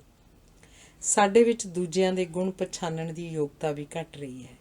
ਦੂਜਿਆਂ ਵਿਚਲੇ ਦੋਸ਼ ਲੱਭਣ ਦੀ ਆਦਤ ਵੱਧ ਰਹੀ ਹੈ। ਕਿਸੇ ਦਾ ਧੰਨਵਾਦੀ ਹੋਣ ਦੀ ਥਾਂ ਸ਼ਿਕਾਇਤਾਂ ਵਧੇਰੇ ਕੀਤੀਆਂ ਜਾ ਰਹੀਆਂ ਹਨ। ਇੱਛਾ ਜੀਵਨ ਪੱਧਰ ਉੱਚਾ ਕਰਨ ਦੀ ਹੁੰਦੀ ਹੈ, ਪਰ ਮਹਿੰਗਾਈ ਕਾਰਨ ਪ੍ਰਸਥਿਤੀਆਂ ਵਰਤਮਾਨ ਪੱਧਰ ਨੂੰ ਬਰਕਰਾਰ ਰੱਖਣ ਦੇ ਪੱਖੋਂ ਵੀ ਵਿਰੋਧੀ ਹੁੰਦੀਆਂ ਹਨ। ਕੁਝ ਦਹਾਕੇ ਪਹਿਲਾਂ ਜਦੋਂ ਕੋਲੇ ਦੀਆਂ ਖਾਣਾਂ 'ਚ ਬਿਜਲੀ ਲਾ ਦਿੱਤੀ ਗਈ ਤਾਂ ਰੌਸ਼ਨੀ ਵਿੱਚ ਕਾਮਿਆਂ ਨੂੰ ਪਹਿਲੀ ਵਾਰ ਪਤਾ ਲੱਗਿਆ ਕਿ ਉਹ ਕਿੰਨੀਆਂ ਖਤਰਨਾਕ ਹਾਲਤਾਂ ਵਿੱਚ ਕੰਮ ਕਰਦੇ ਰਹੇ ਹਨ। ਸੋ ਬਿਜਲੀ ਦੀ ਰੌਸ਼ਨੀ ਨੇ ਉਹਨਾਂ ਦੇ ਹੌਸਲੇ ਉੱਚੇ ਕਰਨ ਦੀ ਥਾਂ ਉਹਨਾਂ ਨੂੰ ਨਿਰਾਸ਼ ਕਰ ਦਿੱਤਾ। ਇਸ ਨਿਰਾਸ਼ਤਾ ਵਿੱਚੋਂ ਮਾਲਕਾਂ ਨਾਲ ਟਕਰਾਓ ਉਪਜਿਆ ਤੇ ਵਧੇਰੇ ਉਜਰਤ ਦੀ ਮੰਗ ਪੈਦਾ ਹੋਈ। ਹੜਤਾਲਾਂ ਦੇ ਵਧਣ ਦਾ ਕਾਰਨ ਵੀ ਇਹ ਹੁੰਦਾ ਹੈ ਕਿ ਵਰਤਮਾਨ ਆਮਦਨ ਨਾਲ ਗੁਜ਼ਾਰਾ ਕਰਨਾ ਸੰਭਵ ਨਹੀਂ ਰਿਹਾ। ਹੜਤਾਲ ਹੋਣ ਦੀ ਸੂਰਤ ਵਿੱਚ ਦੋਹਾਂ ਧਿਰਾਂ ਵਿੱਚ ਅਵਿਸ਼ਵਾਸ ਦੀ ਭਾਵਨਾ ਵੱਧਦੀ ਹੈ। ਭਾਵੇਂ ਮੰਗਾਂ ਜਾਇਜ਼ ਹੋਣ, ਪਰ ਉਹ ਇਸ ਲਈ ਨਹੀਂ ਮੰਨੀਆਂ ਜਾਂਦੀਆਂ ਕਿਉਂਕਿ ਉਹਨਾਂ ਨੂੰ ਮੰਨਣਾ ਪ੍ਰਬੰਧਕਾਂ ਦੀ ਕਮਜ਼ੋਰੀ ਗਿਣੀ ਜਾਏਗੀ। ਦੂਜੇ ਪਾਸੇ ਕਈ ਅੰਦੋਲਨ ਕੇਵਲ ਆਗੂ ਬਣੇ ਰਹਿਣ ਦੀ ਲਾਲਸਾ ਅਧੀਨ ਆਰੰਭੇ ਜਾਂਦੇ ਹਨ ਤੇ ਸਮਝੌਤਾ ਇਸ ਲਈ ਨਹੀਂ ਕੀਤਾ ਜਾਂਦਾ ਕਿਉਂਕਿ ਸਮਝੌਤੇ ਦੀਆਂ ਸ਼ਰਤਾਂ ਵਧੀਆਂ ਹੋਈਆਂ ਆਸਾਂ ਤੋਂ ਬਹੁਤ ਨੀਵੀਆਂ ਹੁੰਦੀਆਂ ਹਨ।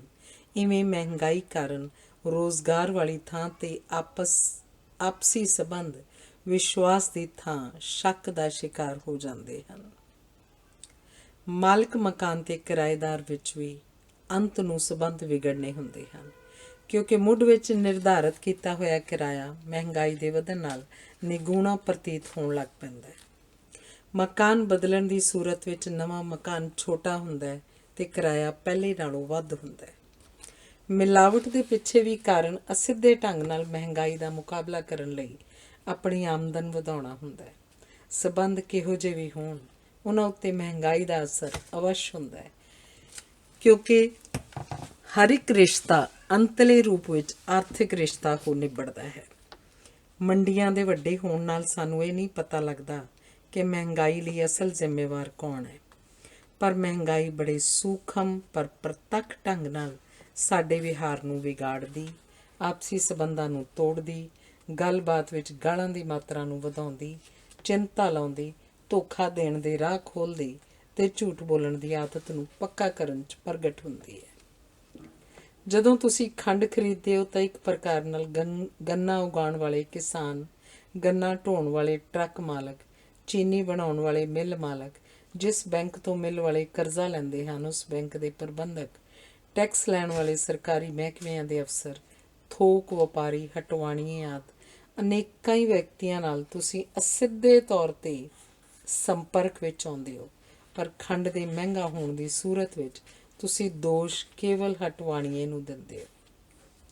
ਉਪਰੋਕਤ ਸਾਰੀਆਂ ਧਿਰਾਂ ਆਪਣੀ ਆਮਦਨ ਵਧਾਉਣ ਲਈ ਨਿਰੰਤਰ ਜ਼ੋਰ ਲਾਉਂਦੀਆਂ ਹਨ ਤੇ ਉਹਨਾਂ ਦੇ ਆਪਸੀ ਸੰਬੰਧ ਵਿਰੋਧ ਵਾਲੇ ਹੁੰਦੇ ਜਾਂਦੇ ਹਨ।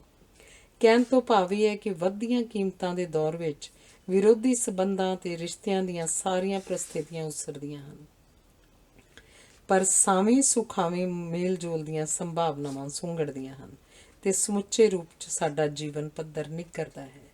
ਅਜਿਹੀ ਸਥਿਤੀ ਵਿੱਚ ਇੱਕ ਹੋਰ ਪ੍ਰਵਿਰਤੀ ਜਨਮ ਲੈਂਦੀ ਹੈ। ਜਦੋਂ ਮਹਿੰਗਾਈ ਕਾਰਨ ਖੁਰਾਕ ਘਟਦੀ ਹੈ ਤਾਂ ਚਿਹਰੇ ਦੀ ਰੌਣਕ 'ਤੇ ਵੀ ਪ੍ਰਭਾਵ ਪੈਂਦਾ ਹੈ। ਇਸ ਗੁਆਚੀ ਹੋਈ ਰੌਣਕ ਨੂੰ ਬਣਾਈ ਰੱਖਣ ਲਈ ਸੁਰਖੀ ਪਾਊਡਰ ਦੀ ਵਰਤੋਂ ਵੱਧਦੀ ਹੈ, ਅਰਥਾਤ ਸਾਨੂੰ ਉਹਨਾਂ ਵਸਤਾਂ 'ਤੇ ਖਰਚ ਕਰਨਾ ਪੈਂਦਾ ਹੈ ਜਿਹੜੀਆਂ ਬਹੁਤ ਮਹਿੰਗੀਆਂ ਹੁੰਦੀਆਂ ਹਨ ਪਰ ਜਿਨ੍ਹਾਂ ਦੀ ਸਾਨੂੰ ਲੋੜ ਨਹੀਂ ਹੋਣੀ ਚਾਹੀਦੀ, ਅਰਥਾਤ ਮਜਬੂਰੀ ਵਸ ਅਸੀਂ ਵਰਤਣ ਲਈ ਬੇਵੱਸ ਹੁੰਦੇ ਹਾਂ। ਇਹੀ ਹਾਲ ਕੱਪੜਿਆਂ ਦਾ ਹੁੰਦਾ ਹੈ। ਨਿੱਤ ਨਵੇਂ ਫੈਸ਼ਨ ਤੇ ਇਸ਼ਤਿਹਾਰਬਾਜ਼ੀ ਦੇ ਉਪਰਾਲੇ ਸਾਨੂੰ ਜ਼ਮਾਨੇ ਨਾਲੋਂ ਪਛੜ ਜਾਣ ਦਾ ਅਹਿਸਾਸ ਕਰਵਾਉਂਦੇ ਹਨ। ਜ਼ਮਾਨੇ ਨਾਲ ਚੱਲਣ ਦੀ ਇੱਛਾ ਅਧੀਨ ਅਸੀਂ ਢੇਰ ਫਜ਼ੂਲ ਖਰਚ ਕਰਨ ਲਈ ਮਜਬੂਰ ਹੁੰਦੇ ਹਾਂ।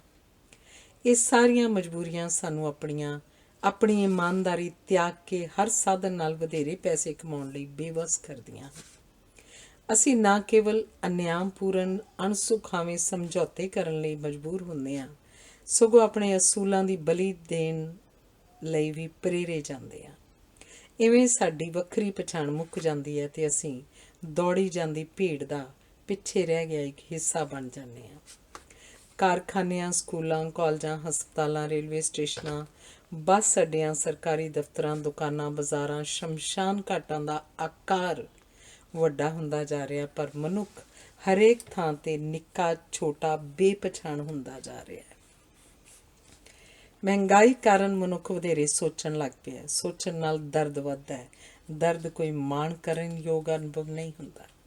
ਸੋਚਣ ਦੀ ਪ੍ਰਵਿਰਤੀ ਇੱਕ ਹੱਦ ਤੋਂ ਅੱਗੇ ਸਨਕੀਪਣ, ਨਿਰਾਸ਼ਾਵਾਦ ਤੇ ਪਾਗਲਪਨ 'ਚ ਪ੍ਰਗਟ ਹੁੰਦੀ ਹੈ। ਹਰ ਘਰ 'ਚ ਕੋਈ ਨਾ ਕੋਈ ਅਜਿਹਾ ਹੁੰਦਾ ਜਿਹਦੀ ਸੁਰ ਤਾਲ ਬਾਕੀਆਂ ਨਾਲੋਂ ਵੱਖਰੀ ਹੁੰਦੀ ਹੈ। ਹਰ ਘਰ 'ਚ ਕੋਈ ਅਜਿਹਾ ਵਿਅਕਤੀ ਵੀ ਹੁੰਦਾ ਹੈ ਜੋ ਆਪਣੇ ਹਿੱਸੇ ਨਾਲੋਂ ਵਧੇਰਾ ਪ੍ਰਾਪਤ ਕਰਨਾ ਚਾਹੁੰਦਾ ਹੈ। ਮਹਿੰਗਾਈ ਨਾਲ ਧੀਆਂ ਦੇ ਵਿਆਹ ਕਰਨੇ ਔਖੇ ਹੋ ਗਏ ਹਨ ਅਤੇ ਪੁੱਤਰਾਂ ਦੇ ਵਿਆਹ ਕਰਨ ਸਮੇਂ ਰਿਸ਼ਤਾ ਕਰਨ ਦੇ ਆਧਾਰ ਬਦਲ ਗਏ ਹਨ। ਘਰ ਦੀ ਆਮਦਨ ਵਧਾਉਣ ਲਈ ਇਸਤਰੀਆਂ ਨੌਕਰੀ ਕਰਨ ਲਈ ਮਜਬੂਰ ਹਨ ਅਤੇ ਉਹਨਾਂ ਦੀ ਇਹ ਮਜਬੂਰੀ ਉਹਨਾਂ ਵਿੱਚ ਇਹ ਦੋਸ਼ ਭਾਵਨਾ ਪੈਦਾ ਕਰਦੀ ਹੈ ਕਿ ਉਹ ਬੱਚਿਆਂ ਵੱਲ ਯੋਗ ਧਿਆਨ ਨਹੀਂ ਦੇ ਰਹੀਆਂ।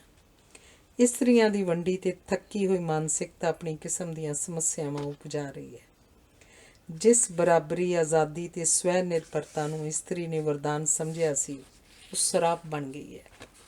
ਆਰਥਿਕ ਖੇਤਰ ਵਿੱਚ ਵਿਚਰਨ ਕਾਰਨ ਇਸਤਰੀ ਨੂੰ ਵੀ ਮਹਿੰਗਾਈ ਦਾ ਸਿੱਧਾ ਅਨੁਭਵ ਹੋਣ ਲੱਗ ਪਿਆ ਅਤੇ ਉਹਦੇ ਪ੍ਰਤੀਕਰਮ ਇਸਤਰੀਆਂ ਵਾਲੇ ਨਹੀਂ, ਪੁਰਸ਼ਾਂ ਵਾਲੇ ਹੋ ਗਏ ਹਨ। ਅਰਥਾਤ ਇਸਤਰੀ ਦੇ ਵਿਹਾਰ ਵਿੱਚੋਂ ਇਸਤਰੀ ਵਾਲੇ ਗੁਣ ਲੋਪ ਹੁੰਦੇ ਜਾ ਰਹੇ ਹਨ ਅਤੇ ਪੁਰਸ਼ ਵਾਲੀ ਕਰੂਪ, ਸੁਆਰਥੀ ਤੇ ਨਿਰਦਈ ਆਰਥਿਕ ਬਿਰਤੀ ਪ੍ਰਗਟ ਹੋਣ ਲੱਗ ਪਈ ਹੈ।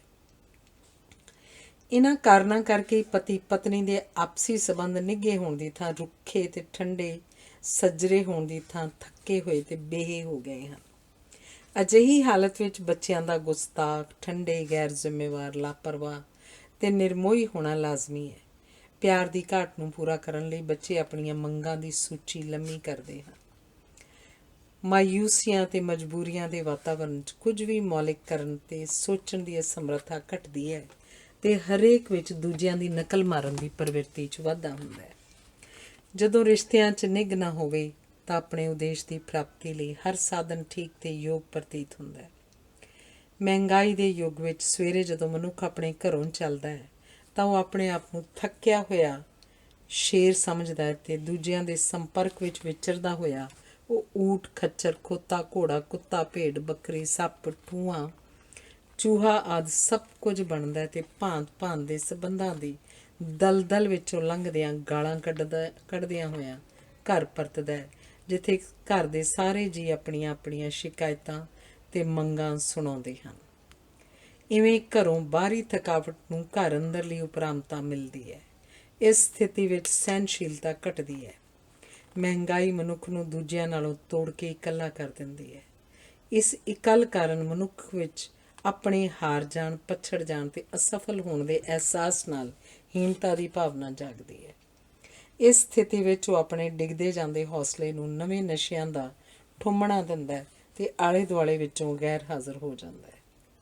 ਮਹਿੰਗਾਈ ਕਾਰਨ ਬੱਚਤ ਦੀ ਸਮਰੱਥਾ ਘਟਦੀ ਹੈ, ਜਿਸ ਕਾਰਨ ਮਨੁੱਖ ਆਪਣੇ ਜੀਵਨ ਵਿੱਚ ਵੱਡੇ ਪਰਿਵਰਤਨ ਕਰਨ ਦੀ ਯੋਗਤਾ ਦੇ ਪੱਖੋਂ ਗਰੀਬ ਹੁੰਦਾ ਜਾਂਦਾ ਹੈ।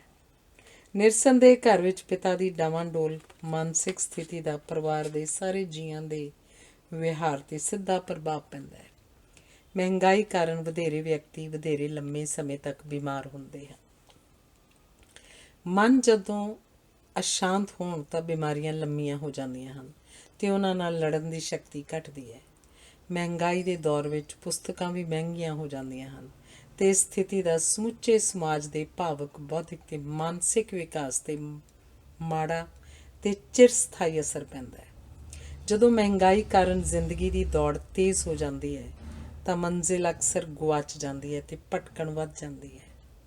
ਸਧਾਰਨ ਰੂਪ 'ਚ ਮਹਿੰਗਾਈ ਜਿਹੀ ਸਾਂਝੀ ਸਮੱਸਿਆ ਨਾਲ ਹਮਦਰਦੀ ਤੇ ਆਪਸੀ ਰਿਸ਼ਤਿਆਂ 'ਚ ਨੇੜਤਾ ਉਪਜਣੀ ਚਾਹੀਦੀ ਹੈ, ਪਰ ਮਹਿੰਗਾਈ ਕਾਰਨ ਜੀਵਨ ਦੀ ਦੌੜ ਤੇਜ਼ ਹੋ ਜਾਣ ਕਾਰਨ ਕੋਈ ਹੰਢਣਸਾਰ ਰਿਸ਼ਤਾ ਉਸਰਨਾ ਤਾਂ ਇੱਕ ਪਾਸੇ ਰਿਹਾ, ਕਿਸੇ ਕੋਲ ਰੁਕ ਕੇ, ਕਿਸੇ ਨੂੰ ਰੋਕ ਕੇ ਹਾਲ ਚਾਲ ਪੁੱਛਣ ਦੀ ਵੀ ਸੰਭਾਵਨਾ ਨਹੀਂ ਰਹੀ। ਅਜੋਕੇ ਯੁੱਗ ਦੇ ਹਰ ਪਲ, ਹਰ ਕੰਮ, ਹਰ ਗੱਲ, ਹਰ ਵਿਹਾਰ, ਹਰ ਵਿਚਾਰ ਤੇ ਹਰੇਕ ਰਿਸ਼ਤੇ ਉੱਤੇ ਮਹਿੰਗਾਈ ਦਾ ਕਲਯੁਗੀ ਪਰਛਾਵਾਂ ਹੈ ਅਤੇ ਇਹ ਪਰਛਾਵਾਂ ਨਿੱਤ ਦਿਨ ਵੱਡਾ ਤੇ ਕਰੂਪ ਹੁੰਦਾ ਜਾ ਰਿਹਾ ਹੈ। ਧੰਨਵਾਦ। ਡਾਕਟਰ ਨਰਿੰਦਰ ਸਿੰਘ ਕਪੂਰ ਦੀ ਪੁਸਤਕ ਆਮੋ ਸਾਹਮਣੇ ਦਾ ਅਗਲਾ ਲੇਖ ਹੈ ਕਲਰਕ ਬਾਦਸ਼ਾਹ। ਜਦੋਂ ਮੈਂ ਮੁੱਖ ਅਧਿਕਾਰੀ ਦੇ ਦਫ਼ਤਰ ਦੇ ਕਮਰੇ ਅੰਦਰ ਦਾਖਲ ਹੋਇਆ ਤਾਂ ਉੱਥੇ 3 ਕਲਰਕ ਤੇ 2 ਬੰਦੇ ਬੈਠੇ ਸਨ। ਉਹ ਦੇਸ਼ ਦੇ ਪਛੜੇਪਣ ਦੇ ਕਾਰਨਾਂ ਸੰਬੰਧੀ ਬਹਿਸ ਕਰ ਰਹੇ ਸਨ। ਉਹਨਾਂ ਦੀਆਂ ਗੱਲਾਂ ਤੇ ਦਲੀਲਾਂ ਸੁਣ ਕੇ ਮੈਨੂੰ ਲੱਗਿਆ ਕਿ ਜਿਨ੍ਹਾਂ ਨੂੰ ਮੈਂ ਬੰਦੇ ਸਮਝਿਆ ਸੀ ਉਹ ਵੀ ਕਲਰਕ ਹੀ ਸਨ। ਕਮਰੇ ਅੰਦਰ ਮੇਰੇ ਜਾਣ ਦਾ ਕਾਰਨ ਇਹ ਸੀ ਕਿ ਦਫ਼ਤਰ ਜਾਣ ਦੀ ਚਿੰਤਾ ਕਾਰਨ ਮੇਰੇ ਦੰਦ 'ਚ ਬੜੀ ਦਰਦ ਹੋ ਰਹੀ ਸੀ ਤੇ ਮੈਂ ਆਪਣੇ ਕੰਮ ਲਈ ਅਫਸਰ ਨੂੰ ਮਿਲਣ ਤੋਂ ਪਹਿਲਾਂ ਕੋਈ ਸੁੰਨੀ ਥਾਂ ਵੇਖ ਕੇ ਕੁਝ ਚਿਰ ਲਈ ਦਫ਼ਤਰ ਵਿੱਚ ਕਲਰਕਾਂ ਵਾਂਗ ਕੁਰਸੀ ਉੱਤੇ ਲੰਮਾ ਪੈਣਾ ਚਾਹੁੰਦਾ ਸਾਂ, ਪਰ ਉਹਨਾਂ ਦੀਆਂ ਗੱਲਾਂ 'ਚ ਮੈਂ ਆਪਣੇ ਦੰਦ ਦਾ ਦਰਦ ਭੁੱਲ ਗਿਆ। ਮਗਰੋਂ ਡਾਕਟਰ ਨੇ ਕਾਰਨ ਦੱਸਦਿਆਂ ਕਿਹਾ ਕਿ ਜਦੋਂ ਕਿਸੇ ਮਰੀਜ਼ ਨੂੰ ਵੱਡੇ ਦਰਦ ਦਾ ਸਾਹਮਣਾ ਕਰਨਾ ਪੈ ਜਾਏ ਤਾਂ ਛੋਟਾ ਦਰਦ ਵਿਸਰ ਜਾਂਦਾ ਹੈ। ਮੈਨੂੰ ਪਤਾ ਸੀ ਕਿ ਜਿਸ ਅਫਸਰ ਨਾਲ ਮੈਨੂੰ ਕੰਮ ਸੀ ਉਹਨੇ ਆਪਣੀ ਡੈਰੀ ਫਾਰਮ ਤੋਂ ਹੋ ਕੇ ਆਉਣਾ ਸੀ। ਉਹ ਜਦੋਂ ਆਇਆ ਤਾਂ ਹਾਜ਼ਰ ਕਲਰਕ ਚਾਹ ਪੀ ਚੁੱਕੇ ਸਨ। ਮੈਂ ਅਫਸਰ ਨਾਲ ਗੱਲ ਕਰਨ ਲੱਗਿਆ ਹੀ ਸਾਂ ਕਿ ਇੱਕ ਹੋਰ ਬੰਦਾ ਆ ਗਿਆ, ਜਿਹੜਾ 2/3 ਕਲਰਕ ਲੱਗਦਾ ਸੀ। ਉਹ ਹਾਜ਼ਰੀ ਰਜਿਸਟਰ 'ਚ ਉਸ ਦਿਨ ਆਪਣੇ ਜਿਉਂਦੇ ਹੋਣ ਦਾ ਪ੍ਰਮਾਣ ਦਰਜ ਕਰਨਾ ਚਾਹੁੰਦਾ ਸੀ। ਪਹਿਲਾਂ ਅਸੀਂ ਤਿੰਨਾਂ ਨੇ 2/3 ਚਾਹ ਪੀਤੀ ਤੇ ਮਗਰੋਂ ਮੈਨੂੰ ਉਹਨਾਂ ਦੀ ਗੱਲਬਾਤ ਸੁਣਨ ਦਾ ਅਵਸਰ ਮਿਲਿਆ। ਮੂਲ ਚੰਦ ਜੀ, ਤੁਸੀਂ ਅੱਜ ਫੇਰ ਦੇਰ ਨਾਲ ਆਏ ਹੋ। ਜੀ, ਅੱਜ ਸਵੇਰੇ ਮੇਰੀ ਜਾਗ ਹੀ ਨਹੀਂ ਖੁੱਲੀ। ਕੀ ਘਰ ਜਾ ਕੇ ਵੀ ਸੌਂਦੇ ਹੋ? ਜੀ, ਬੱਚਿਆਂ ਦੇ ਇਮਤਿਹਾਨ ਹੋ ਰਹੇ ਹਨ, ਉਹਨਾਂ ਲਈ ਨਕਲ ਕਰਨ ਵਾਸਤੇ ਨੋਟ ਤਿਆਰ ਕਰਨੇ ਸਨ, ਸੋ ਸਵੇਰੇ ਹੀ ਕੁਝ ਨੀਂਦਰ ਪਈ। ਅੱਜ ਫਿਰ ਪਤਨੀ ਨੂੰ ਕੁੱਟ ਕੇ ਆਏ ਹੋ? ਤੁਹਾਡਾ ਹੁਲੀਆ ਦੱਸਦਾ ਹੈ ਕਿ ਅੱਜ ਤਾਂ ਤੁਹਾਨੂੰ ਕੁੱਟ ਪਈ ਲੱਗਦੀ ਹੈ। ਜੀ, ਹੁਣ ਸੱਚ ਬੋਲਣ ਦੀ ਹਿੰਮਤ ਨਹੀਂ ਰਹੀ। ਤੁਹਾਡੀ ਜੇਬ 'ਚ ਇਹ ਕਿਤਾਬ ਕਿਹੜੀ ਹੈ? ਜੀ, ਇਹ ਕਿਤਾਬ ਨਹੀਂ, ਟਰਾਂਜਿਸਟਰ ਹੈ। ਕਮੈਂਟਰੀ ਸੁਣਨ ਵਾਸਤੇ ਕੱਲ੍ਹ ਹੀ ਖਰੀਦਿਆ ਹੈ। ਦੂਜੇ ਕਲਰਕ ਆਪਣੇ ਟਰਾਂਜਿਸਟਰਾਂ 'ਤੇ ਮੈਨੂੰ ਕਮੈਂਟਰੀ ਸੁਣਨ ਨਹੀਂ ਦਿੰਦੇ। ਜਨਾਬ, ਅਖਬਾਰ ਵੀ ਮੈਨੂੰ ਸਭ ਤੋਂ ਅਖੀਰ 'ਚ ਪੜ੍ਹਨ ਵਾਸਤੇ ਮਿਲਦੀ ਹੈ। ਜੇ ਕਮੈਂਟਰੀ ਸੁਣਨੀ ਸੀ ਤਾਂ ਘਰ ਹੀ ਰਹਿੰਦੇ। ਕੱਲ੍ਹ ਆ ਕੇ ਪਹਿਲਾਂ ਵਾਂਗ ਹੀ 2 ਦਿਨਾਂ ਦੀ ਇਕੱਠੀ ਹਾਜ਼ਰੀ ਲਾ ਦਿੰਦੇ। ਜੀ, ਪਹਿਲਾਂ ਤਾਂ ਮੈਂ ਵੀ ਸੋਚਿਆ ਸੀ, ਪਰ ਘਰ ਛੋਟੇ ਬੱਚਿਆਂ ਨੂੰ ਛੁੱਟੀਆਂ ਹੋਣ ਕਾਰਨ ਰੌਲਾ ਬਹੁਤ ਸੀ।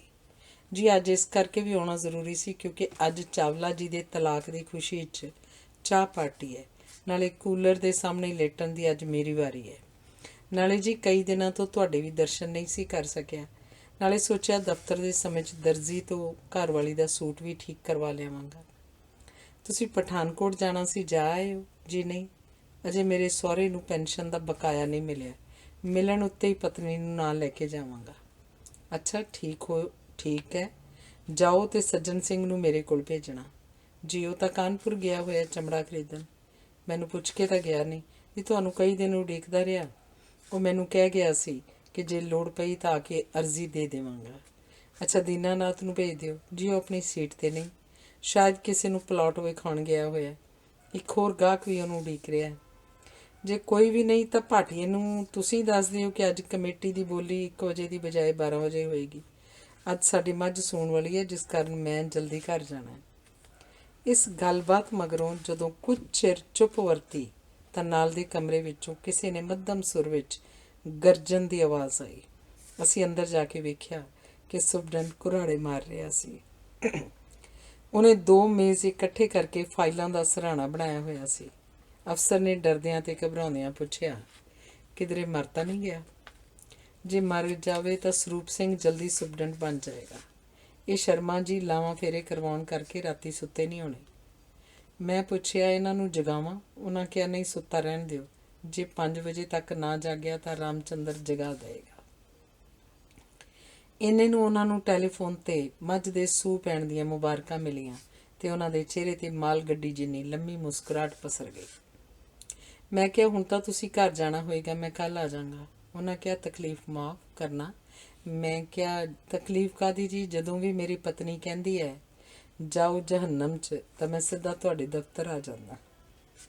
ਅਕਸਰ ਸੋਚਦਾ ਕਿ ਜਦੋਂ ਸਕੂਲ 'ਚ ਪੜ੍ਹਦਾ ਸਾਂ ਤਾਂ ਹਰ ਇਮਤਿਹਾਨ ਵਿੱਚ ਮੇਰਾ ਜੀਵਨ ਉਦੇਸ਼ ਲੇਖ ਲਿਖਣ ਲਈ ਆਉਂਦਾ ਸੀ, ਪਰ ਹਰ ਕੋਈ ਡਾਕਟਰ, ਪਾਇਲਟ, ਵਕੀਲ ਜਾਂ ਇੰਜੀਨੀਅਰ ਬਣਨ ਬਾਰੇ ਸੋਚਦਾ ਸੀ। ਕਿਸੇ ਨੇ ਕਲਰਕ ਬਣਨ ਦੀ ਇੱਛਾ ਨਹੀਂ ਸੀ ਪ੍ਰਗਟਾਈ। ਭਾਰਤ ਦੇ ਲੱਖਾਂ ਨੌਜਵਾਨਾਂ ਵਾਂਗ ਮੈਂ ਵੀ ਕਲਰਕ ਬਣਿਆ ਤੇ 2 ਉਮਰ ਕੈਦਾਂ ਜਿੰਨੀ ਨੌਕਰੀ ਕਰਕੇ ਜਦੋਂ ਸੇਵਾ ਮੁਕਤ ਹੋਇਆ ਤਾਂ ਜਿਉਣ ਦਾ ਢੰਗ ਹੀ ਭੁੱਲ ਗਿਆ ਸੀ। ਹੁਣ ਸੱਚ ਬੋਲਣ ਨਾਲ ਮੂੰਹ ਹੀ ਦੁਖਣ ਲੱਗ ਪੈਂਦਾ ਹੈ। ਮੇਰੇ ਪਿਤਾ ਜੀ ਵੀ ਕਲਰਕ ਸਨ। ਉਹਨਾਂ ਦਾ ਸੁਪਨਾ ਸੀ ਕਿ ਮੈਂ ਵੀ ਸੁਤੰਤਰ ਹੋਏ ਭਾਰਤ ਦਾ ਹੋਣਹਾਰ ਕਲਰਕ ਬਣਾ। ਹਰ ਕਲਰਕ ਆਪਣੇ ਪਿਤਾ ਦਾ ਕੋਈ ਅਜਿਹਾ ਸੁਪਨਾ ਪੂਰਾ ਕਰਨ ਵਾਸਤੇ ਜੀਵਨ ਭਰ ਕਲਰਕੀ ਦੇ ਮੂਲੇ ਕੁਤਰੇ ਤੇ ਕੱਦੂਕਸ਼ ਹੁੰਦਾ ਰਹਿੰਦਾ ਹੈ। ਸੰਯੋਗਵਸ਼ ਮੇਰਾ ਪੁੱਤਰ ਵੀ ਕਲਰਕ ਹੈ, ਸਾਡੀ ਨੂੰਹ ਵੀ ਕਲਰਕ ਹੈ। ਉਹਦੇ ਕਲਰਕ ਹੋਣ ਦਾ ਇਹ ਲਾਭ ਹੋਇਆ ਕਿ ਵਿਆਹ ਤੋਂ ਮਗਰੋਂ ਮੇਰੇ ਪੁੱਤਰ ਦੀ ਸੀਟੀਆਂ ਮਾਰਨ ਦੀ ਆਦਤ ਘਟ ਗਈ ਹੈ। ਸਾਡੇ ਘਰ ਵਿੱਚ ਕਲਰਕਾਂ ਦੀ ਬਹੁਤ ਗਿਣਤੀ ਹੋਣ ਕਾਰਨ ਅਸੀਂ ਘਰ ਨੂੰ ਦਫ਼ਤਰ ਤੇ ਦਫ਼ਤਰ ਨੂੰ ਘਰ ਬਣਾ ਲਿਆ। ਜਦੋਂ ਮੇਰੇ ਪੁੱਤਰ ਦਾ ਵਿਆਹ ਹੋਇਆ ਤਾਂ ਮੇਰੀ ਕੁੜਮਣੀ ਬੜੇ ਜ਼ੋਰ ਨਾਲ ਗਾ ਰਹੀ ਸੀ, ਸਾਨੂੰ ਹੀਰਾ ਲੱਭਾ ਜੀ ਸਾਰਾ ਜੱਗ ਢੂੰਡ ਕੇ। ਕਿੰਨਾ ਹੀ ਚਿਰ ਮੈਨੂੰ ਭੁਲੇਖਾ ਪੈਂਦਾ ਰਿਹਾ ਕਿ ਉਹਦਾ ਇਸ਼ਾਰਾ ਮੇਰੇ ਵੱਲ ਸੀ। ਸਾਡੀ ਨੂੰਹ ਦਾ ਸੁਪਨਾ ਸੀ ਕਿ ਦਰਿਆ ਦਾ ਕਿਨਾਰਾ ਹੋਏਗਾ, ਨਿੱਕਾ ਜਿਹਾ ਬਗੀਚਾ ਹੋਏਗਾ, ਇੱਕ ਉਹ ਹੋਏਗਾ, ਇੱਕ ਉਹ ਹੋਏਗੀ। ਪਰ ਜਦੋਂ ਉਹਨੂੰ ਪਤਾ ਲੱਗਿਆ ਕਿ ਅਸੀਂ ਧੋਬੀ ਘਾਟ ਦੇ ਨੇੜੇ ਸਾਂਝੇ ਗੁਸਲਖਾਨੇ ਵਾਲੇ ਮਕਾਨ 'ਚ ਕਿਰਾਏ 'ਤੇ ਰਹਿੰਦੇ ਸਾਂ ਤਾਂ ਉਹਦਾ ਮੂੰਹ ਐਵੇਂ ਹੋ ਗਿਆ ਜਿਵੇਂ ਭਾਂਡੇ ਤੋਂ ਕਲੀ ਲੈ ਗਈ ਹੋਵੇ। ਅਸੀਂ ਵਿਸ਼ਵਾਸ ਦਿਵਾਇਆ ਕਿ ਸਾਡੀ ਨੂੰਹ ਸਾਡੇ ਘਰ ਰਾਜ ਕਰੇਗੀ ਅਤੇ ਇਸ ਵਿਸ਼ਵਾਸ ਦੀ ਪੂਰਤੀ ਹਿੱਤ ਅਸੀਂ ਉਹਦਾ ਨਾਂ ਰਾਣੀ ਰੱਖ ਦਿੱਤਾ ਹੈ। ਪੁੱਤਰ ਨੂੰ ਅਸੀਂ ਪਹਿਲਾਂ ਹੀ ਰਾਜਾ ਕਹਿੰਦੇ ਸਾਂ। ਮੇਰੀ ਪਤਨੀ ਨੇ ਤੇ ਮੈਂ ਉਹਨਾਂ ਦੀ ਹਨੀਮੂਨ ਜਾਣ ਦੀ ਮੰਗ ਨੂੰ ਅਸੂਲੀ ਪ੍ਰਵਾਨਗੀ ਦੇ ਦਿੱਤੀ ਹੈ। ਜਦੋਂ ਬਜਟ ਆਗਿਆ ਦੇਵੇਗਾ ਇਹ 'ਤੇ ਅਮਲ ਵੀ ਕੀਤਾ ਜਾਏਗਾ। ਜੇ ਉਸ ਤੋਂ ਪਹਿਲਾਂ ਉਹਦੇ ਪੇਕਿਆਂ ਵੱਲੋਂ ਕੋਈ ਰਾਸ਼ੀ ਮਿਲੀ ਜਾਂ ਨੂੰਹ ਦੇ ਸਹਿਯੋਗ ਨਾਲ ਲੈਣ 'ਚ ਸਫਲਤਾ ਮਿਲੀ ਤਾਂ ਹਨੀਮੂਨ ਦੀ ਸਾਰੀ ਵਿਉਂਤ ਤੇ ਸਾਡੀ 2 ਮੈਂਬਰੀ ਕਮੇਟੀ 'ਚ ਵਿਚਾਰ ਕਰੇਗੀ। ਭਾਵੇਂ ਮੈਂ ਨਹੀਂ ਚਾਹੁੰਦਾ ਕਿ ਅਜਿਹਾ ਹੋਵੇ, ਪਰ ਜਦੋਂ ਕਦੇ ਮੈਂ ਕੋਈ ਹੋਣਹਾਰ ਕਲਰਕ ਵੇਖਦਾ ਤਾਂ ਉਸ ਵਿੱਚੋਂ ਮੈਨੂੰ ਆਪਣਾ ਜਵਾਈ ਲੱਭਣ ਦੀ ਆਦਤ ਪੈਂਦੀ ਜਾ ਰਹੀ ਹੈ। ਇੱਕ ਵਾਰੀ ਜਦੋਂ ਕਲਰਕੀ ਪਰਿਵਾਰ ਵਿੱਚ ਧੀ ਦਾ ਰਿਸ਼ਤਾ ਕਰਨ ਦੀ ਗੱਲ ਚੱਲੀ ਤਾਂ ਮੈਂ ਆਪਣੇ ਸੰਭਾਵੀ ਕੁੜਮ ਨੂੰ ਪੁੱਛਿਆ, ਕਾਕੇ ਦੀ ਤਨਖਾਹ ਕਿੰਨੀ ਹੈ? ਤਾਂ ਚਲਾਕੀ ਭਰਿਆ ਕਲਰਕੀ ਉੱਤਰ ਮਿਲਿਆ, ਕਾਕੇ ਦੀ ਤੇ ਉਹਦੇ ਅਫਸਰ ਦੀ ਰਲਾ ਕੇ 25,000 ਬਣਦੀ ਹੈ।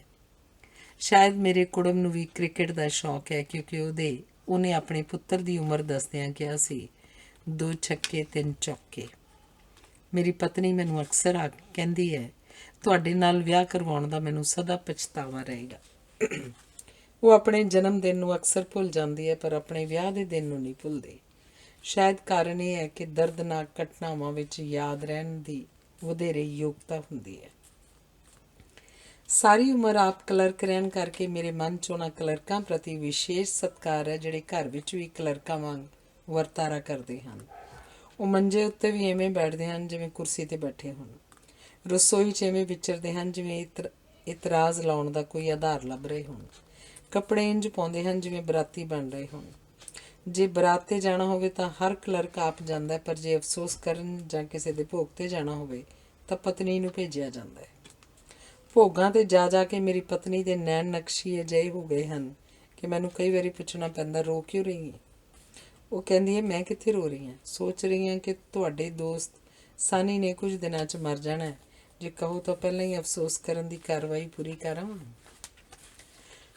ਦੂਜੇ ਲੋਕਾਂ ਦੇ ਮੁਕਾਬਲੇ ਕਲਰਕਾਂ ਦਾ ਜੀਵਨ ਦਫ਼ਤਰੀ ਸ਼ਾਨ ਵਾਲਾ ਹੋਣ ਕਾਰਨ ਵਧੇਰੇ ਕਰਕੇ ਨਿਰਵਿਘਨ ਹੀ ਹੁੰਦਾ ਹੈ। ਮੇਰੇ ਮਿੱਤਰ ਸ਼ਰਮਾ ਜੀ ਜਦੋਂ ਤਾਸ਼ ਖੇਡਣ ਆ ਜਾਣ ਤਾਂ ਮੈਂ ਸਮਝ ਜਾਂਦਾ ਕਿ ਉਹ ਅੱਜ ਕੱਲ੍ਹ ਬਿਮਾਰੀ ਦੀ ਛੁੱਟੀ 'ਤੇ ਹਨ। ਦਸੰਬਰ ਦੇ ਮਹੀਨੇ 'ਚ ਮੈਨੂੰ ਬੜੀ ਮੁਸ਼ਕਿਲ ਹੁੰਦੀ ਹੈ, ਕਿਉਂਕਿ ਲਗਭਗ ਸਾਰੀ ਬਚੀਆਂ ਹੋਈਆਂ ਇਤਫਾਕੀਆਂ ਛੁੱਟੀਆਂ ਲੈ ਕੇ ਮਿਲਣ ਵਾਸਤੇ ਤੇ ਮਿਲਣ ਵਾਲੀ ਪੈਨਸ਼ਨ ਦਾ ਹਿਸਾਬ ਕਿਤਾਬ ਲਵਾਉਣ ਵਾਸਤੇ ਆਉਂਦੇ ਰਹਿੰਦੇ ਹਨ। ਪਿੱਛੇ ਜੇ ਭਟਨਾਗਰ ਜਦੋਂ ਵੱਡਾ ਕਲਰਕ ਬਣ ਗਿਆ ਤਾਂ ਉਹਦੇ ਘਰ ਤਬਦੀਲੀ ਵਾਪਰੀ ਵੇਖੀ ਕਿ ਨਾ ਕੇਵਲ ਚਾਹ ਵਾਲੀ ਕਰੋਕਰੀ ਨਵੀਂ ਸੀ, ਸਗੋਂ ਬਿਸਕਿਟ ਵੀ ਪਹਿਲੇ ਨਾਲੋਂ ਚੰਗੇ ਸਨ। ਉਹਨਾਂ ਨੇ ਆਪਣੀ ਪਤਨੀ ਨੂੰ ਕਿਹਾ, ਪਹਿਲਾਂ ਮੇਰੇ ਦਸਤਖਤਾਂ ਦੀਆਂ ਚਿੱਠੀਆਂ ਜ਼ਿਲ੍ਹੇ 'ਚ ਹੀ ਜਾਂਦੀਆਂ ਸਨ, ਹੁਣ ਉੱਪਰਲੇ ਦਫ਼ਤਰ ਵੀ ਜਾਣ ਲੱਗ ਪਈਆਂ ਹਨ, ਸੋ ਅੱਗੋਂ ਚਾਹ ਬਣਾਉਣ ਸਮੇਂ ਵਧੇਰੇ ਚੌਕਸੀ ਵਰਤਣੀ। ਪਤੀ ਦੇ ਅਹੁਦੇ ਦਾ ਮਾਣ ਕਰਦਿਆਂ ਉਹਦੀ ਪਤਨੀ ਨੇ ਆਏ ਬੈਠੇ ਕਲਰਕੀ ਮਹਿਮਾਨਾਂ ਨੂੰ ਕਿਹਾ, ਰੁਝੇਵੇਂ ਵਧਣ ਕਰਕੇ ਹੁਣ ਤੇ ਇਹ ਸਾਨੂੰ ਵੀ ਕਦੀ ਕਦਾਈ ਮਿਲਦੇ ਹਨ। ਹੋਰਾਂ ਨੂੰ ਭਾਵੇਂ ਭੁਲੇਖਾ ਹੋਵੇ, ਪਰ ਮੈਂ ਕਲਰਕਾਂ ਦੀ ਸ਼ਕਤੀ ਤੋਂ ਪੂਰਨ ਭਾਂਤ ਸੁਚੇਤ ਹਾਂ। ਜੇ ਕਲਰਕ ਕੋਈ ਰੋਕ ਲਾ ਦੇਵੇ ਤਾਂ ਰੱਬ ਵੀ ਹਿੰਮਤ ਹਾਰ ਜਾਂਦਾ ਹੈ।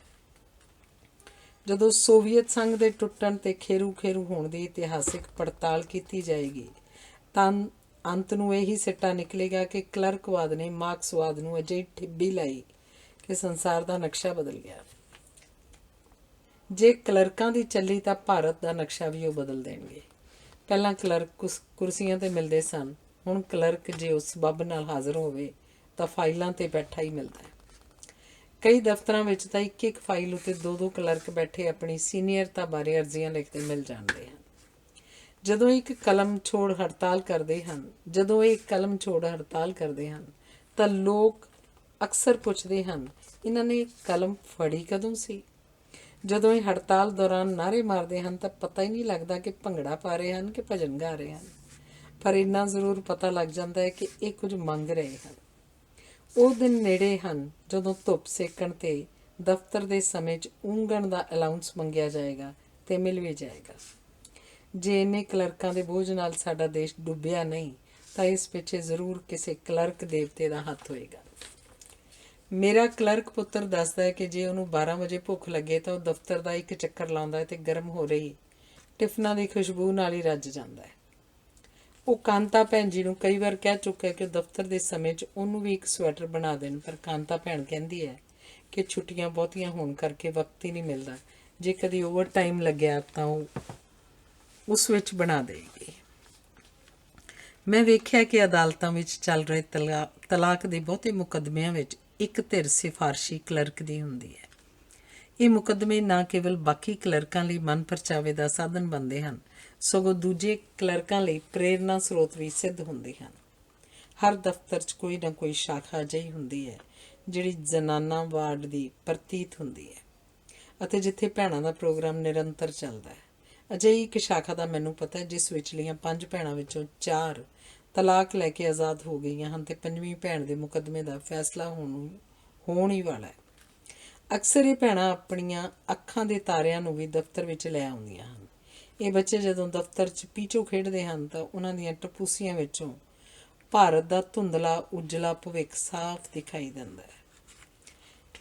ਇਹ ਬ੍ਰਾਂਚ ਹਰ ਦਫ਼ਤਰ ਵਿੱਚ ਅਜਿਹੀ ਵੀ ਹੁੰਦੀ ਹੈ ਜਿੱਥੇ ਉਹ ਪਨਾਹ ਲੈਂਦੇ ਹਨ, ਜਿਨ੍ਹਾਂ ਨੂੰ ਕੋਈ ਹੋਰ ਬ੍ਰਾਂਚ ਝੱਲਣ ਦੀ ਦਲੇਰੀ ਨਹੀਂ ਵਿਖਾਉਂਦੀ। ਹਰੇਕ ਸ਼ਾਖਾ ਵਿੱਚ ਬਹੁਤਿਆਂ ਨੇ ਸੰਤਾਨ ਸੰਜਮ ਦੇ ਆਪਰੇਸ਼ਨ ਕਰਵਾ ਕੇ ਅਗਾਊਂ ਤਰੱਕੀ ਲੈ ਲਈ ਹੁੰਦੀ ਹੈ।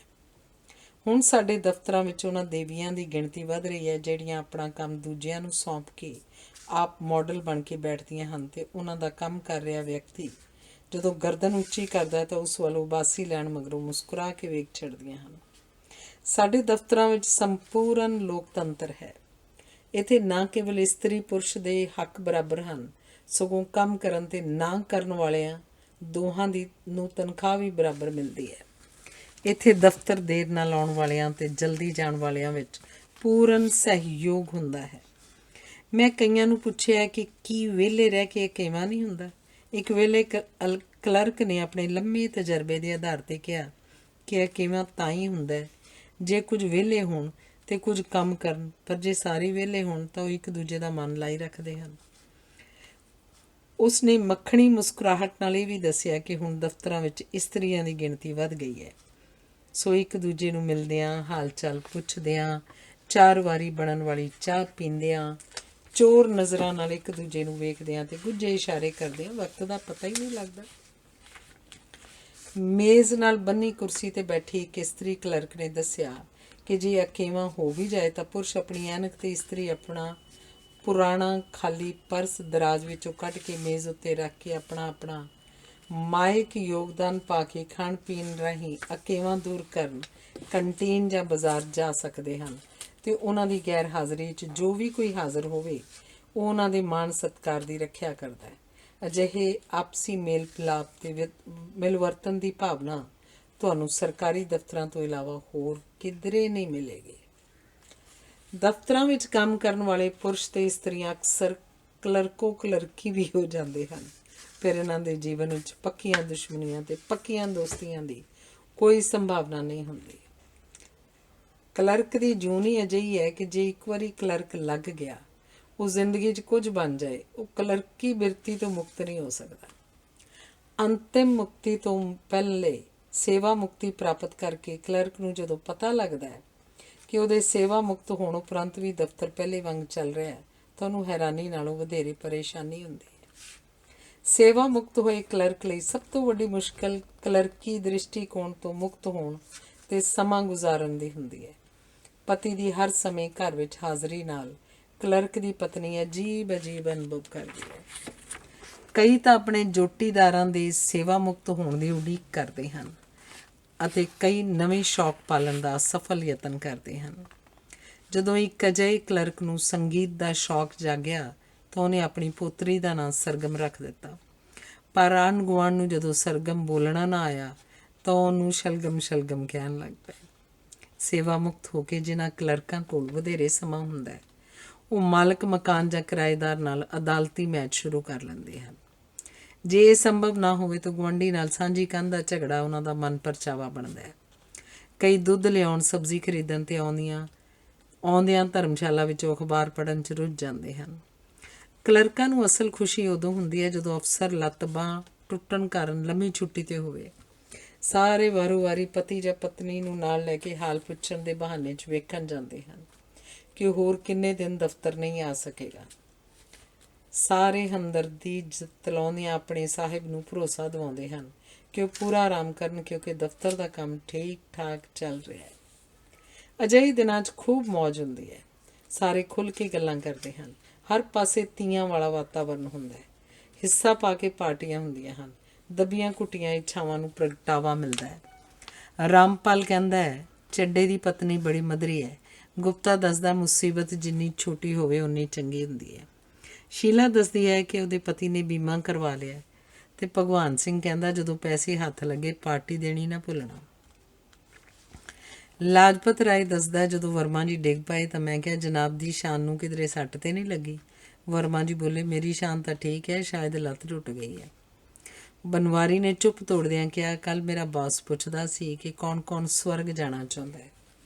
ਮੇਰੇ ਸਿਵਾਏ ਸਭ ਨੇ ਹਾਂ ਕਰ ਦਿੱਤੀ। ਜਦੋਂ ਮੈਨੂੰ ਪੁੱਛਿਆ ਤਾਂ ਮੈਂ ਕਿਹਾ ਕਿ ਜਨਾਬ, ਜਦੋਂ ਤੁਸੀਂ ਸਾਰੇ ਸਵਰਗ ਚਲੇ ਜਾਓਗੇ ਤਾਂ ਮੇਰਾ ਸਵਰਗ ਤਾਂ ਇੱਥੇ ਹੀ ਬਣ ਜਾਏਗਾ। 50 ਸਾਲ ਤੋਂ ਵਡੇਰੀ ਉਮਰ ਦੇ ਕਲਰਕਾਂ ਦਾ ਤਾਂ ਛੁੱਟੀ ਵਾਲੇ ਦਿਨ ਵੀ ਦਫ਼ਤਰ ਆਉਣ ਦਾ ਮਨ ਕਰਦਾ ਰਹਿੰਦਾ ਹੈ। ਜਿਵੇਂ ਸਰਕਸ ਦੇ ਸ਼ੇਰ ਨੂੰ ਪਿੰਜਰੇ 'ਚ ਰਹਿਣ ਦੀ ਆਦਤ ਪੈ ਜਾਂਦੀ ਹੈ, ਇਵੇਂ ਕਈਆਂ ਨੂੰ ਦਫ਼ਤਰ ਅੰਦਰ ਬਹਿਣ ਦੀ ਆਦਤ ਪੈ ਜਾਂਦੀ ਹੈ। ਅਕਸਰ ਸੋਚਦਾ ਕਿ ਲੱਖਾਂ ਕਰੋੜਾਂ ਕਲਰਕਾਂ ਦੇ ਬਾਵਜੂਦ ਅਜੇ ਤੱਕ ਕਿਸੇ ਕਲਰਕ ਦਾ ਬੁੱਤ ਕਿਉਂ ਨਹੀਂ ਲੱਗਿਆ? ਅਜੇ ਕਿਸੇ ਕਲਰਕ ਨੂੰ ਭਾਵੇਂ ਮਰਨ ਉਪਰੰਤ ਹੀ ਸਹੀ ਭਾਰਤ ਰਤਨ ਕਿਉਂ ਨਹੀਂ ਮਿਲਿਆ? ਅਜੇ ਤੱਕ ਕਿਸੇ ਗੱਡੀ ਦਾ ਨਾਂ ਕਲਰਕ ਐਕਸਪ੍ਰੈਸ ਕਿਉਂ ਨਹੀਂ ਰੱਖਿਆ ਗਿਆ?